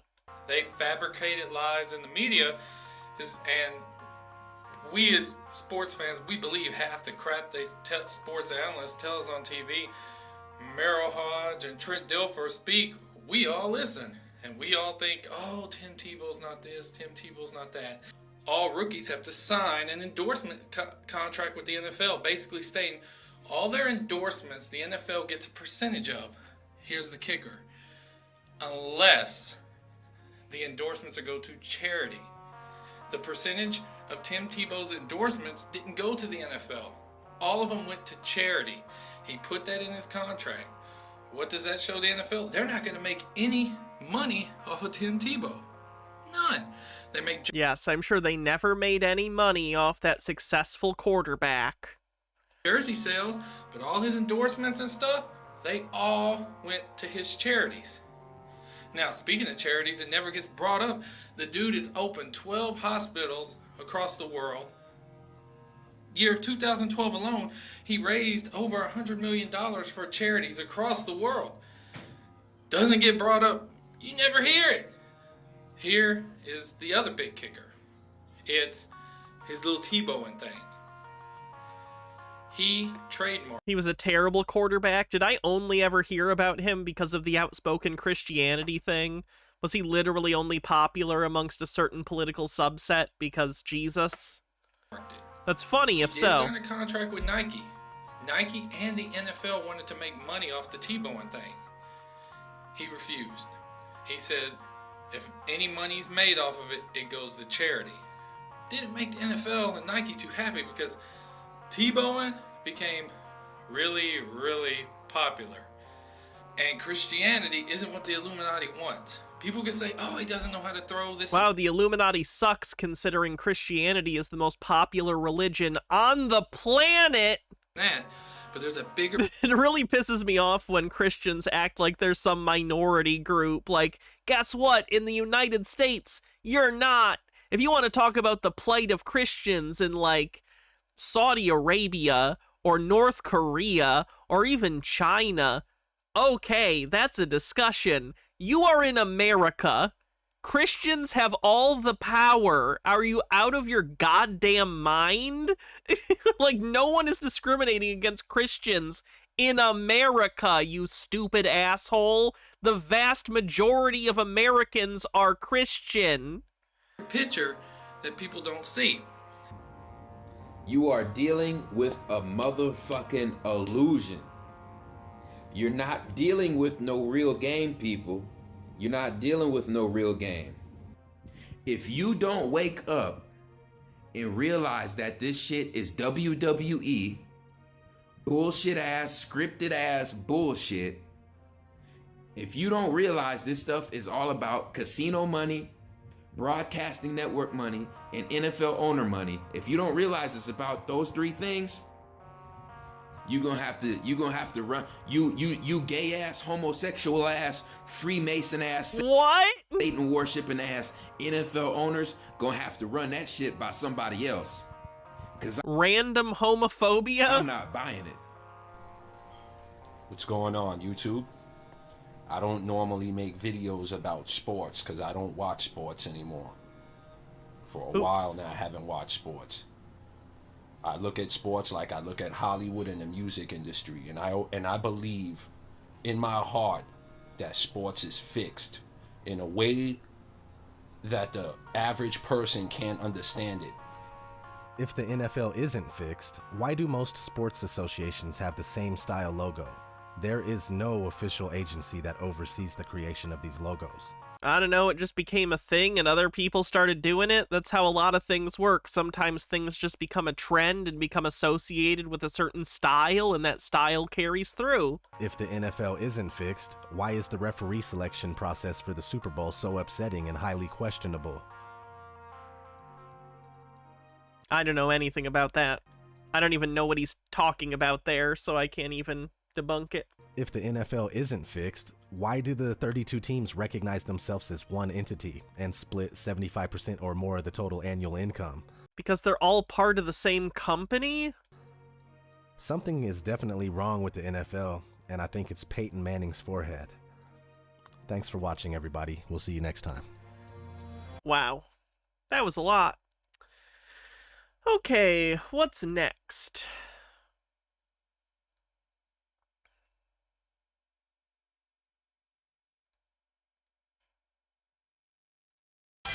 Once more. No, that one's too long. Let's try this one. What happened before God said, "Let there be light"? A book banned from the Bible reveals what happened before creation, before Genesis, and how nothing in this world is what it seems. It exposes that this world is actually a prison and that God is the warden. Green guy with a $1 tip says you can expand that out, and the majority of people in North and South America are Christian. You gotta cross the whole ocean. Yep, true. Trapping souls on earth. It uncovers the real reason for the war in heaven, and that Jesus didn't come here to save us from sin, but to expose the greatest secret of all time. And this secret is about your power, a power that's so great that it actually terrified the one that's pretending to be God. On the Origin of the World is an ancient Gnostic text, and it's so controversial that the church buried it for centuries. And no wonder this text claims that the whole Genesis story is basically propaganda, fake news, a cover-up to keep you from discovering the truth about what you really are. What if the biggest conspiracy of all time was the Bible itself? See, this forbidden text is a coded guide to understanding how you can reclaim your divine nature right now. Sound crazy? Well, it gets crazier. Now, I'm gonna warn you, this story gets dark, and I mean really dark. We're talking about a God who traps humans and then rigs the game so that you never figure out how to escape. It basically makes you wonder if Saw was inspired by the Old Testament. But here's Gnosticism, so hot right now. the good news, it's not all doom and gloom, because in this story is the key to liberation, a way to wake up from the nightmare and reclaim your divinity. On the Origin of the World is a text that was discovered in 1945, buried near the tombs of Egypt, and it dates back to somewhere around the 3rd century CE, and it begins by telling the reader that most people believe nothing existed before chaos and darkness. The text says, everybody, gods of the world and mankind, says that nothing existed prior to chaos. I shall demonstrate that they are all mistaken. Welcome to the secret history before Genesis. My name is Morg. I'm an ex-Christian revealing hidden knowledge the church doesn't want you to know. And On the Origin of the World reveals a hidden reality before creation where all the— An ex-Christian, but apparently still into Jesus-y stuff. existed was an just Gnostic Jesus-y stuff, I guess? eternal realm of pure light. There was no conflict, no darkness, no suffering, just pure divine harmony. And guess what didn't exist yet? The God of the Bible. He wasn't even around. In this account, the real eternal force, the true God, wasn't a person, wasn't some figure in the clouds, but pure light itself, the source, what the Gnostics called the One. Now, that doesn't even mean anything. It's the idea of an idea. It's like an idioform. It's barely an idea. Things start to take a turn here, because this perfect realm of light didn't just sit there. It began to emanate rays of its divine light. But get this, these rays were actually beings called eons, and each of these eons reflected different aspects of the source. Now, these eons were infinitely more powerful than any angel or any god. In fact, no angel or biblical god even existed yet. The eons worked together in perfect harmony. But the thing is, there's always a shadow waiting to come out. And now, my friends, welcome to the beginning of this cosmic drama. So enter Sophia. Now her name means wisdom, and Sophia was one of the eons, and she was pretty badass. She was a powerhouse of creation, but unlike the other eons, Sophia was different. She didn't want to play by the rules. And what I mean by that is that in this perfect realm, all the eons created in pairs. They maintained perfect balance, and Sophia, well, she wanted to create something on her own. Well, this is where everything falls apart, because she acted in a way that was imbalanced, and so what she created wasn't harmonious like the others. No, this wasn't a shining light or beautiful idea. What she created was shadow. A malformed, chaotic force. And this was kind of like a divine glitch in the Matrix, a cosmic mistake that couldn't be undone. But this Bittergrin says, "Well, I do find Gnosticism interesting. My big problem with it is if the God of the Old Testament is evil, then that necessarily leads to people having issues with Jewish people. I guess I hadn't considered that." shadow wasn't just some harmless byproduct. It was a But yeah. living, breathing force of chaos. It was an anomaly, a being of darkness that couldn't harmonize with the eternal realms of light. Now, for the first time, reality wasn't unified. This shadow introduced Green Guy says ex-vegans still eat vegetables. Ooh, that's a good point. conflict, division, imbalance, and a chain reaction that would ripple through everything. But here's the worst part. This shadow, it didn't just sit there, it wanted power. So from this shadow would come the self-proclaimed god of the material world, a being that was so arrogant, so envious, and so blinded by its own... He looks like a generic Marvel movie villain. Toreador says a cosmic mistake that couldn't be undone was also the New York Times' literature review of this guy's book.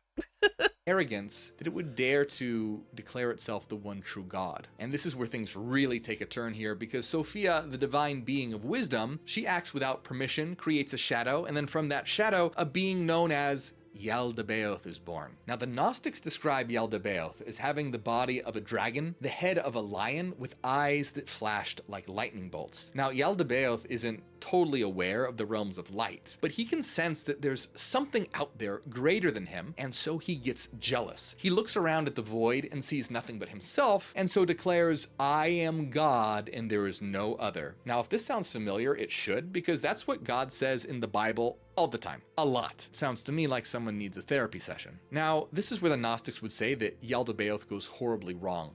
Declaring himself the one true God, that was a big mistake. In the Gnostic view, this isn't an act of power, it's sin. Because according to them, we're all divine. We'll get to that in a moment. But every one of us is a fragment of the eternal light. So for one being to say, "I'm the only God, worship me," is essentially the worst sin possible, because it denies the divinity of everything else. On The Origin of the World says, "And when he said this, he sinned against all the immortal beings." In other words, congratulations, you're the first one to commit blasphemy. So what does Yaldabaoth do with his newfound delusion of grandeur? Well, he decides to create, and he takes the formless chaos around him, matter without spirit, and shapes it into heaven and earth. But this isn't some grand, benevolent act of creation like how it's described in the Bible. This is a being trying to make a throne for itself. Now, Yaldabaoth doesn't stop at creating heaven.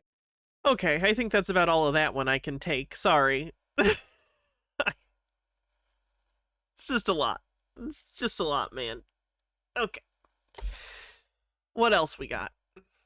Oh, there's the guy that believes reptilians follow him around. Okay, helicopter approaching right as I am crossing the street. Here we go, see? Right at the point that I'm crossing the street. This is what they do with stock. Direct overhead. Like a news chopper. And they use news choppers as well. It's a KCAL-9, Channel 2, whatever, news helicopter. Zooming around. There he goes, your taxes. This is a form of stalking harassment that they do. There he goes. For uploading reptilian shapeshifter movies to social media, including Rumble. Here he comes again. So right out of the... I feel so bad for this guy. His poor delusions. Just a Peach says, Red Dwarf's first page of the Bible makes more sense than that guy. I don't remember that bit from Red Dwarf. I've only seen the first, 3 seasons, so I don't know if it's in there. So it's hard to record them. There it goes for direct overhead. As I approach my vehicle, to get into my vehicle, direct overhead, direct overhead. Psychological warfare using helicopters. There he goes. Yeah, this is the guy that made the six-pack reptile dudes. See, your taxes for around. I'm talking to Chris Rock. Chris, thanks again for...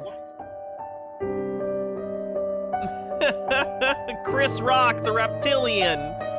No wonder Will Smith slapped him. Doesn't understand how cameras work on the bingo card.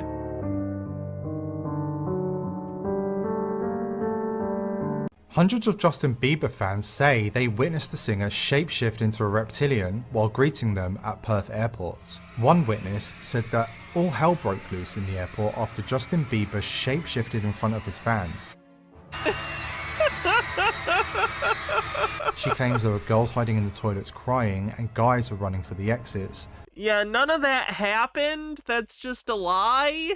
Jumping in taxis to get the hell out of there. Perth Now briefly published an article about the incident, featuring multiple interviews with witnesses. A super project that has been hidden for decades has finally been exposed. The United States is quietly building an underground city that can accommodate 330 million people. According to legal... That's the entire population of the United States. What? That's impossible. That's literally impossible. We don't have the resources or time or labor. That's literally impossible. Information. Wow. This is not a... Hundreds of people said that? No, one person said hundreds of people said that. You gotta learn the difference. The Bible does this a lot. There's a difference between hundreds of people saying something and one person telling you hundreds of people are saying something. It's a big difference. Doesn't seem like it, but there is. Bomb shelter or a military base. It is an entire city cluster built in layers with air regeneration, food synthesis, and energy recycling systems. The project is being constructed by One Automated Systems, with robotic arms operating 24/7 underground across 100 levels, each with independent power supply and seismic isolation systems. You can farm, access the internet, attend school, and even keep pets underground. Some say this is the ultimate preparation for a nuclear apocalypse. Others believe that U.S. officials have already been aware of an impending global-scale disaster warning. But the question is, why is this information being revealed now? Scientists say that if a global nuclear explosion were to occur, the surface would become a wasteland, and this city would serve as a backup for civilization. I need to make a quick... Where would you do the farming? Where would you do the farming for the entire population of the United States underground? Mention of this movie from the channel is called History Origins, not 01, it's just History Origins. And this is 1357 manuscript. It's an hour long, but it is explosive dynamite. One of the best overall summaries of Tartaria that I've seen, and he's got more. There's more that I've seen recently on Tartaria. But yeah, this is very interesting. And now, basically, the summation of it is that there's you probably, I mean, you guys know the whole theory of Tartaria. And this one, it kind of covers more of the this. I had not seen this 1357 manuscript. And it goes into this guy describes as a matter of fact, not like a matter of legend or spirituality, but he describes the griffin. So griffin is like a bigger than a horse size four-legged beast with a bird head and wings, or like a dragon head and wings, and then he also describes giants. And then he describes Gog and Magog as these like horned, monstrous type beings, which may make sense because we see from Scripture that that men are turned into beasts. So Gog and Magog may have been this whole group of people that were turned into beasts. And then it says that in this manuscript, the 1357 manuscript, there was a divine intervention to build like a big natural wall around them, around this Gog and Magog. In the grander scheme of things, the reptilians are, as I have almost immediately when I discovered them, I realized that they were a lead-in to the important subject. Because here's what I think if you say, you know, as a general concept, not as, you know, describing the entire existence of sentient reptilians, but they are, as we understand them and interact with them here, yes, they are the elite rulers. Yes, they are superior to us, physically and mentally, especially mentally. And because they have their psychic power. Did he AI generate this creepy twink? Especially what is this?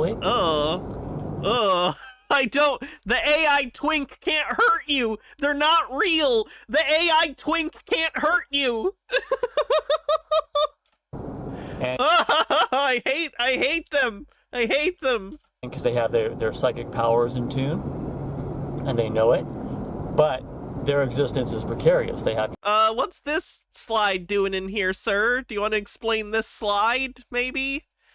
To be very careful, because if humans do largely find out, and they won't, because the way God has arranged it. See, it's God who's arranged all this, and that's the Dillis Filler says, I thought by creepy twink you meant Sam Altman. point I'm trying to make about all this is that these reptilians, friends, are prison employees. They're employees of the prison system. They are the prison staff. Alex Jones is right. This is a prison planet. And it is a intelligent and correct thing to call it. I wish Alex Jones would go into solitary confinement then. The question that anybody who is a winner, in my opinion, anybody who is intelligent, because you need to be reasonably intelligent to make it into the kingdom of heaven, which is what you want. Yes, Jesus famously said, "Ye who enter my Father's kingdom must not be a dumbass." People don't want to think about that, and it's very easy for even Christians who believe it to slide back into the cares of this life. And I'm the one talking about it because I need to hear the message the most about it, because I get distracted. I love the things of Satan's world. Satan's things. I got to be real careful, because, you know, it's not that and just so you know, friends, I like to be honest about my insincere position towards God. In reality, I don't serve God out of a love for God or loving to serve God. I do it because I'm afraid that if I don't, I will be punished. And there is a feeling good about the work that I do. Okay, so I did see a good... He thinks if he doesn't do it, he'll be punished? This poor guy. Reptilian movie lately. One of the best I've seen in a while. It's called Reptilian Soul Swap Ceremony. And it's on the YouTube channel, Primeval Mythology. And it's one of the best I've seen in a while. It talks about how the elites are essentially hybrids. This is what David Icke talks about, you know, but it does a good job of talking about this. That the elites are reptilian or genetically predisposed bloodlines to accept the reptilian spirit takeover, which is, of course, something that we've been talking about for a long time. Why do all right-wingers and conspiracy people love AI? It allows them to be lazy but feel like they've accomplished something. And haven't determined whether, when we're seeing the shape-shifting or very strong demonic distortion, is it that, or actual shape-shifting, it's because... I know he lives in LA, but I swear to God, it just looks like he's driving through GTA 5. And I know GTA 5 is based on LA. I just want to say they did a good job, because I can almost picture exactly where in GTA 5 this vaguely could be. Like, I can picture where on the map. Not literally picture, I can't picture things, but I know on the map where this would be. Because the spirit body inside of a human body is causing it to shapeshift, and or whether they are really serpents that have the ability to take human form, or they're essentially half and half. Half reptilian, literally looks like someone in contacts for a concert. And half human, and they really are physically reptilian. That has yet to be determined. But this makes a very good demonstration of the walk-in theory. You know, if you've heard that before, the walk-in. And basically what it is, they conduct a ceremony where a reptilian, the host is, you know, they're groomed to believe. That guy's literally the lead of Rammstein. Oh yeah, that'll do it. He was definitely wearing contacts. That the essentially handing over their body to a reptilian is actually a good idea, or you know, they may think of it as sharing, but it's essentially a reptilian that is groomed by their whole operation to get in and take over. And on the health topic, another great movie to watch is also on YouTube, Why Medieval Bread Was a Superfood. And the channel is called Medieval Way. And it was great because, see, don't eat bread. This is also my angel, Anna, told me this too. Oh no. His angel told him not to eat bread. This guy needs all the help. Bread is actually, see, the wheat that is grown now is this GMO, and then, but that's not even the worst part of it. It's, I mean, even in modern There's nothing wrong with GMOs. times, like, Well, the business practice of them has some things you can criticize, but like the fact that GMOs exist and eating them is not a problem. All the way back, you know, for a couple hundred years. They modified it to where it only grows a certain length, different from the original strands of wheat, which grew all kinds of lengths, and it was less easy to cut, so they bred this shorter one. But that's not the main thing. The main thing is that they strip the bread of all of its really healthy ingredients in all modern processes of making bread. All modern farming, all modern bread, it's all done to where it now doesn't nourish you. And I want to make a movie on this called The Dead Food Problem, because that's one thing I woke up to really hard when I got that pneumonia, and I've been prone to it ever since in 2023. But when you eat food that doesn't nourish you, that's where we're getting sick. That's where we're getting fat. That's why we have people addicted to all these hugely profitable pharmaceuticals, is because the food isn't alive. You need to eat alive food that nourishes you. What do you even... What? I was thinking that... I like to eat dead things. Because Jerusalem... They're too wriggly when they're alive. Is going to be queen, essentially. We're going to be the judge of Israel. She's not called a queen during that time. I think you're only called a queen when there's a king. That's just the way I reasoned it out, but I don't know. Who knows? But I was thinking that the scripture says that that her sons, there's none of her sons that are available to take her by the hand and lead her, you know, and you know, like be like, you know, the men, you know, to because you know, it's like, I mean, the way it's written there, it looks like what it's saying is that the women are essentially like, they depend on the men to take them to, you know, their house, to, you know, to build the houses and everything. And so I'm just very broadly paraphrasing because I don't remember exactly how it's written, but it says that the... Okay. Let's move on. Let me see. We only have about 15 minutes left. What else can we fit in that time? Let's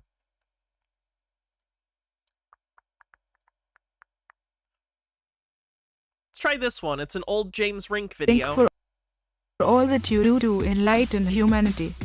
Thank you, James Rink, for all of the effort you have put forth during this arduous time of ascension. Thank you, James Rink, for all that you do on behalf of all beings, especially those of us that have no voice. The reptilian rebellion of light and science.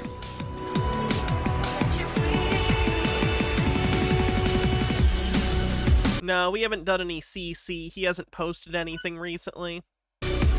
I wish we could. Just nothing new from him. Hello everybody, James Rink here. I could always pick up old CC, I guess, but... Today I'm going to present to you something a little bit different. Actually, this is a message which may have been from the ETs, but I just thought I would present it to you and let you decide.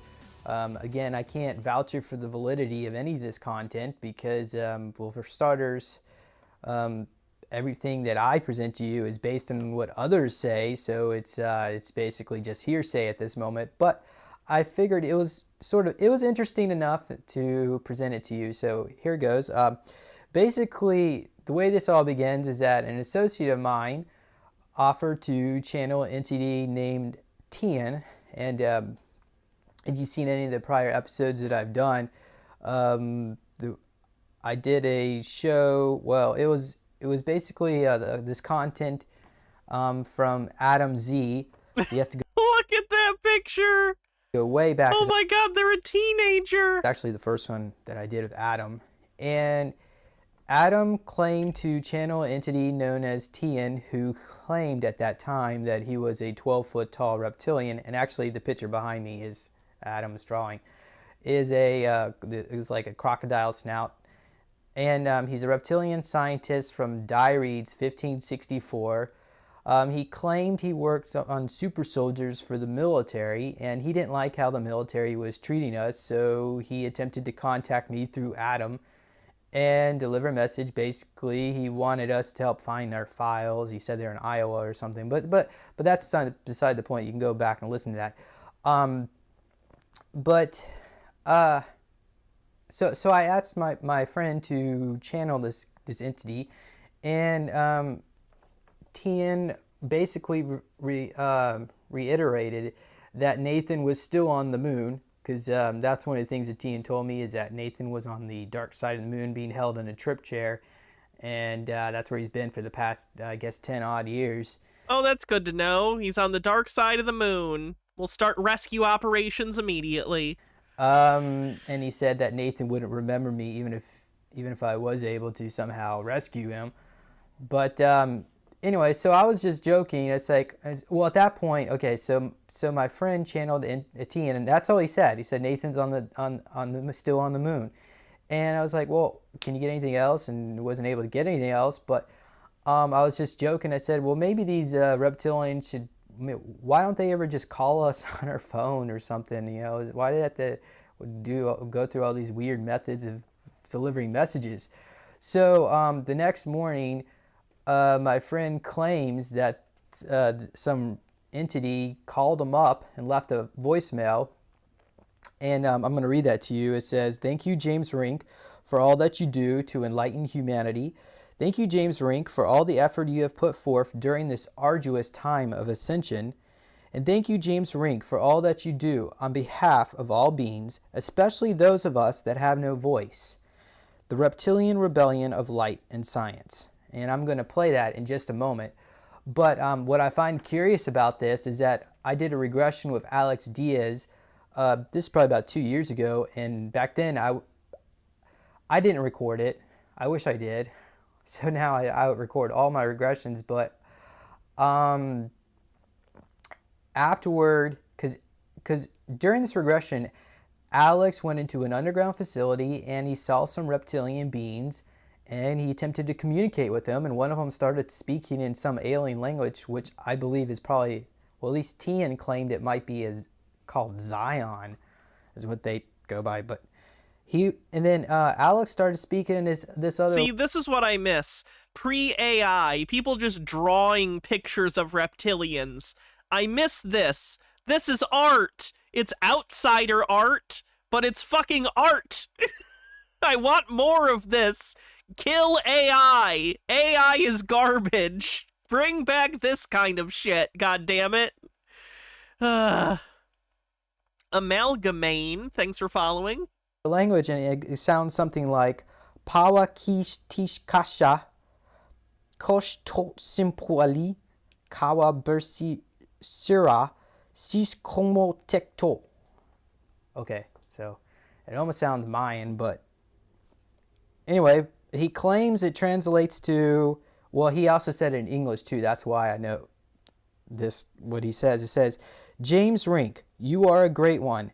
Thank you for everything you are doing. Without you, we reptilians wouldn't think of humans the same as we would. So, there you go. I don't really know what to take about all this. I'm very grateful that our scaly lizards would think of me that way, but I've never heard of this reptilian rebellion of light and science. I guess they sound a little bit nicer than the ones that are running this planet. But anyway, love and light to all of them, I guess. And let's keep on moving on this disclosure movement. Maybe we can do a little bit more than just have little voicemails or messages on cell phones. It could be maybe on TV. I don't know. All right. Well, that's enough of me. So let me go ahead and play this audio so you can hear it for yourself. Thank you, everyone, for listening in. Bye-bye. Thank you, James Rink, for all that you do to enlighten humanity. Thank you, James Rink, for all of the effort you have put forth during this arduous time of ascension. Thank you, James Rink, for all that you do on behalf of all beings, especially those of us that have no voice. The reptilian rebellion of light and science. Ah, poor guy.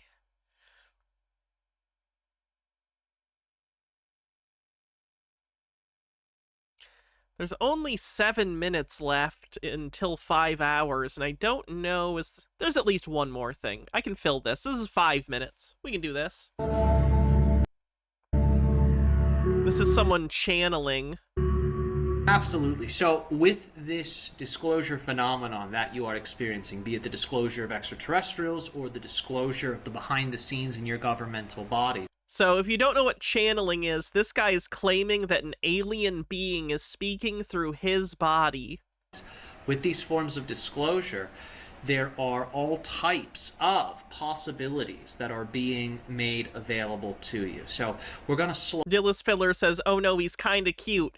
Cute enough to make up for the crazy alien beliefs? I think not. Slow down for a moment, too, because as we mention these topics, he's not doing a silly voice. I'm disappointed. There's an influx of collective energy, because these topics are vibrating like wildfire in your species' collective consciousness. For some people, this is almost all they're thinking about. There are some folks, their life has felt boring and pointless, and now there is a new carrot on the stick, the Epstein files, ET disclosure, and it keeps them looking. It keeps them wanting a false revelation. The true revelation is the awakening of the self. Yeah, he's already doing it. He doesn't have a very good presentation. The other channelers at least do a voice. They're getting a lesser revelation through this carrot on stick narrative that's being given. So, I'm not saying that there is no conspiracy here with both of these situations, the Epstein files and the ET disclosure. There's tremendous conspiracy that's been documented, that's been covered up, that's been revealed. So, there are revelations that are connected to these phenomenon, what you're calling the Epstein files disclosure and the UFO disclosure. Nevertheless, the way this stuff is being given to the public is being done in carrot and stick style. So what does that mean exactly? It's not just that the person focuses on the carrot. The stick can also move around and can direct the person's focus to the left, to the right, up, down, forwards, backwards. So what does this mean? These narratives, these forms of disclosure are being strategically used to move the public into certain vantage points of perception, so other agendas can be more easily accepted by the public. So that is also happening here. So I say all of this not to discount these powerful social and political and cosmic revelations that are happening here and now. What I'm saying is, Find interest in these things if they resonate with you. Don't let them become a replacement for the endless revelation that is taking place within you, which is the endless discovery of who and what you are. And what you're going to find is the more you transform the veils within you, the more thin the outer veils will become, and that will accelerate these forms of disclosure. What? It will abbreviate the process, if you will. It will sort of condense it, so it doesn't have to be as drawn out. And so you can actually get to the heart of the... But why does your internal state affect the external state for that? I don't see the connection. Material, integrate it, and then navigate accordingly. But when you're being dragged around, the information's being curated and disclosed bit by bit by bit, you can't really see where you're going. But when information is released in its fullness and you get a complete picture, now it's like lightning has struck and the ground is forever different. So you can accelerate that revelation process externally through nourishing the revelation process within your being. So don't get it the other way around. If you chase these outer things, UFO contact and the release of secret government documents, well, you're going to be in that state of seeking. And that carrot on the stick will just seem to get further and further and further away from you the closer and closer and closer you get. So if you want those revelations, reveal the greatest one of all, your inner self. The other synchronicities externally will... So if you want the government to admit aliens are real, you need to have self-actualization. Again, those two things aren't connected in any way. Follow suit. So I know, I'll turn off the Christmas unboxing message. I already privated the wish list, so the link shouldn't go anywhere. But yeah, I'll turn that off. Are these events important in the open contact process? Absolutely. They 100% are. Will these events serve the purpose of open contact? Yes, if all of you, the people of the earth, interact with them in a positive and empowering way that does not cause you to give your attention or your power to something outside of yourself excessively. So if you are able to hold these external revelations while also remaining devoted to the inner revelation, then all of these things will be used in a positive, synchronistic way, and it will be in service to contact. So do keep that in mind. There is a carrot and stick dynamic going on with these stories. And that's the case with most of your media. Most of your media has an agenda, and they will use whatever story they're given to promote. Phyllis Filler says, carrot on a stick is the worst food at the Texas State Fair. Not even fried. Their studio's personal agenda, or the personal... I wonder if a fried carrot would actually be good. Agenda of those... I don't like carrots, so I don't think I'd like it, but I do wonder if other people would like a fried carrot. Financing the studio. Because I think like fried broccoli might be good if you battered it. Advertisers, government officials, etc. So, you can be dazzled, you can be wowed, but I encourage you not to chase. Instead, let that which you seek come to you. All right, that's 5 hours, chat. We survived. We got a bingo winner, which is nice, and we got through 5 whole hours of conspiracy stuff. Let me tell you something. This has been so much easier than any of the longer streams I've done recently, and it's because I've gotten lower and lower doses of this fucking med. The doctor who put me on this med at the psych hospital, fuck him. Because it ruined my brain for months. Oh my god. Feels so much better than I was feeling, you have no idea. That psych med was just killing me. Anyway, so that's good. I'll be back tomorrow. I'm not sure exactly what we'll be doing tomorrow, but I'm sure we'll find something fun to hang out and watch together. Maybe we'll do the next part of that Third Adam series by that misogynistic weirdo. That'd be good. Cass raid? We can raid Cassifel, sure. Is true. So have a great night, everyone.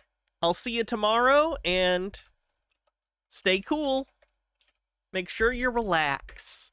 Just relax. Watch something you like. Listen to some music. Have something good for dinner. Have a soda. I don't know. Whatever makes you happy. Have a good night, everyone. Bye-bye.